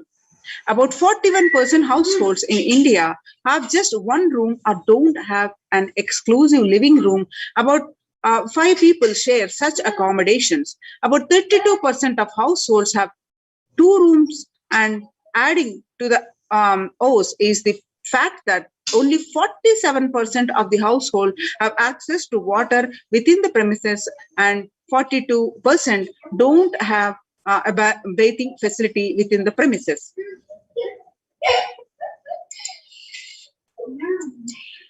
Self-isolation in this is impossible for 40% of Indian families. In order to utilize India's healthcare infrastructure optimally to manage the expanding fallout of coronavirus, the central government signaled a change in approach from mandating that every person who tests positive for the virus be moved to isolation beds in dedicated hospitals or units. Was that their house should allow for self-quarantining, that in India it's easier said than done. According to the census 2011, about 42% of Indian households were living in houses where an average 3 or more people were sharing a room. In the context of coronavirus, this challenge of physical distancing is greater in rural areas, about 45% of the household, than in the urban areas, about 35% of household. Only one state, Kerala, is looking relatively dignified on this metric, and all the districts are reporting at least 250 cases have anywhere between 34 to 54% household, averaging the 3 or more to a month. So in this bigger cities, where is the space for home quarantine in bigger cities?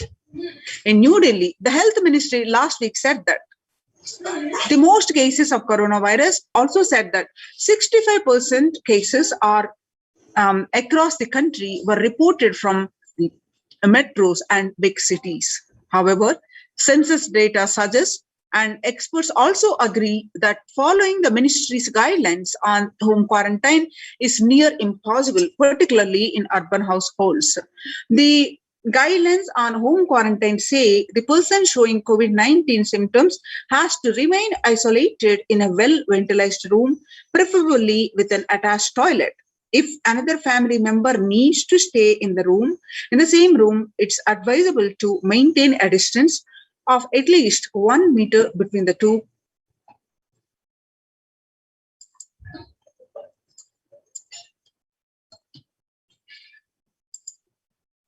So when the first world countries closed their borders during a massive global emergency, Kailasa has opened its doors to all without exception.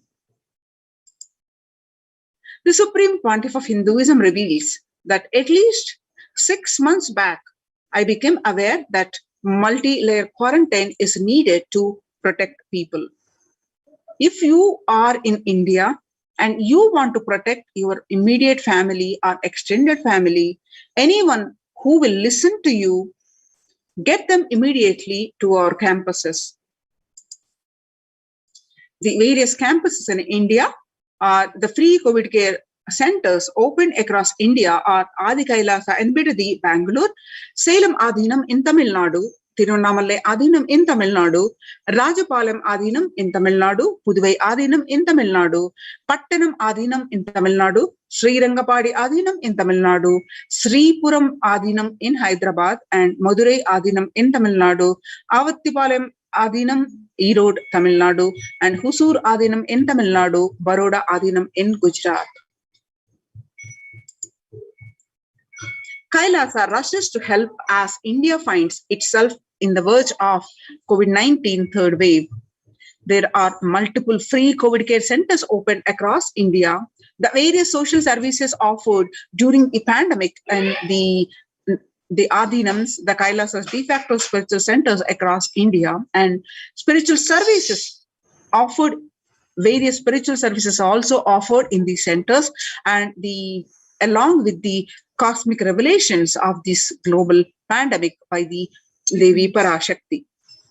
There are various measures that have been taken, including the medical, free food distribution, and multi-layer quarantine, free annadan. So many measures in the spiritual routine. So these are the various factors that are implemented in these COVID care protection centers and which are highly successful with zero reported COVID case in these COVID care protection centers. So some of this, let us see how the micromanagement of the medical care that is happening in the Kailasa's COVID care protection centers. The free social services offered during the pandemic in the de facto spiritual embassies across India are medical care, which is includes allopathy, Ayurvedic, and Siddha medicine. And second, the fire safety equipment maintenance. And third, infrastructure to accommodate thousands. And the fourth is accommodation for multi-layered quarantine and emergency ambulances and ICU on wheels. And then the sixth is the personal protective medical equipment. Then seventh is groceries collected for annadan and the organic farming. So join and these COVID care protection centers and save your life. And these protection centers, these policies, which is submitted as an article with a lot of suggestions to the world, to the United Nations by the Adi Shaivite minority tradition, Hindu community, Kailasa Union, and got published the whole report on the United Nations website. And so it is highly recognized. So join now in these COVID care protection centers. Register now through the link below, https://kailasa.org/Kailasa care. Now let us see the glimpses from Kailasa's, what are some of the measures that are being taking, but not limited to, the Department of Health on COVID protection for Adi Kailasa Sarvajna Peetham. The immunity boosters and COVID care supplements procurement. The allopathic immune boosters are zinconia, vitamin D, and vitamin C. And immunity boosters and COVID care, through Ayurvedic medicine, the immunity boosters are being provided to protect all the residents of Adi Kailasa Sarvajna Peetham. Steaming once in a day with tulsi, eucalyptus, nochi, and turmeric leaves, and all these herbal leaves are taken from the healing trees here in Adi Kailasa Sarvajna Peetham. And twice a week, consumption of Kabasura Kundanir, a mixture of pepper, ginger, and clove and other ingredients, and extensively aim for boosting the lungs, improving the respiratory system, and treating infectious conditions such as cough, cold, and fever. The immunity boosters are Neelavembu Kundanir, to be taken once a week, and Agastya Lehyam 5 days, and Talisadi Vatakam 3 to 4 tablets per day for 5 days, and Indu Ganta Kashayam and Amrutottara Kashayam, both 5 days, 1 teaspoon with 50 ml of warm water. Then Sudarshana Gulika over once every 5 days, and gargling with salt and turmeric twice a day, and spiritual routine, Panchakriya and Haritaki, castor oil, neem juice, Pratama Vinyasa Karma, that is Nitya Yoga, Trinetra Kumbhaka, and Puja. Basic sanitation and safety practices, disposal of soil pads, infected material, and non-biodegradables done through incineration.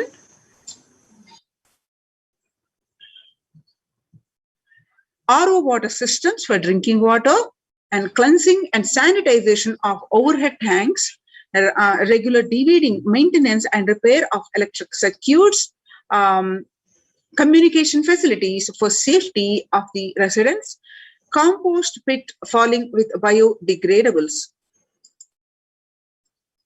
diagnosis, COVID care and quarantine methodology.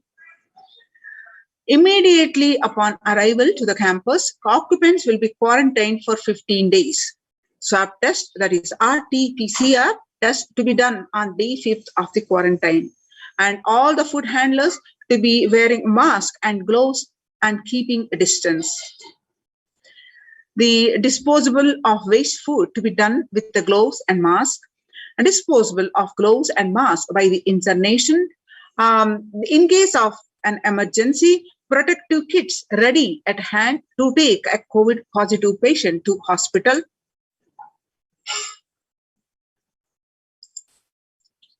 Hand washing and infection control. Washing hands as often thoroughly with soap and water or with alcohol-based hand sanitizer.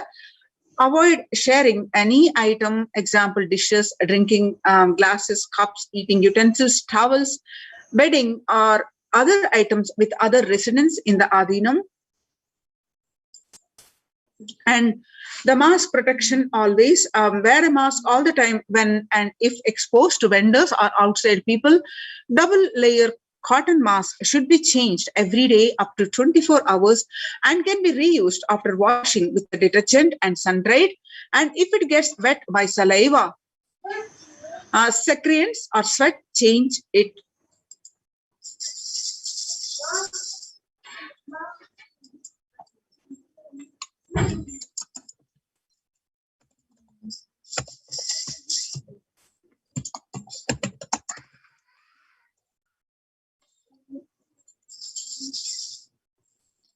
The wet mask can be stored in a sealed plastic cover, washed with the detergent and reused later.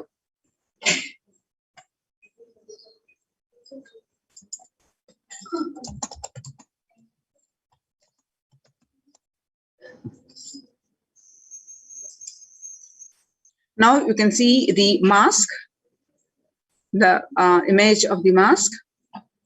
Now, the face shield. A face shield will be provided as an extra protective wear for people at the gate interacting with the vendors and outsiders. Use of hand sanitizer, hand washing, regular steaming, taking of preventive kashayams, turmeric salt water gargling, and bathing with washing of clothes with history of any exposure. If symptoms appear and cold, fever, difficulty in breathing, and he or should immediately inform the medical person in charge immediately. And I have a great announcement. We are going to have a live satsang by the Supreme Pontiff of Hinduism at 9 p.m. Indian Standard Time. So please stay tuned for to receive the darshan and the live satsang by the Supreme Pontiff of Hinduism. The standard operating procedures. First, quarantine rules. First line of quarantine. People in the first circle who are in contact with vendors. Area of stay confined to the outermost area where communication with the outside is happening with vendors, etc. Stay in a well-ventilated single room, preferably with an attached separate toilet. Person should not come into these are some of the quarantine rules. Person should not come to contact with the inmates of Adhinam, especially elderly people, pregnant women, children, and persons with comorbidities, that is, persons who have hypertension, diabetes, heart problems, asthma, etc. Then restrict his or her movement with an area or room, the first line of quarantine. And the standard operating procedures for delivery of packages. You need to notice how to protect the people of the Adi Kailasa Sarvajna Peetham, how the micromanagement is happening on each level. All the parcels received at the gate to be sanitized, spraying with disinfectant, and all deliveries will be contactless delivery. Wearing of face coverings and hand gloves are mandatory. If contactless delivery is not an option, or request the delivery to be left in a protected and isolated place. The outer packaging of the item product will be disposed before it enters the Adhinam. Packages will be quarantined before being delivered. And delivery of packages, all the delivery bags, boxes, containers will be thrown away after transferring the items to their respective places. The surfaces of the packages will be cleaned with a simple disinfectant and left to dry. All hands handling the packaging will be thoroughly washed with soap and water and or an antibacterial solution frequently. All the mail and packaged products are non-perishable will be left outside for 24 hours before using them. Disinfectation, sodium hypochlorite, bleach or chlorine will be used about 1 teaspoon of bleaching powder in 3 cups. Alcohol at 70 to 90% will also be used for surface disinfection. Then clothes to be washed separately with the detergent and dried. Sharing of items is strictly prohibited. This prevents the spread of the virus.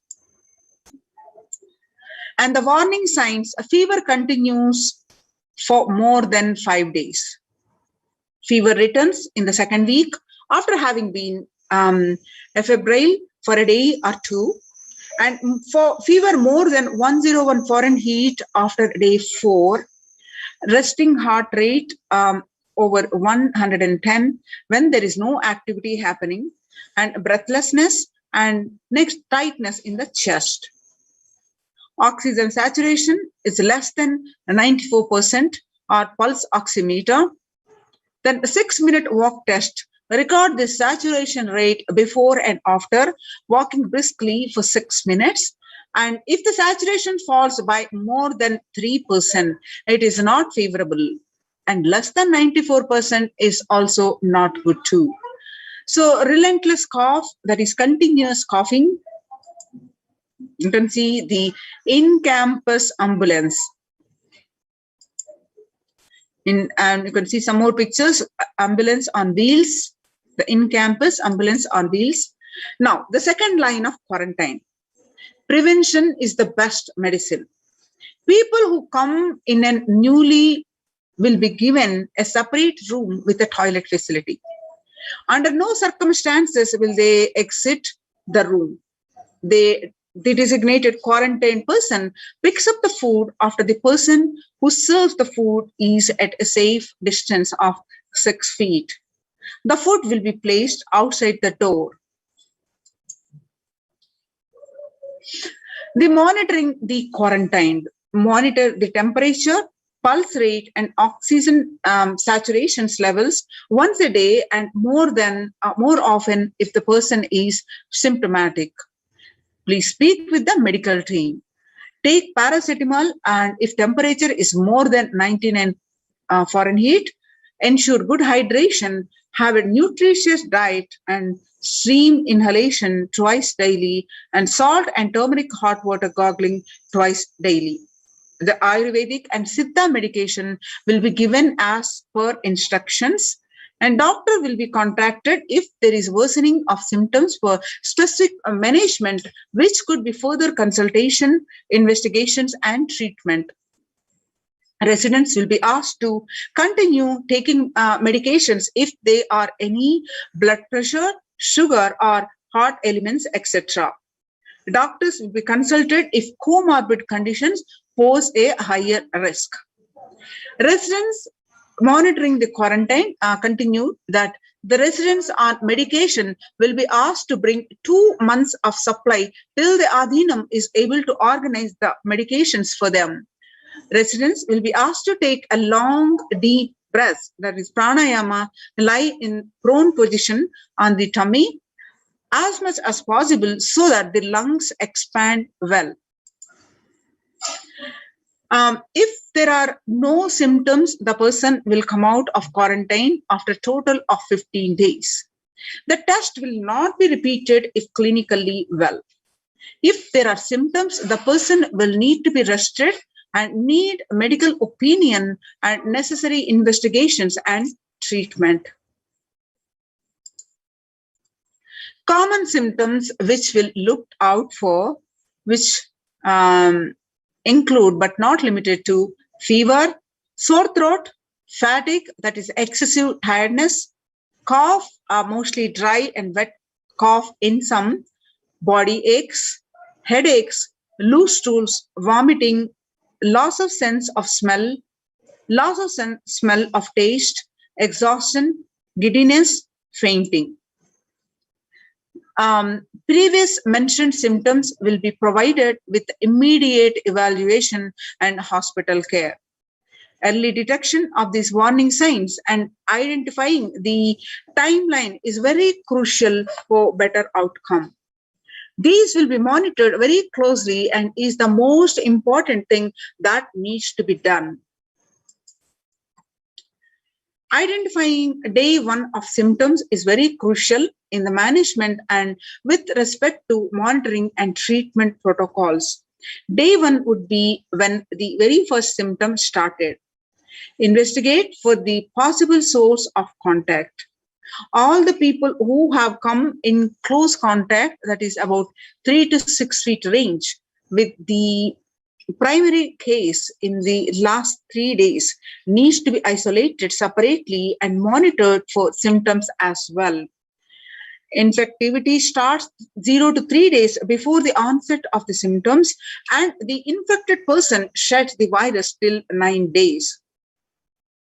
Any of the above symptoms in various combinations signals the possibility of COVID.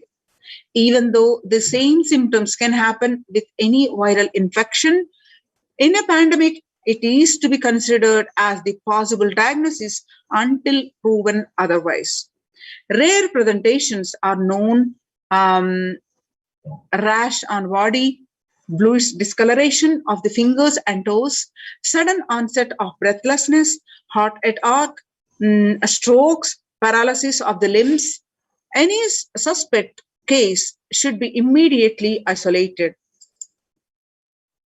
Any of the above symptoms in various combinations signals the possibility of COVID, even though the same symptoms can happen with any viral infection.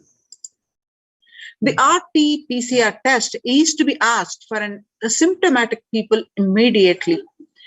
The context will monitor for symptoms and will get tested if any symptoms show up. Else, to wait for 5 days if they continue to be symptomatic. They can check their status thereafter. A negative report ensures they can move into the community. Instructions followed by the lead in the second line of quarantine. Only an assigned member will be tasked with taking care of the quarantine person. Use of disposable gloves with cleaning the surfaces or handling any soiled linen of individual. Washing of hands after removing gloves. No visitor to be allowed in the vicinity of the quarantine person.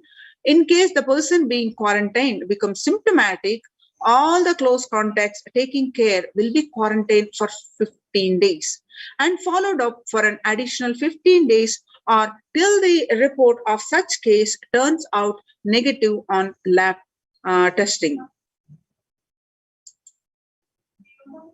Clean and the environmental sanitization. Clean and disinfectant frequently touch surfaces in the quarantine person's room, that is example bed frames, tables, etc. daily with bleach solution. And clean and disinfectant toilet surfaces daily with regular household bleach solution and phenolic disinfectants. Clean with cloths and other linen used by the person separately using common household detergent and dry. The mandatory requirements are the Adinavasis coming into the Adinam must take the following medical tests, and a result to be sent to the concerned the doctors here, Dr. Ma Santan Lakshmi and Dr. Ma Atmaninjanama and Ma Chandravidya RN.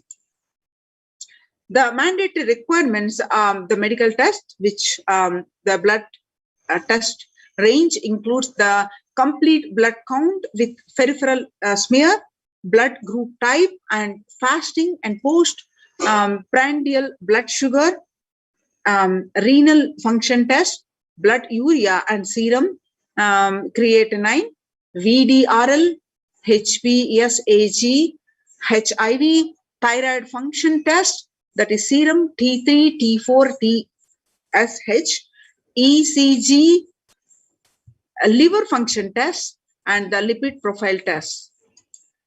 And all these medical tests, the report with the RT-PCR test for the COVID-19 taken 2 days before coming into the Adinam, send it to the previous mentioned email address to the clearance. The email ID is projected on the screen.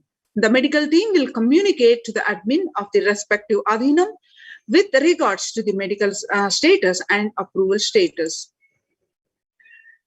Once communicated, the person should come into the Adinam within 24 to 48 hours of the test. If there are any pre-existing medical issues like hypertension, diabetics, or any other chronic diseases and comorbid situations, please bring in the recent report and the prescription from the attending doctor. The medical form will need to be filled in by any of the new occupants. A legal disclaimer will also be required to be signed. All the people in quarantine will be monitored for temperature rise, the oxygen status, and other symptoms during the period of quarantine. And anyone with symptoms should be reported immediately. The designated quarantine person will be responsible to monitor the pulse oximeter and temperature daily. The equipment should be sanitized after every use, and the knowledge for the same will be given by the medical team. The report of these recordings will be reviewed by the medical team daily. During the quarantine period, a certain Ayurvedic and Siddha preparations, streaming, saline, and turmeric water gargle, and other immune boosters will be given by the caregivers, which has to be followed strictly, of which are listed below. Smoking, drinking, drugs, and substance abuse is strictly prohibited, and consumption of non-vegetarian food is strictly prohibited, and illicit sex is strictly prohibited. And please follow the basic etiquette like traditional Indian clothing, personal and environmental cleanliness and hygiene, and maintaining the sanitation of the Adinam. The following measures below will help prevent the spread of the infections in the Adinam, such as colds, flu, and stomach bugs, and protect the Adinavasis. Make sure the workplaces are clean and hygienic. Surfaces, that is desks and tables, and objects, that is telephones, keyboards, need to be wiped with a disinfectant regularly to prevent and promote a regular, thorough hand washing Adinavasis by the Adinavasis, and please keep sanitizing hand rub dispensers in prominent places around the workplace, and make sure these dispensers are regularly refilled. Display posters promoting hand washing, washing kills virus on your hands and prevents the spread of the infection. Promote good respiratory hygiene in the workplace, and display posters promoting respiratory hygiene. Good respiratory hygiene prevents the spread of the infection. Anyone with even a mild cough or low-grade fever, that is 37.3 Celsius or more, needs to be monitored by the health personnel with isolation, even if symptoms are mild. They should wear ordinary surgical face masks rather than the N95 face masks in their quarantine room.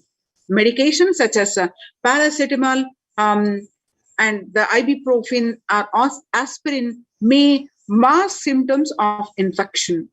Ensure the pre-order sufficient supplies and materials, including masks, tissues, and hand sanitizer for all the people. Travel precautions. The travel outside of the Adhinam must be discussed with the medical department. No one is leave the premises without approval. Plan of action when someone is infected with COVID-19. The plan should cover putting the ill person in an area where they are isolated from others. Local health authorities will be notified. Medical team having a working relationship with a good hospital for any medical emergency. Please note down the emergency contact numbers of the hospitals where you may have to shift people to. All the medical team members and the admins will have it with them for immediate reference.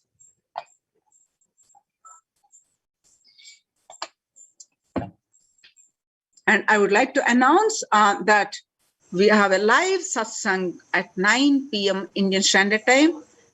And please stay tuned to have. Now you can see the oxygen concentrators in emergency. You can see the pictures. Now, join the COVID Care Protection Centers. Register now through the link below. https://kailasa.org/Kailasa Care.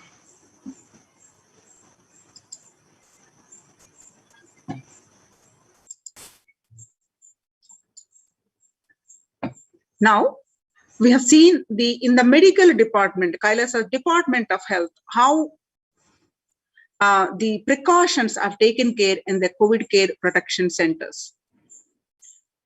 The micromanagement in all the levels we have seen, and now we're going to see the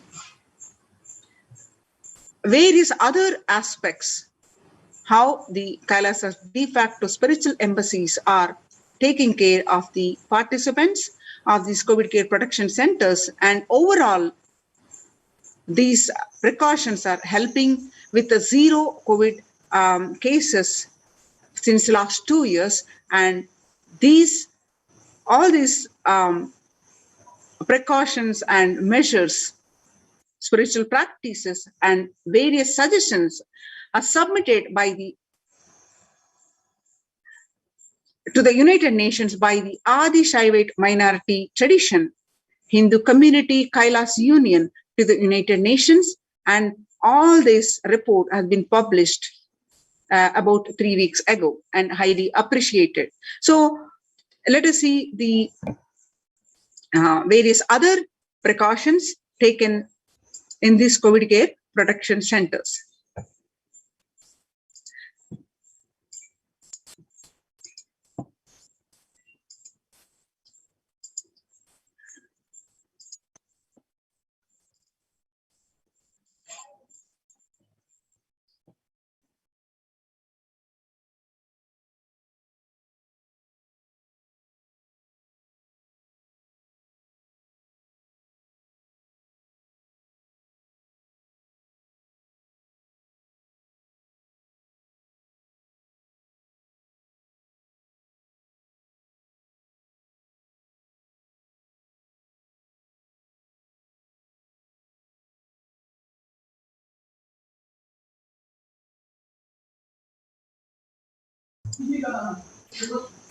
Yes. Now, let us see some more details of these Kailasa's de facto spiritual embassies, which are now the COVID Care Protection Centers. Once again, with the blessings of the Supreme Pontiff of Hinduism, let's understand more detail. Now, as you see, some of the statistics of if you see, we will understand that how important it is to follow these suggestions and join these COVID care protection centers. As you see across the world today, the younger adults are more likely to report symptoms of anxiety and or depressive disorder during the COVID-19 pandemic. The reports says that ages 18 to 24, 56.2 young adults are showing the symptoms of anxiety and or depressive disorder. As the age increases, like say 25 to 49, the 48.9, and ages 50 to 64, about 39.1%, and ages 65 plus, about 29.3. The average share of adults are reporting symptoms of anxiety and or depressive disorder. What it used to be in 2019, the statistics in a 6 months period in 2019 was 11%, and in just 1 month of this year beginning in January 2021, it increased to 41.1%.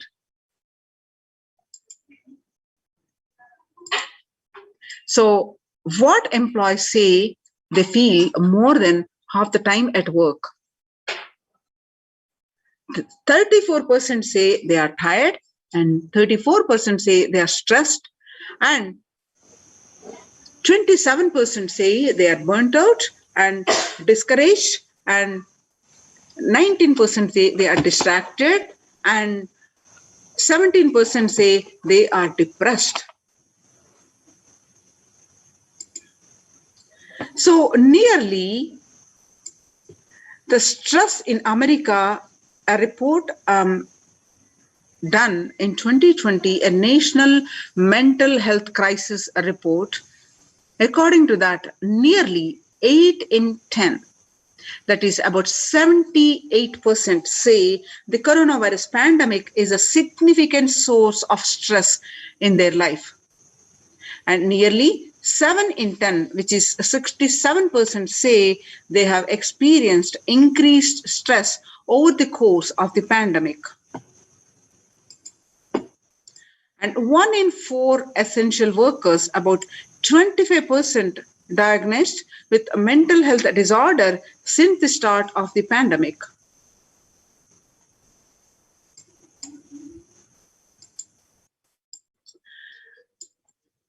COVID-19 could, the more than 60% healthcare workers have contracted COVID-19 and 300 have died. Of the healthcare workers who treated patients during the China's COVID-19 outbreak, 50% showed signs of depression and 40% showed signs of anxiety, according to the preliminary research by the ABC News. The source is JAMA News Open. The self-reported mental health among pregnant women with new mothers before the COVID-19 pandemic, what it used to be the depression 15%, and during the pandemic it raised to 40.7%. According to the Helio report, what it used to be the anxiety about 29%, now it raised to 72%.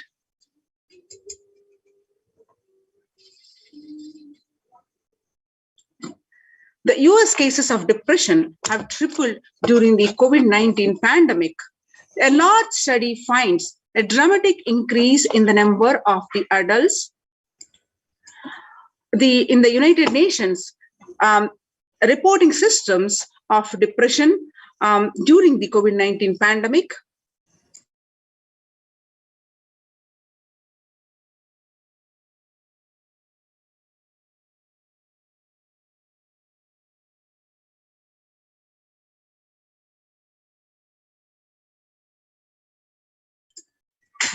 The number of adults experiencing depression in the United Nations have tripled according to a major study, researchers estimate that more than 1 in 4 US adults now report experiencing symptoms of depression.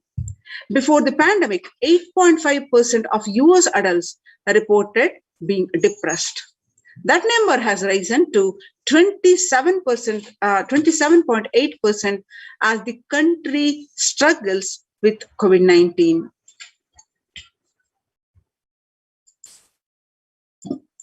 The young workers hit the hardest. Ages 89% of the young adults, about 22 to 25, face the maximum burnt out at the workplace, and about 83% ages 26 to 37 face the burnt out experience in the and the impact on the mental health at the workplace, and about 62% in the age group of 55 to 74. Now, what are the contributions from Kailasa's Department of Human Services in this testing time of the pandemic? Now, Kailasa, the Department of Religion and Worship, the Department of Human Services,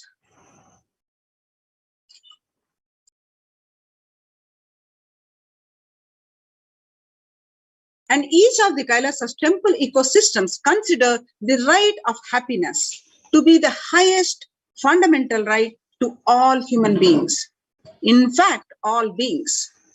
The ultimate goal of Nithyananda Paramashivam is the material and spiritual well-being and prosperity to humanity. Kailasa is a place where everything related to superconsciousness is revived. All the Sampradaya is a multiple arms and sects of Hinduism, each exploring the science of awakening the individual's peak possibility and provide in a unique, time-tested, foolproof way.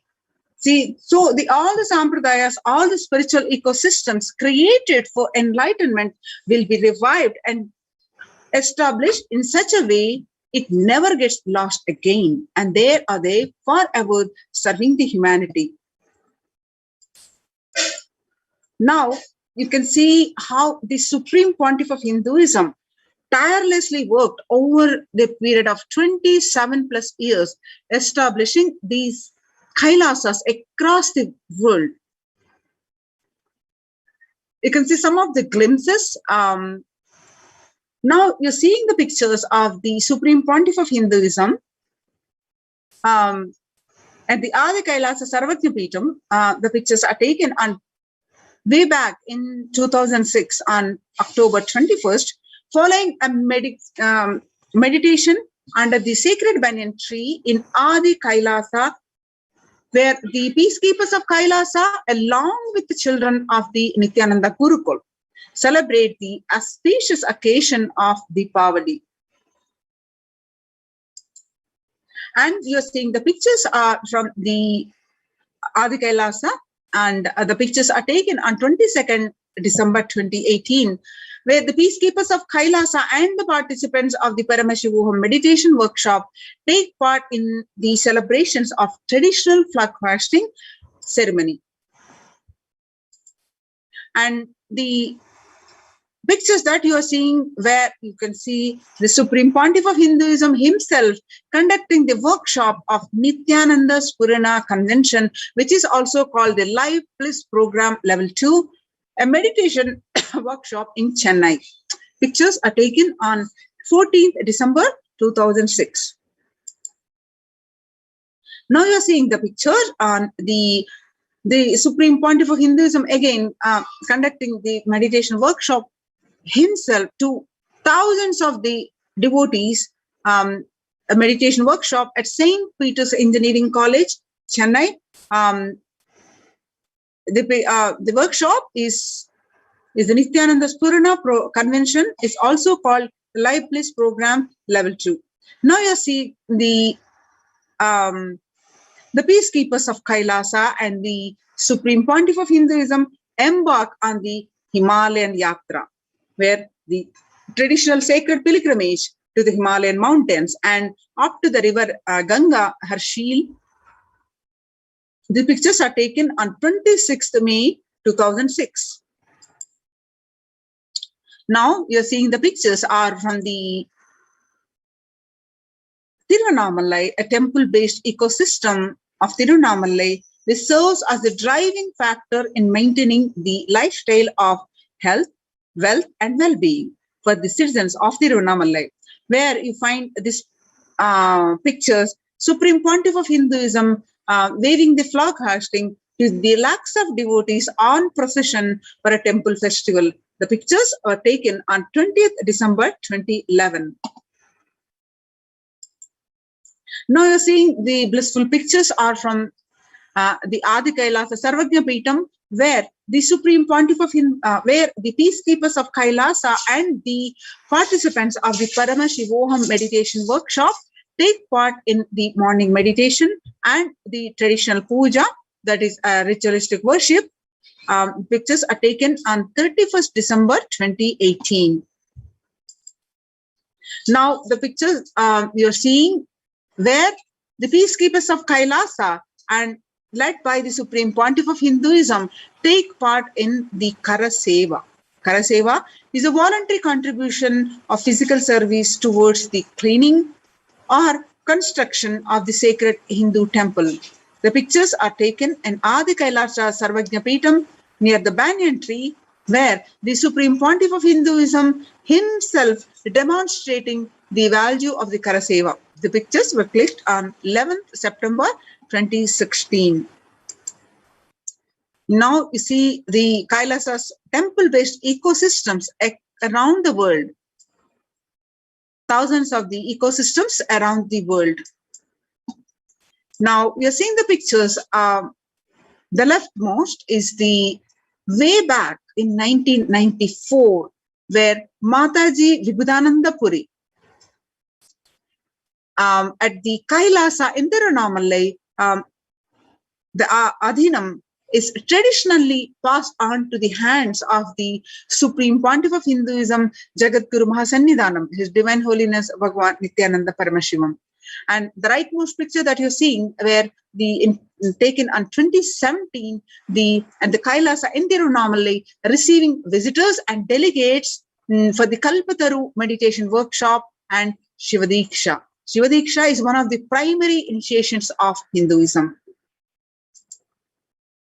Now you're seeing the pictures are from the Kailasa in Tiruvannamalai, where thousands arrive to celebrate the ecosystem, Enlightenment ecosystem, and to traditionally meet the Supreme Pontiff of Hinduism, Jagadguru Mahasannidhanam, His Divine Holiness Bhagavan Nithyananda Paramashivam.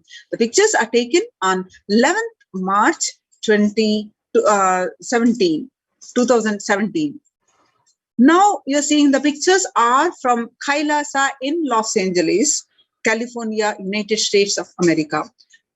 This is the Western headquarters, which has a temple complex of 25,000 square feet and the housing over 80 plus deities. And it is one of the largest Hindu temple ecosystems in the West. Now you're seeing the pictures are from the Kailasa in Columbus, Ohio, United States. The first temple established by the Supreme Pontiff of Hinduism outside of India. And the temple physically came into life in just 9 months. The chief presiding deities of the temple are Nithyanandeshwara Paramashiva and Nithyanandeshwari Paramashakti. The deities are 7 feet tall, made of granite, the weighing 7 tons, and their faces have been hand carved by the Supreme Pontiff of Hinduism, directly hand carved. Now you're seeing the pictures are from Kailasa in Seattle, Washington, United States, housing the blissful dancing form of Ganesha and the largest living Nataraja deity outside of India. Kailasa in Seattle is also known as Chidambaram of the West. Chidambaram temple is an ancient Hindu temple where Paramashiva resides as Nataraja, the cosmic dancer, and the expression of Akasha or space. The Nataraja has also been revealed to be the center. The big toe of the Nataraja has also been revealed to the center, to be the center of the Earth's magnetic equator. Now we are seeing the pictures are from Kailasa in San Jose, California. Inaugurated temple is the home to Devi Meenakshi temple, and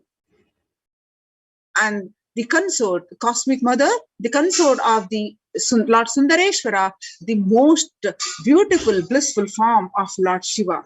The Kailasa in San Jose, the presiding deities of the temple are Devi Meenakshi, Paramashivalinga, and Nithyanandeshwara Paramashiva and Nithyanandeshwari Paramashakti, and have been created, installed and energized by the Supreme Pontiff of Hinduism. Now you are seeing the pictures are from St. Louis, Kailasa in St. Louis, Missouri. Along with the Shivalinga and Nithyananda Ganesha, Kailasa in St. Louis carries the energy of Tirumala Tirupati of South India. Tirumala Tirupati Devasthanam is the most beloved of the Lord Vishnu, and where a temple is the most visited temple of any religion in the world. The Kailasa in St. Louis is the south,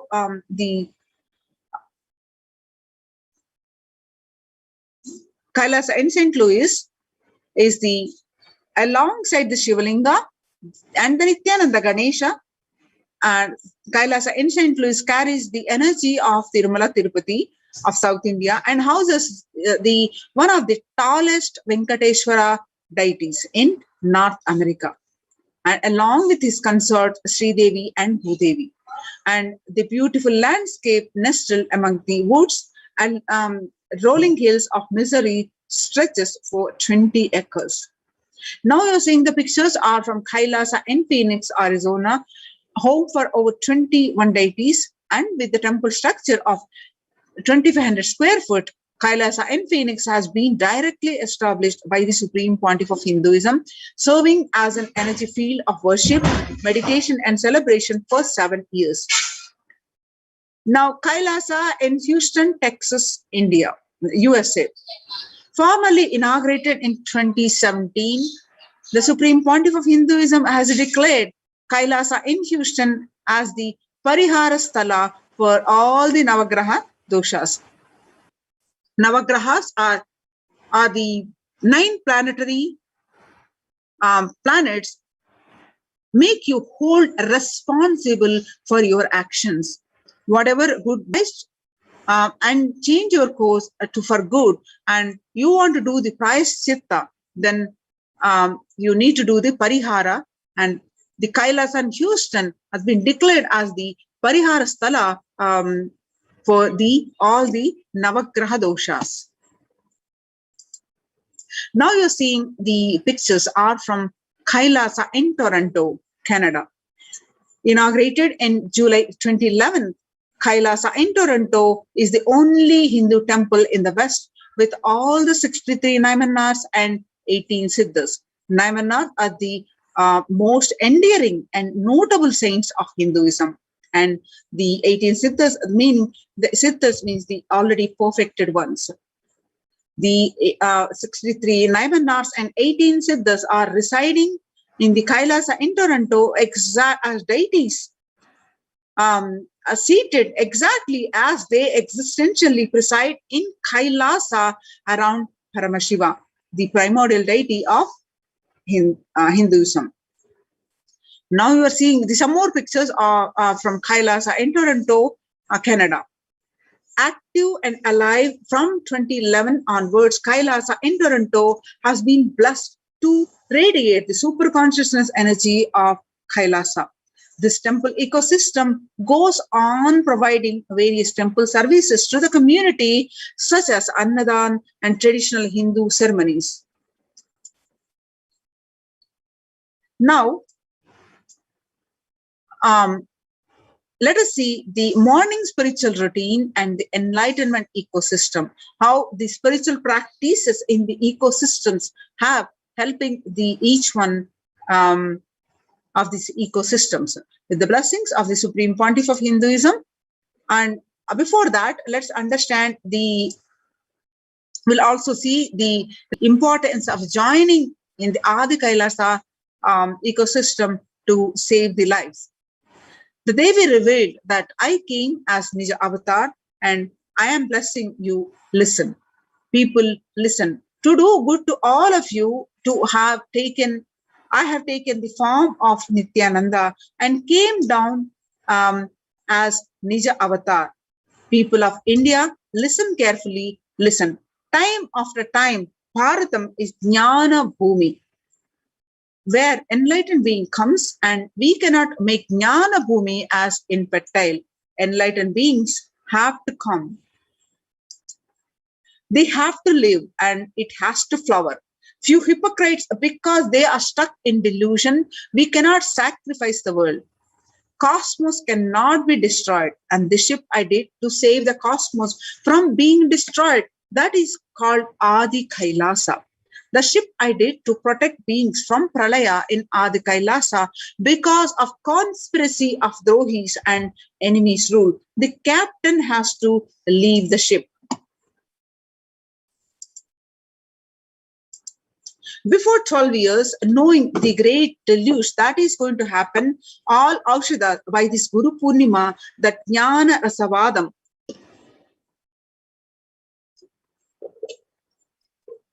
Navapashana is going to flower and allow people to come and take dip in Navapashana flower. People, whoever comes to dip in Vaidyasarovar, they will not have death. They will not have corona. Crores and crores of people will come in line, and every day they will come and dip in the Ananda Lingam. On 13th May 2021, Devi continue to reveal that listen well to my words. For India, I made ship as protection. And the Nithyananda Navapashana Lingam in Vaidyasarovar. Go to Adi Kailasa. Oh, Indians, listen. All those regretting losing Nithyananda Nija Avatara without confusion and without taking just as a lip service, go to Adi Kailasa. Scores of people will come there looking for health, Navapashana water feast and medicine to get health and protection and enlightenment. To protect India from the great destruction, I, Parashakti, made this huge ship, and even if captain is not there, ship is there.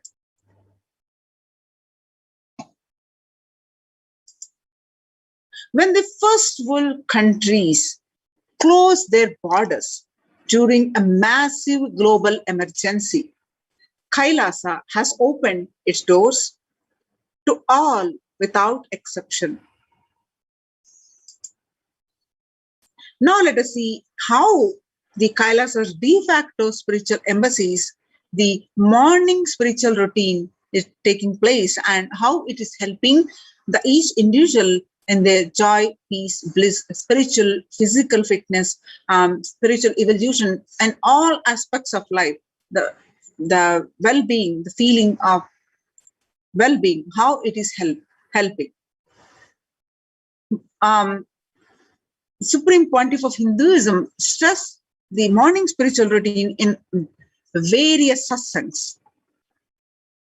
Morning spiritual routine is the fuel to reach Kailasa.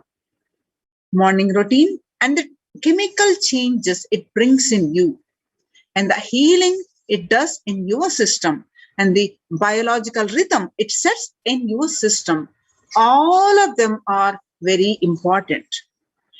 It is an important fuel for you to experience the multiple dimensions of the universe. Spiritual routine and integrity to spiritual routine.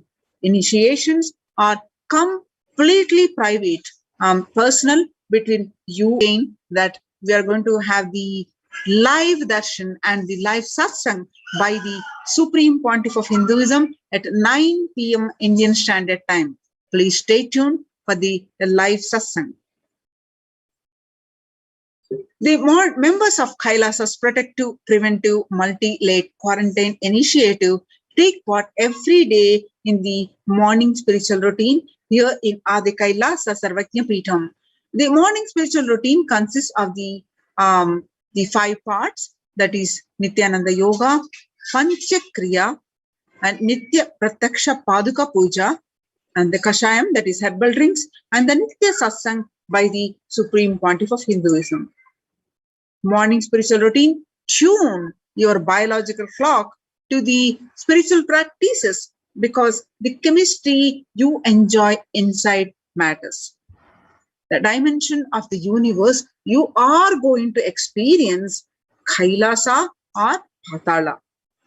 Kailasa is a vertical time zone at the highest time zone and where Paramashiva lives, and Patala is the lowest vertical time zone where the demons live, or Swarga or Naraka. Swarga is the heaven and Naraka is the hell.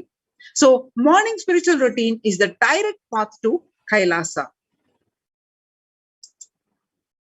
Supreme Pontiff of Hinduism says, person who is in love will wait to spend time with the beloved. If you are a seeker, you will be waiting for this 5 hours every day because that is the time you get near what you are seeking closely. A person who is in love will be waiting to spend time with the beloved. A person who is seeking will be waiting to spend this 4 to 5 hours because this is the time you get closest to what you are seeking. Your seeking takes shape in the system, into the system when your beloved comes near you. If you are tired and love is gone, dead, during this morning 4 hours, if you are bored, you need to ask yourself and you need to question many of your answers. You need to bring pure questioning back to your life. The morning spiritual routine consists of first, soon after you get up, you do the Panchakriya. The Panchakriya involves the 5 powerful processes to remove the toxins and impurities from the system.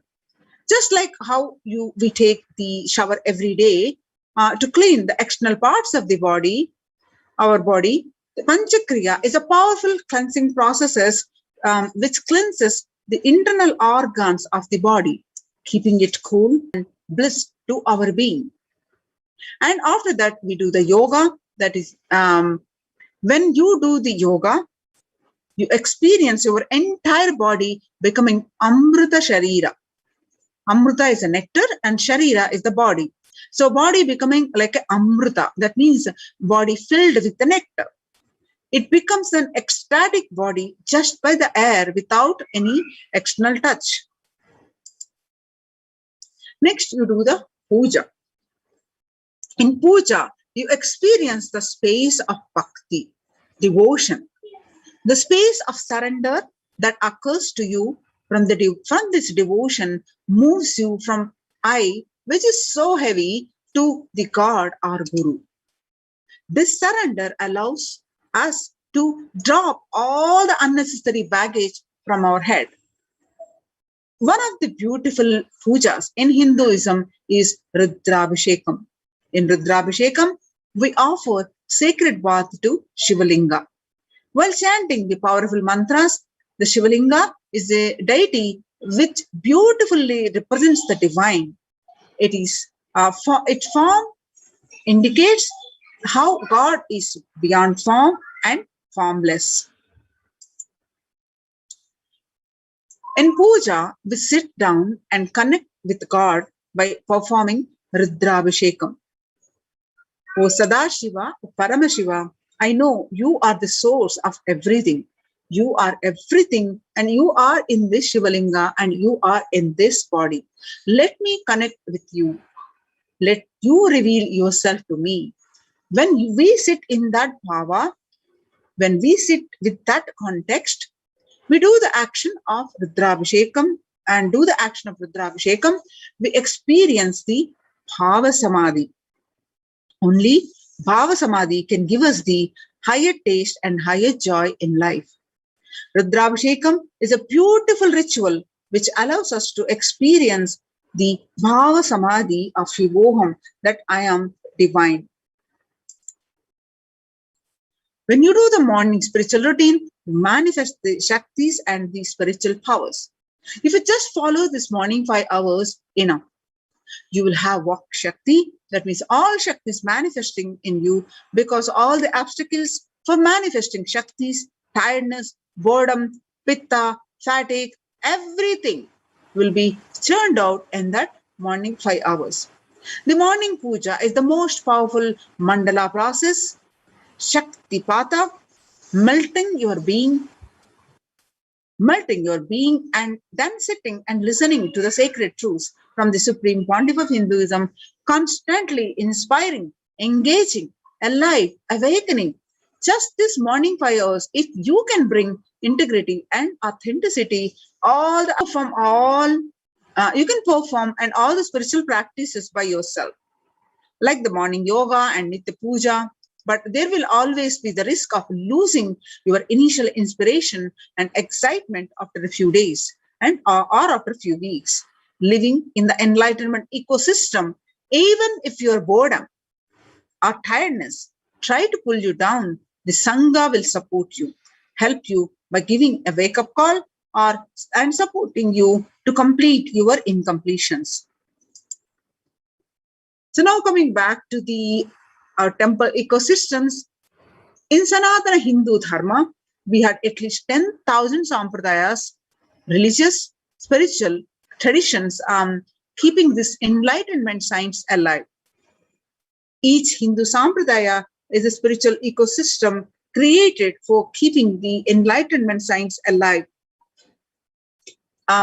For every Sarvajñapeta is a lineage. Sampradaya created to keep the ecosystem of spiritual enlightenment alive. Some may be Shakta, some may be Yoga, some may be Vedanta, some may be Tantra, some may be Shakta Vedanta, some may be Shaiva Tantra. Some may be Yoga Vedanta, some may be Yoga Shaiva. Some may be Vaidika Shaiva, all kinds of permutation and combination. Each temple, each mutt, each monastery, each adhinam, each Veda Patashala, each Sannyasa Sampradaya is a spiritual ecosystem created to keep the enlightenment science alive of that Sampradaya. So join the COVID care protection centers of Kailasa's ecosystems. Register now through the link below, https://kailasa.org/Kailasa care.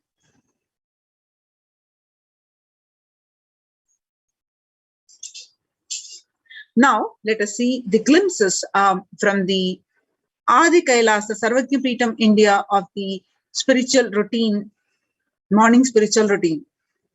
Some of the glimpses from the members enrolled in Kailasa's COVID protection initiative as they practice the morning spiritual routine, which includes the Nityananda Yoga, Guru Puja, and Shiva Puja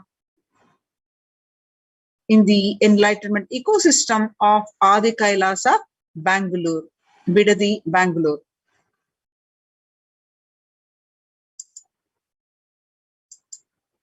You can see more and more glimpses at the various places in the Adi Kailasa Sarvajñapeetam.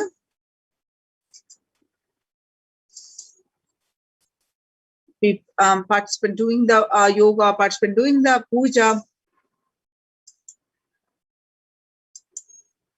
Join now the COVID care protection centers. Register now through the link below, https://kailasa.org/Kailasa care. We'll continue this segment after a very short break.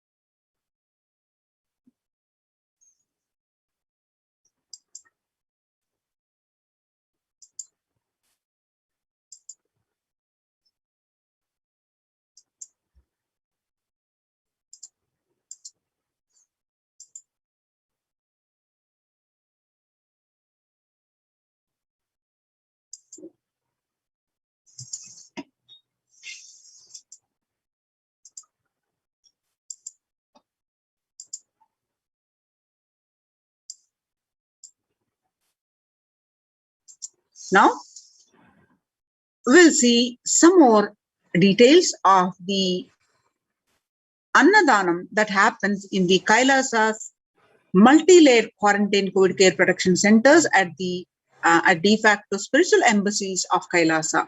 The blessings of the Supreme Pontiff of Hinduism.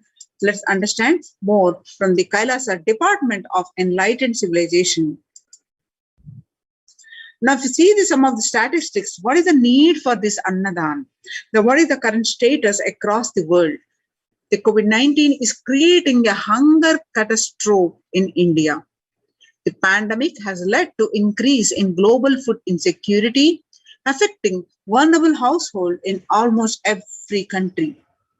It has exacerbated the existing inequalities, pushing millions of people into the vicious cycles of economic stagnation, loss of livelihood, and worsening food insecurity. The World Bank estimates that the 71 million people will be pushed into extreme poverty across the globe as a result of the pandemic. The World Food Programme estimates that an additional 130 million people could fall into the category of food insecure over and above the 820 million who were classified as such by the 2019 State of the Food Insecurity in the World report. Hunger in plain sight. COVID-19 worsens the plight of food insecurity. More than 50 million people have experienced food insecurity during the pandemic, up from 35 million in 2019, according to the Feeding America nonprofit, the nation's largest domestic hunger relief organization. The child malnutrition and hunger skyrocket in Haiti as COVID-19 infections spike. At least 86,000 children are at risk of developing a severe acute child malnutrition this year in Haiti, according to the sources connected to the United Nations Children Fund. The number of children projected to suffer from starvation this year has doubled as the impoverished nation continues to grapple with extraordinary political and social crisis exacerbated by the pandemic. Refugees are paying the highest price in the COVID-19 pandemic. Vulnerable groups such as refugees are paying the highest price in the COVID-19 pandemic, and we are seeing the alarming trends that show many refugees around the world are unable to pay for food and rent and are struggling to access the healthcare and education. Price hikes in local markets and further displacement caused by the campfires have pushed many families further into food Cox's Bazar camps. Cox's Bazar camps raised questions and concerns, with 63% seeking services, including urgent food relief and shelter. Just over 1/3, that is 37%, requested health and medical care.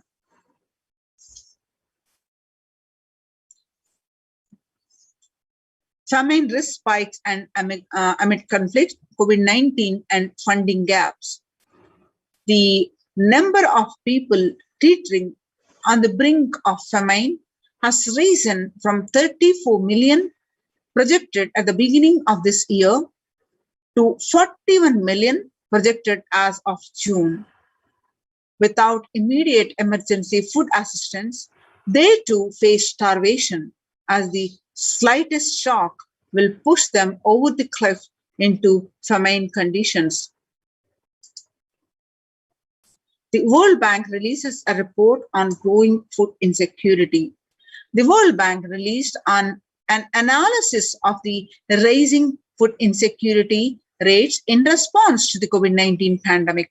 The report, released on May 20th, 2021, stated that COVID-19 impacts have led to severe and widespread increases in global food insecurity, affecting vulnerable households to almost every country, with impacts expected to continue through 2021 and into 2022.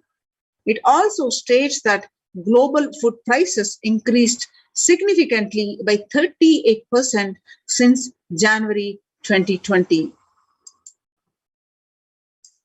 The World Economic Forum released that 155 million people are caught up in food crisis of varying severity. 133,000 people in Burkina Faso, South Sudan, and Yemen are more at risk. And 10 countries account for two-thirds of those facing acute hunger. And the resilience of agri-food systems is being eroded by conflict, insecurity, and economic trends, environmental trends. So join COVID Care Protection Centers and register now through the link below, https://kailasa.org. Have the live Satsang by the Supreme Pontiff of Hinduism at 9 p.m. Indian Standard Time. Please stay tuned for the live Satsang by the Supreme Pontiff of Hinduism.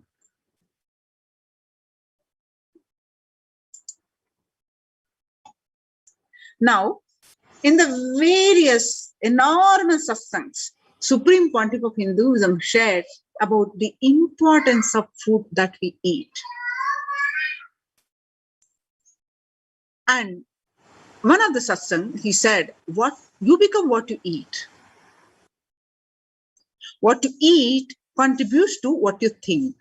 What you think contributes to what you cognize. And what you cognize contributes to who you are. And so what you eat directly affects who you are. And that is why I am making this statement, you become what you eat. What is in your plate matters, because that is going to become you.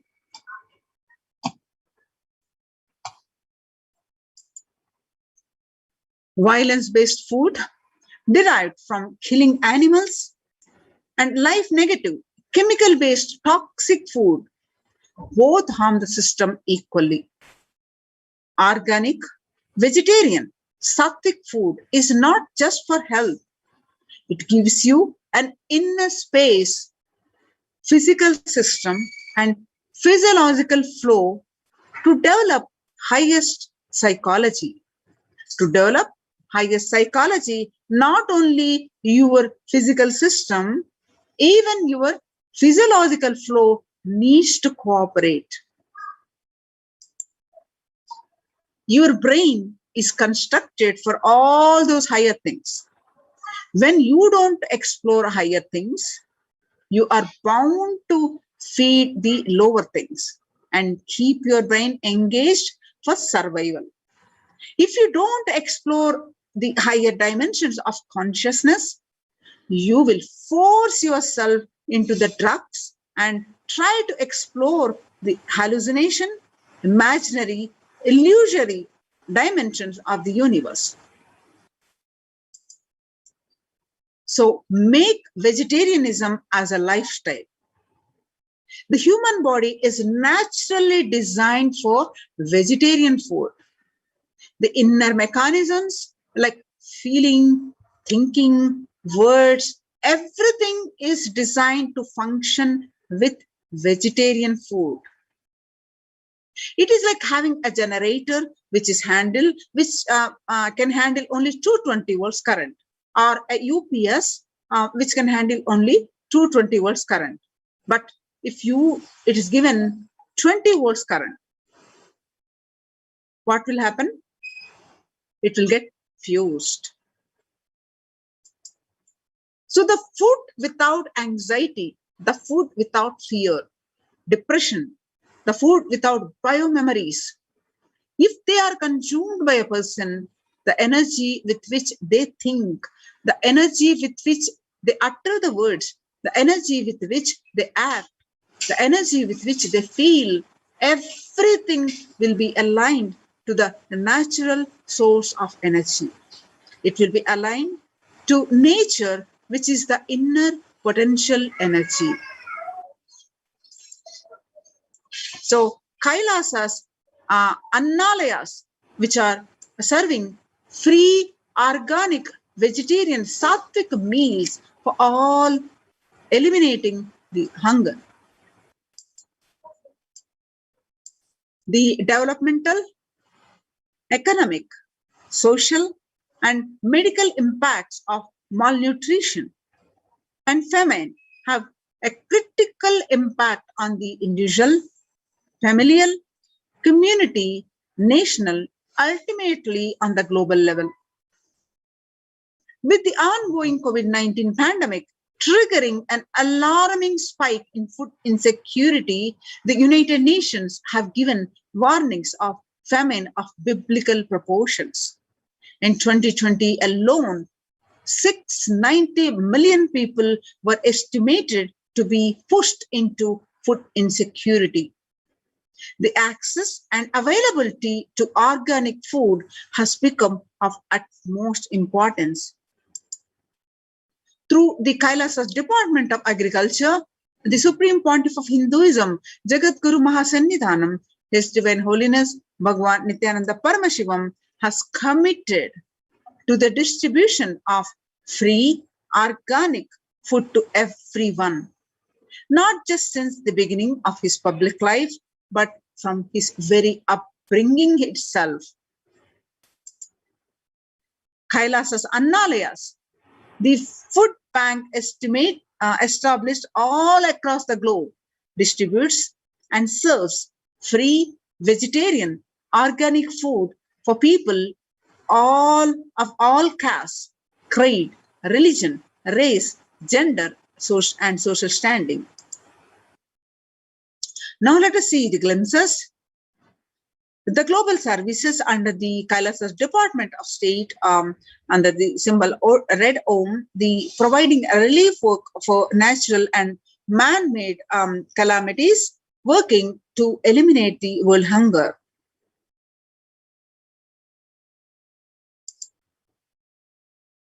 The Supreme Pontiff of Hinduism says, we will revive the food supply system of Kailasa. Before you get hungry, food will be ready. Continuous Annadan. I'm not giving you any fantasy. It is already becoming a reality. Now you will see the glimpses where way back from 2002, not even in fact 2002 is a very upbringing itself. The Supreme Pontiff of Hinduism continuously doing the Annadanas. The picture that you're seeing shows the early days of the Supreme Pontiff of Hinduism, the Kailasa spiritual mission, where the Supreme Pontiff of Hinduism offering the Annadan, providing free, organic, sattvic, vegetarian meal on Kartikeya Deepam at the Tiruvannamalai, India. Pictures are taken on 22nd November 2002. Now you're seeing the pictures where you'll notice the Supreme Pontiff of Hinduism has a bandage on his right hand. The pictures are taken on 2013, in the year 2013. Even with a fractured hand, the Supreme Pontiff of Hinduism engaged in selfless work day and night, inspiring the nation of Kailasa by example.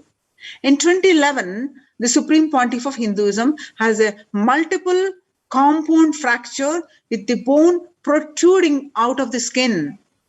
In 2013, the two steel implants were fastened. In 2011, after the accident, they were removed in 2013 as the bones had healed completely. And the picture that you're seeing are taken right after that surgery, where the Supreme Pontiff of Hinduism serving the Annadan. Now you're seeing the pictures are from in 2012, 3rd January 2012, taken in Pondicherry as part of the Thane flood relief. Now you're seeing the more glimpses of the Thane flood relief, and where thousands have been served a free Annadanam. Now you're seeing the glimpses from Nithyananda Annalaya inauguration at Tiruvannamalai on 9th September 2011. Now you're seeing the pictures are from the Arogya Yoga health workshop at Tiruvannamalai, Tamil Nadu, India, where the pictures taken on 25th November 2005, where the Supreme Pontiff of Hinduism himself serving the organic sattvic meals to everyone. Some more glimpses where the Supreme Pontiff of Hinduism serving the free organic meals. Nithyananda Spurana meditation workshop at the Salem, India, where the pictures are taken on 2007 on 12th December. Now, some more glimpses from the Nithyananda Spurana meditation workshop, Tiruvannamalai, India, on the 20th September 2012. Kartikeya Deepam celebrations, where the which pictures are taken on 27th November 2012, where the lakhs of people serve the free Annadan. The pictures that you're seeing are from the Inner Awakening Meditation Workshop in Tiruvannamalai, India, where on the 10th May 27, where the Sattvic organic meals were served. Now you're seeing the glimpses are from the Kalpataru Meditation Workshop at Tiruvannamalai and are taken on 10th April 2017. Now you're seeing the pictures are from 2016, the Ujjain Kumbh Mela, the Bandara feast served for respected spiritual leaders and the Hindu monks, where the lakhs and lakhs of people were served the free organic sattvic meals. Now the pictures that you're seeing are from the Ujjain Kumbh Mela, where during the Kalpataru meditation workshop, which were organized free workshop, and the free organic sattvic meals were served during this workshop. The picture taken on 28th April 2016. Now you're seeing the pictures of the Arunachala Sarvagya Peetham Tiruvannamalai, where the free sattvic meals were served continuously every day, every single day. The pictures that you are seeing on 11th March 2017, and this continuous Annadanam. Now you're seeing the pictures of Tiruchengodu Sarvagya Peetham, the Adi Nithyananda Peetham, the where the continuous Annadanam happened. The pictures that you're seeing are from 18th August 2019. Now, the picture that you're seeing of the Western Hemisphere, where the Annadan distributed during the Guru Purnima, the traditional celebration of Guru, where the pictures are from Kailasa in Houston on 6th July 2019. The pictures that you're seeing are from the Sadashivoham meditation workshop at Adi Kailasa Sarvagya Peetham, which was where you find the Supreme Pontiff of Hinduism serving the free organic sattvic meals to everyone. And the pictures are clicked on 8th December 2016. The Annadan service continues in the midst of the COVID-19 crisis. The pictures you are seeing are from Madurai, India, and taken on 30th May 2020. Now, the proof of the necessity for Annadan, the Bengal famine of 1943.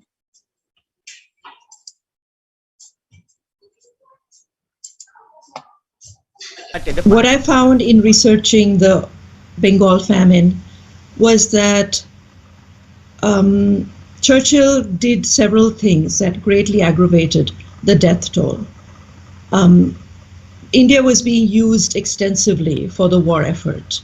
Indian resources, Indian soldiers, and Churchill repeatedly refused to acknowledge the fact that the extent to which India was used could lead to famine. Viceroy to India, Archibald Wavell, called the Bengal famine one of the greatest disasters to have befallen people under British rule, and said the reputational damage was incalculable. During one government discussion about famine relief, Secretary of State for India Leopold Amery recorded Mr. Churchill saying that any aid sent would be insufficient because Indians bred like rabbits.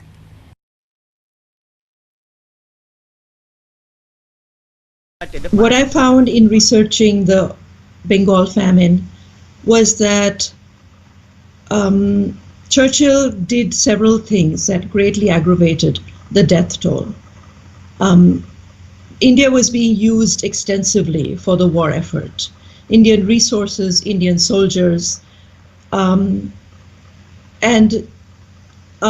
Churchill repeatedly refused to acknowledge the fact that the extent to which India was used could lead to famine. Viceroy to India, Archibald Wavell, called the Bengal famine one of the greatest disasters to have befallen people under British rule, and said the reputational damage was incalculable, saying that any aid sent would be insufficient because Indians bred like rabbits.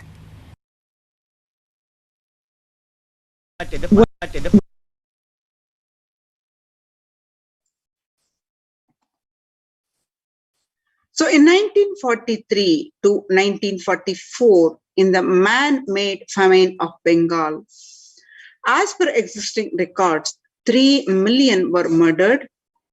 The Prime Minister of the world's biggest empire, controlling 1/3 of mankind, claimed they could not do anything about the people dying of hunger because the Hindus bred like rabbits and famine was their fault.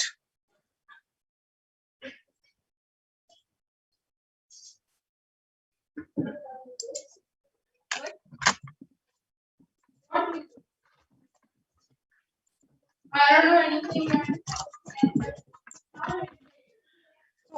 On the other hand, in Ujjain Kumbh Mela, the peacekeepers of Kailasa served organic food to over 3 million people. The peacekeepers of Kailasa, under the leadership of the Supreme Pontiff of Hinduism, has served more than 1 billion free meals in the past 26 years and are determined to end hunger and poverty in all its forms. Kailasa, with 200 peacekeepers at any given time, can deliver what even one of the biggest countries could not deliver. Kailasa is not driven by war, or fear, or greed. It is an enlightenment-based nation driven by selfless service.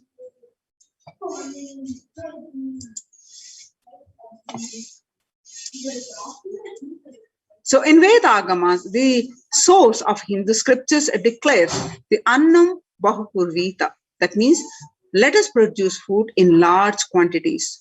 Through the widespread distribution and promotion of free, healthy, organic food, Kailasa's global peacekeepers, led by the Supreme Pontiff of Hinduism, serve such that we may achieve food security, improve nutrition, and promote sustainable agriculture globally.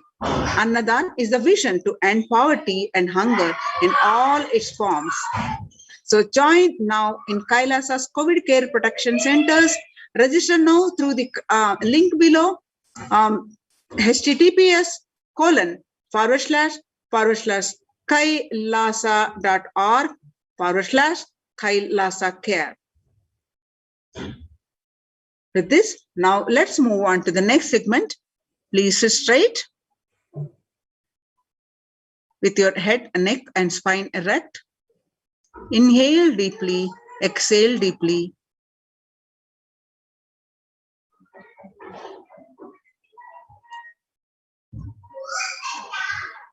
And sit with a deep space of gratitude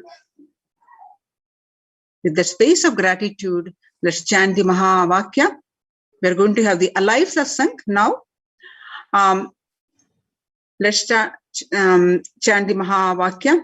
Om Nithyananda Paramashivoham. Om Nithyananda Paramashivoham.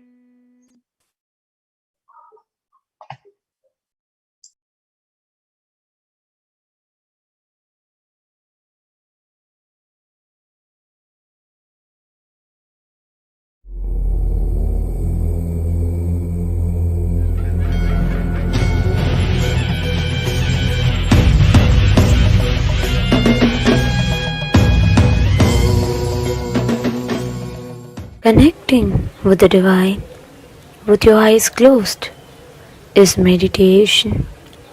Connecting with the divine with your eyes open is darshan. Come, let us all now move from meditation to darshan. Slowly, very slowly, please open your eyes.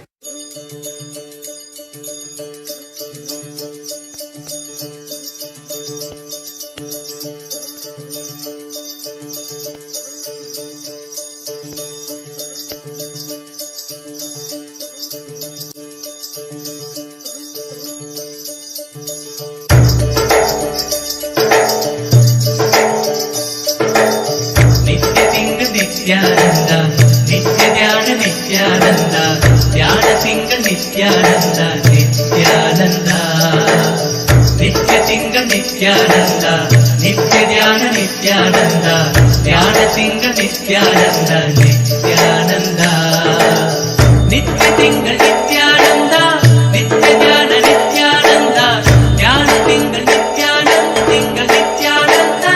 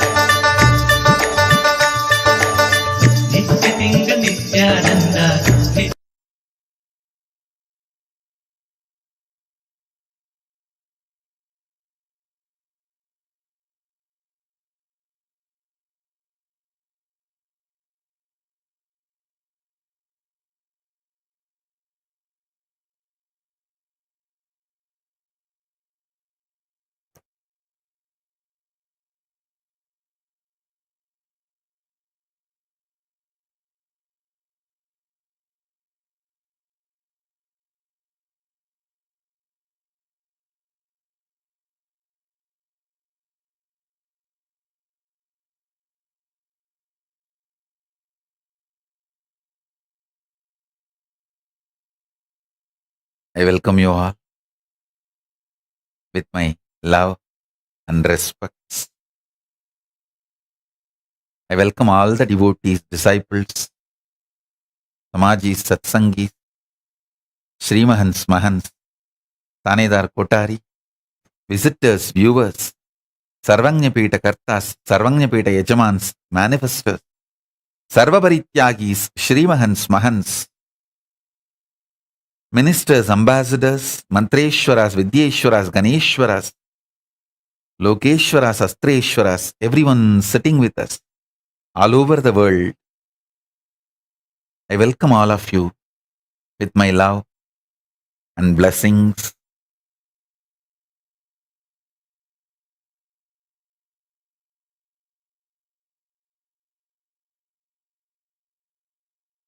Paramashiva's message directly from Kailasa. Listen. Physics of the conscious sovereignty is all about understanding the way your body exists, understanding the mechanism of your body. Please understand, your mind is the software which operates the mechanism of your body. If you understand the mechanism of your body, you can even control the mechanism by yourself without the need for the automated software which is controlled by somebody else remotely and gets updated by somebody else, which can be used even to spy you. Listen. Mind. If you allow mind to control you, society can control you.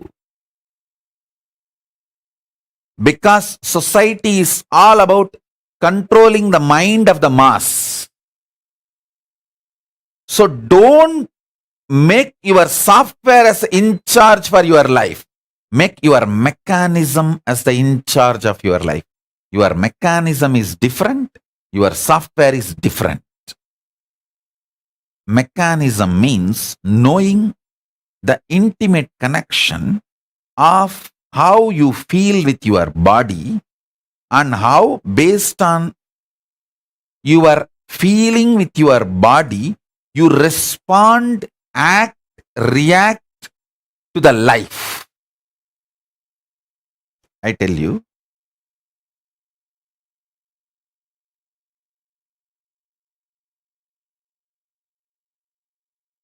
for your reaction,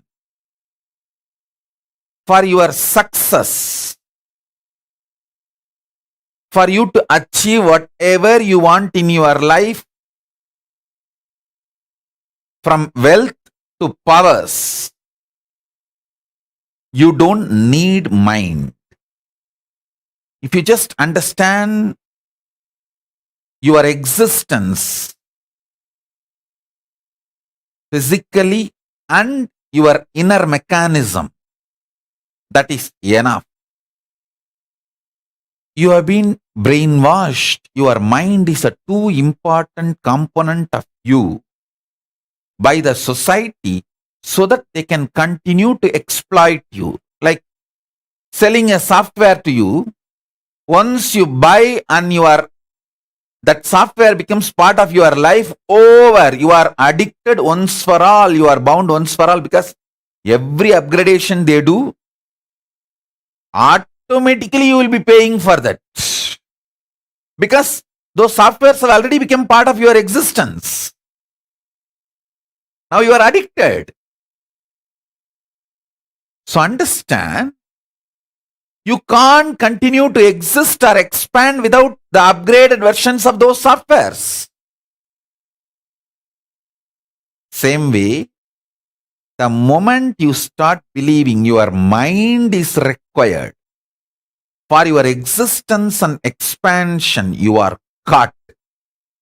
Actually, the fundamental need you need is buddhi about your physical existence and yukti, the clarity about how your inner mechanism function.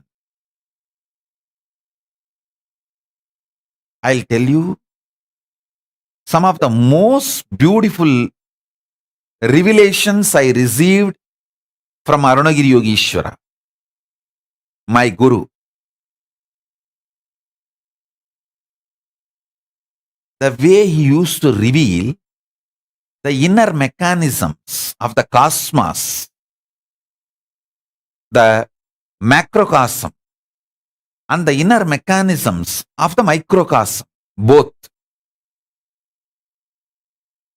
I'll give you some of the revelations. First thing, understand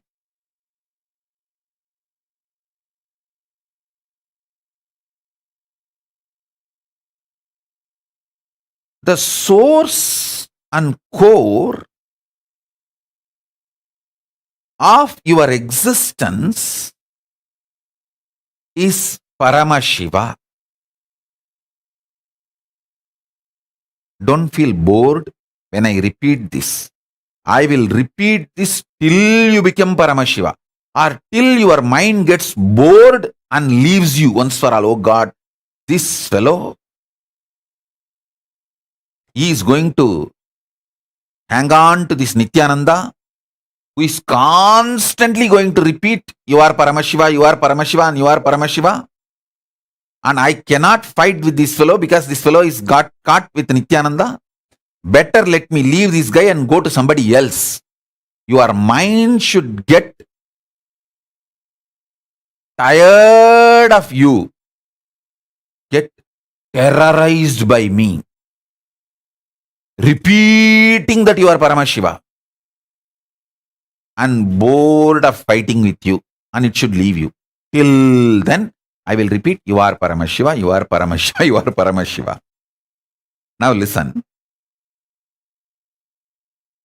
Obviously, for obvious delusional reasons, you are not going to accept you are Paramashiva the moment I say you are Paramashiva. You will say, no. I am Paramashiva. I just want here $1 billion to appear.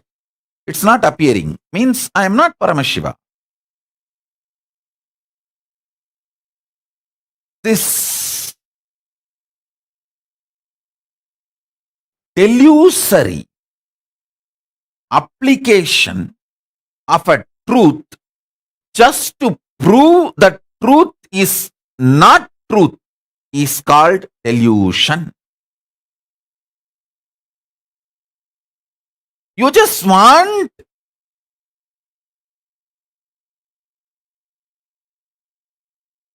the drug called mind which you took to continue its impact and effect on you.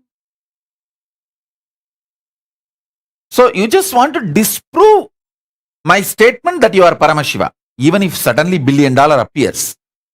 Oh, if that's so, is that so? Okay, I need this, all that.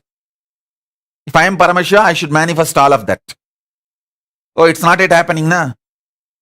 So I am not Paramashiva. If that also happens, again you will have something else.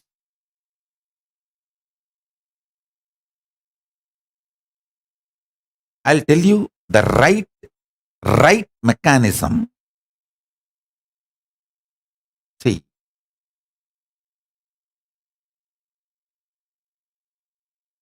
listen to this verbalization very clearly.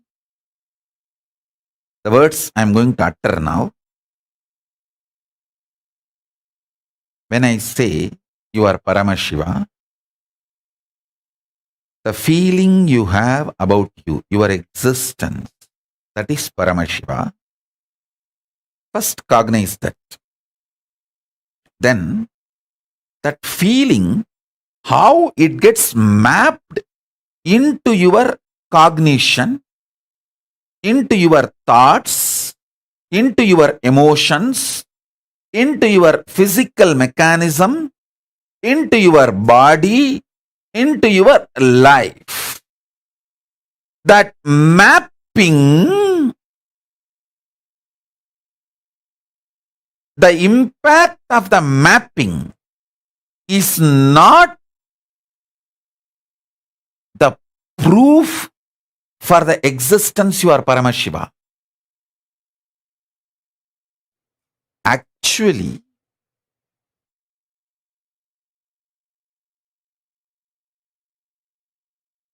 you don't give enough ferociousness to break your delusion, to map the truth into your life. You question the truth before even mapping that into your life.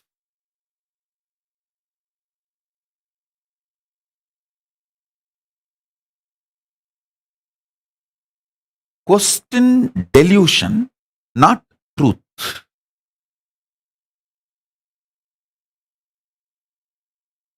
Question delusion, not the truth.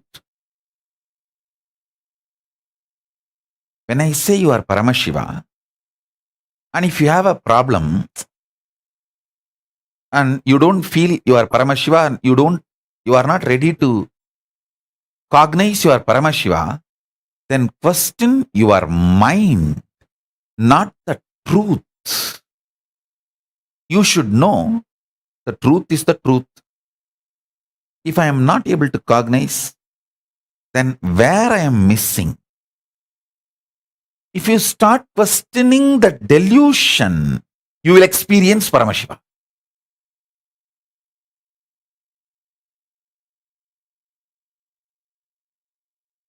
If you start questioning the truth, you will be caught in delusion. Whom you question, whom you trust is your choice. If you doubt the abusers, you will get me. If you doubt me, you will get abusers. Your independent investigation. Understand?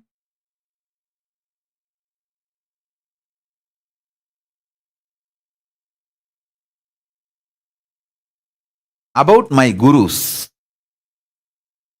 I will neither believe abusers' version. Even they had abusers in those days in the village. The village way of abusing. Oh, I went to that yogi for a solution. He gave me some instruction to go to some temple. And I don't have money to go to the temple. Why he cannot solve the problem on his own? Why is he asking me to go to the temple? I don't believe in gods. All that kind of a... Even in those days, there was enough of abusers and even different abusal. My guru, Vibhudananda Puri, she used to take care of her Isaki Swami. And naturally, different gender. Even if they are old people, the abusers don't look at all that. Are Ram Surat Kumar, such an elderly person. And he doesn't even have a private room. He used to be all the time outside in the public. Those few female disciples who used to sit next to him, they started building stories. Why the Swami having women serving him? Ramana Maharishi never had a room with lock or door. The female disciples who come to meet him, they will only meet in public and give food and go. This Mudaliyar party, all of them. Even that, how many rumors and abuses? I will never trust the abuser's version about my gurus, and I will not even trust what my mother or family tells about my gurus. You see, my mother or my family and all, they have a high respect for my gurus. They will never tell anything bad. Even the good things they tell about them will be lower than their real status. My gurus are much higher beings than even my parents can understand. My parents and family and all can understand only few good things about my gurus, what good things they have done to them. So based on that, they will give opinion. They will give their introduction. I used to cognize and I will hold only their introduction about them to me. That's all. How they introduce them to me, I will hold only that over. Many times, my friends, my family people, all of them will have a very good experience with my gurus. They will try to tell that to others and to me, even to everyone. Even those things will be like a praising those my gurus as a good people, powerful people. Some one or two qualities, good qualities of them, but not as the real identity. But I will cognize only what they tell me about them, because that is the inner mechanism of them. So I always doubted abusers, not the gurus. I always doubted the delusion, not the truth. Listen.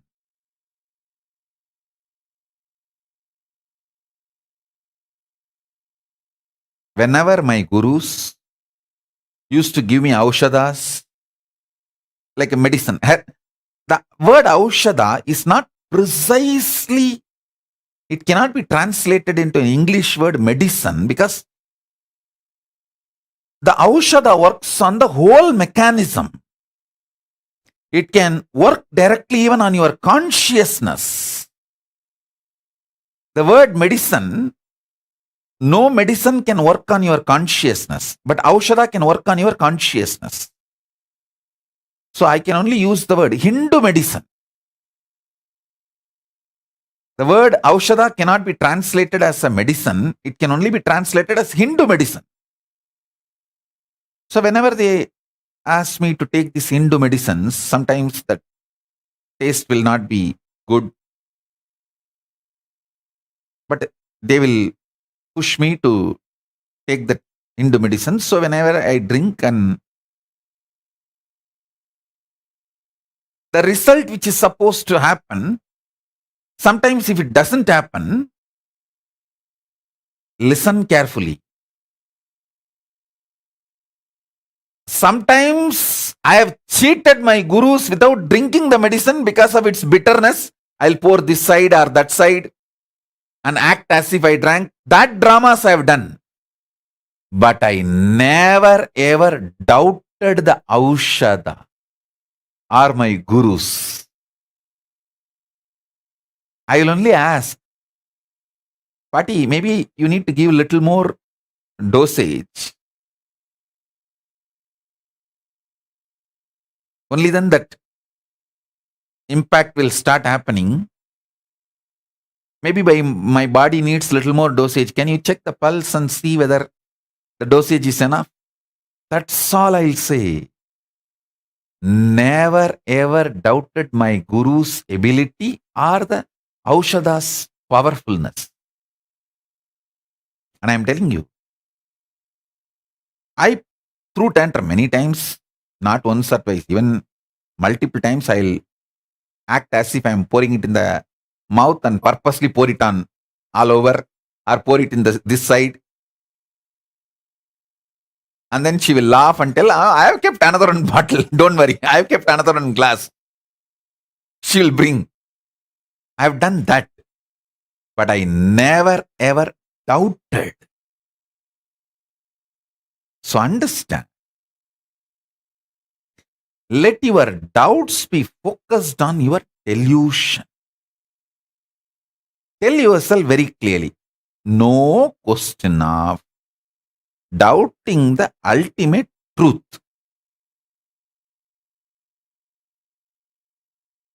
I will doubt Why I am not able to grasp it? My delusion I'll doubt, but not the ultimate truth. See, one of the most beautiful thing I received from my gurus, Arunagirishwara told me, கண்ணே, சாதனை பண்ணி நீ திரும்ப திரும்ப நீதான் பரமசிவன் நினைக்கிறதுனால, அந்த மனோபலத்தினால உனக்கு சக்திகளும் நல்லதும் நடக்குதுன்னா அது வெறும் சித்திப்பா. அவர்தான் உள்ள இருக்காரு, அவர்தான் மேனிஃபெஸ்ட் பண்றாரு, அவருக்கு எப்படி வேணுமோ அப்படி மேனிஃபெஸ்ட் பண்றாரு. சில நேரத்துல ஏன் மேனிஃபெஸ்ட் ஆகுது, சில நேரத்துல ஏன் மேனிஃபெஸ்ட் ஆகல. அவர் ஆனா தமிழ் வார்த்தை யூஸ் பண்ணார். அதாவது சில நேரத்துல ஏன் ஜெயமாகுது, வெளிப்படுது, சில நேரத்துல ஏன் ஜெயமாகல, சித்தியாகல அப்படின்னா, உன்னுடைய டெல்யூஷன், உன்னுடைய துரோபாவத்தை சந்தேகித்து சில நேரத்திலே அவர் சொல்வது சித்தியாகிறதாக உன் மனம் ஏன் கருதுகிறது, சில நேரத்தில் அவர் சொல்வது சித்தியாகவில்லை என்று ஏன் கருதுகிறதுன்னு துரோபாவத்தையும் மனத்தையும் கேள்விகள், இருப்பின் சந்தேகத்தை, இருப்பை சந்தேகிக்காதே. Let me translate. Listen. Let me translate. Listen carefully. See, whenever you do the power manifestation, you always hold the cognition, you are Paramashiva, and you start doing power manifestation. Never think because of your ability to visualize, do tapas, meditate, the power of the mind starts manifesting as powers. No, then it is just ordinary siddhi, mental powers. You are caught in a mess. No. He is actually consciously as an independent intelligence, he is inside you. He is manifesting. Sometimes he manifests, sometimes he does not manifest as you think. Means, question why your delusion is making you feel sometimes he manifests and sometimes he does not manifest. So doubt the delusion which makes you perceive sometimes he manifests, sometimes Paramashiva does not manifest. Don't doubt the existence of Paramashiva. This is the core difference between Siddhi and Shakti. Shakti means you don't doubt Paramashiva's existence. Whenever he manifests, you know he is there. Whenever he does not manifest as you want, you doubt the delusion. Why you are made to feel he is not manifesting as I want. Not that you doubt the truth of Paramashiva. This is what is Shakti. Even when you have the problem, learn to deal it rightly so it can be solved.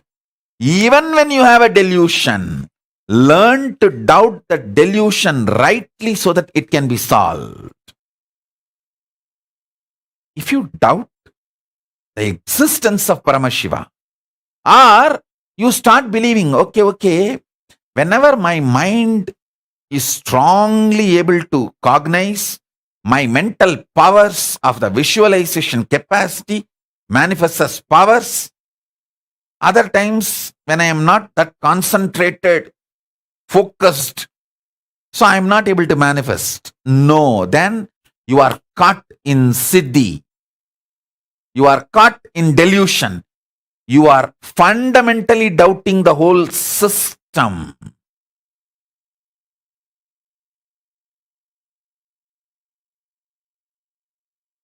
The truth is you are Paramashiva. Sometimes you manifest means he is manifesting.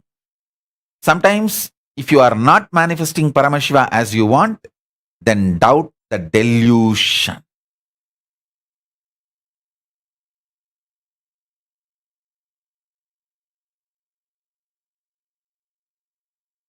Listen.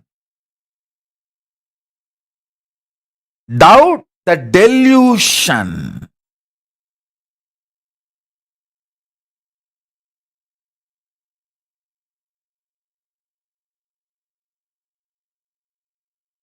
Not the truth.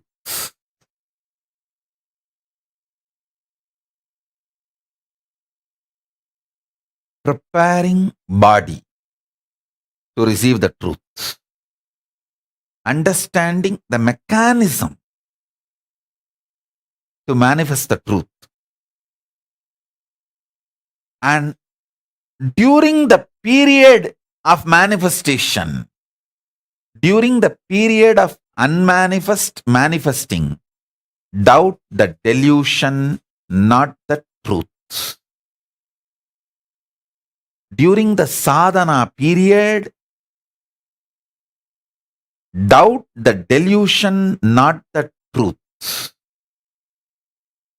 I don't even want to call the sadhana period because there is no sadhana need to be done. He is there as an independent intelligence.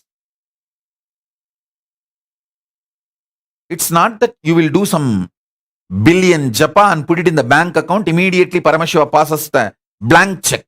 No, he is an independent intelligence. Your sadhanas are immaterial for his decision to manifest or not manifest. So understand the authority, independent intelligence, conscious sovereignty of Paramashiva in you. You will realize your conscious sovereignty because he is you, you are him. Recognizing the glory of Paramashiva is your decision to recognize your possibility. Recognizing the glory of Paramashiva is recognizing the glory of you. You always get frightened about recognizing the glory of Paramashiva because you know now you have to just enter into that powerfulness. Even you don't like things going very good with your life. You can see in your life. For 3 days, if you properly got up early morning, Brahma Muhurta, and did the yoga and ate rightly and keeping yourself healthy and happy, excited, even you feel something is wrong, bad about it. 3 days I did it so properly enough. Today let me rest. Even you are feeling little weird about you being so good with you, about you in your life. You say, no, I don't need to be so sincere. 3 days I did it now. Okay, 1 day rest. Bye-bye. Today no Brahma Muhurtam.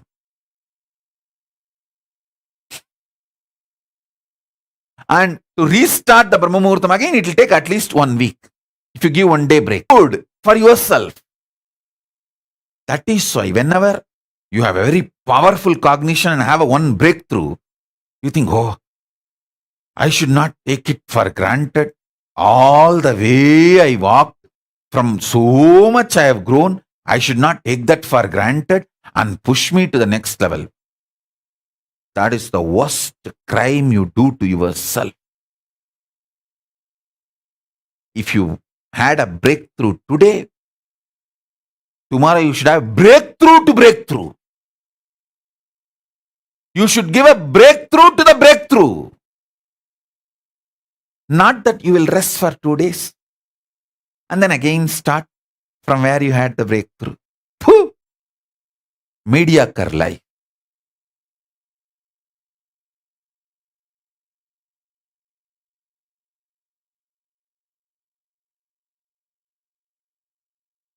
When I see people with mediocre life, I don't even spit. I only make sound. Uchishta is too powerful. Saliva can make them enlightened. So I don't even spit and waste saliva. I only make the sound poo. So listen.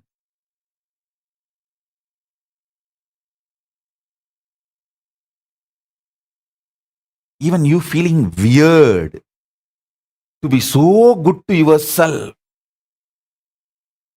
is the foundation of delusion. Foundation of delusion. It means your mind is not ready to settle with the upgradation of your existence. It feels that it is losing its power over you.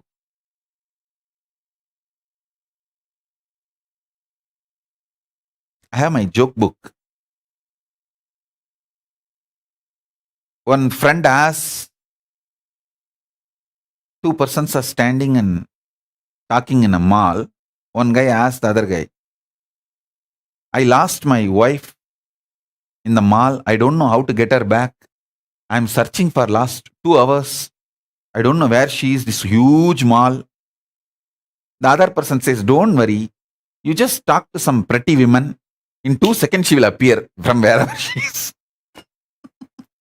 You find some pretty women and talk to her. You will see she will be there in 2 seconds. Understand? Whenever you are too good and you are evolving, you are talking to some other pretty women, your mind cannot tolerate. It will simply appear and tell you, no, no, no, no, no, no, no, no, no, no. You can't be so good. Then what will happen to me? I am losing my power over you.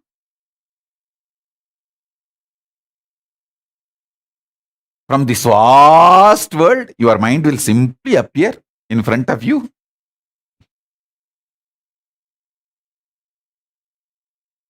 Like how? You talk to a pretty woman in the mall, your wife appears within 2 seconds. 2 hours you will be searching for her, you won't be able to find her. It takes only 2 seconds to get her with the right method. Same way your mind. If you are too good to yourself, it can't tolerate. It gives you all the words. Oh, don't take your past for granted. How much you traveled, you evolved, you grew, you did sadhana. Don't take all that for granted. You should not be expecting too much breakthrough about you, within you, about you. No, no, no, no, no, no, no, no, no.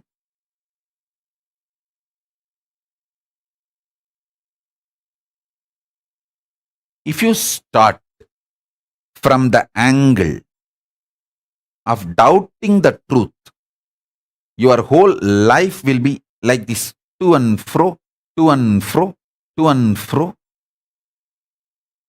Be very clear. There is no such thing as breakthrough. He is there. Paramashiva is there in me. It is just a hologramic existence.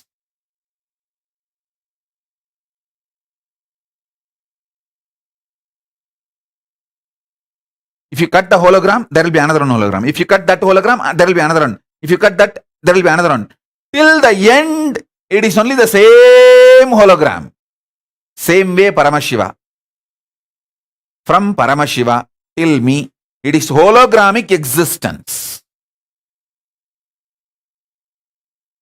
Listen carefully. From Paramashiva to you, it is hologramic existence.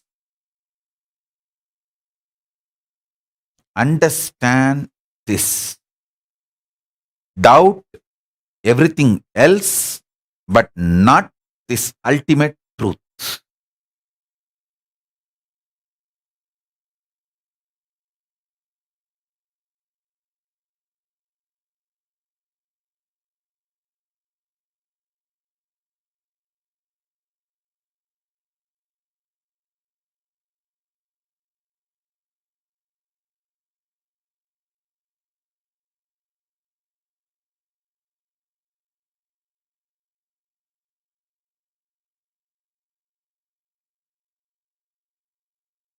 If you sit in one Shaktipada and feel so ecstatic for 6-7 hours. Don't feel pride about it, or don't think, oh, it is so nice. I had 3-4 hours or 6-7 hours of ecstasy. Next 2-3 days, I don't need to attend the satsang. No. It has to become, if you had a breakthrough and today you had a 6 hours of ecstasy, tomorrow you should make sure it becomes permanent in you. That's it. Breakthrough to breakthrough. Give breakthrough to breakthrough itself. If you did workout with 10 kg dumbbells today, your system is capable now, the muscles are built, so tomorrow go for the breakthrough. Because now the muscles are more stronger. You can't think, tomorrow I'll do 12. No, muscles are stronger. So give a breakthrough to yourself.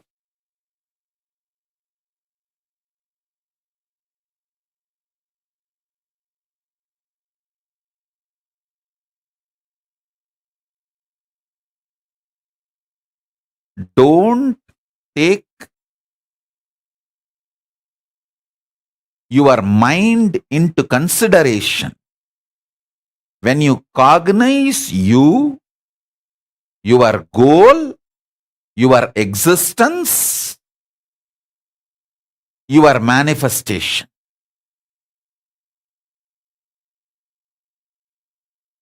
Paramashiva and you are in the relationship of hologramic existence. How much ever small you feel about you, you are a smaller, maybe smaller hologram of Paramashiva, but not anything else.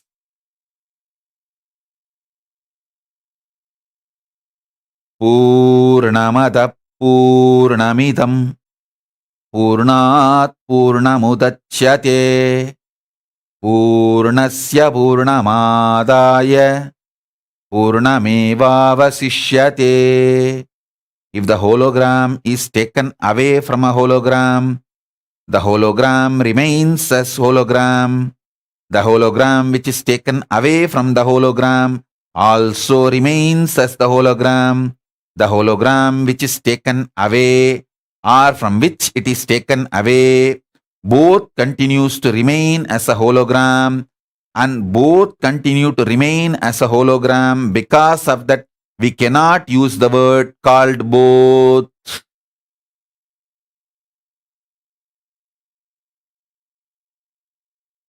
This is the left translation. Purna remains as Purna when Purna is moved from the Purna, because Purna remains as the Purna when the Purna is removed from the Purna. You cannot call that Purna is removed from the Purna, and you cannot call there are two Purnas, one Purna removed from one Purna, both Purnas remain as Purna. No.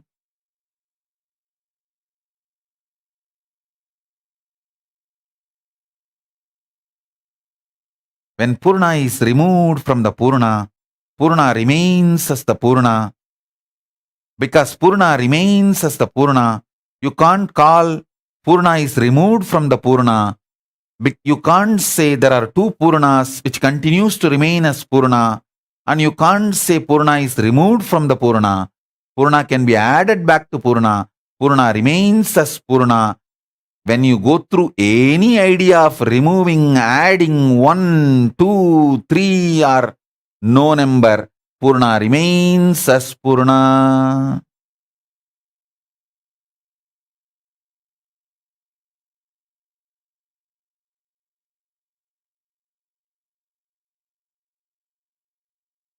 Purnamata Purnamidam Purnat Purnamudachyate Purnasya Purnamadaya Purnamevavasishyate.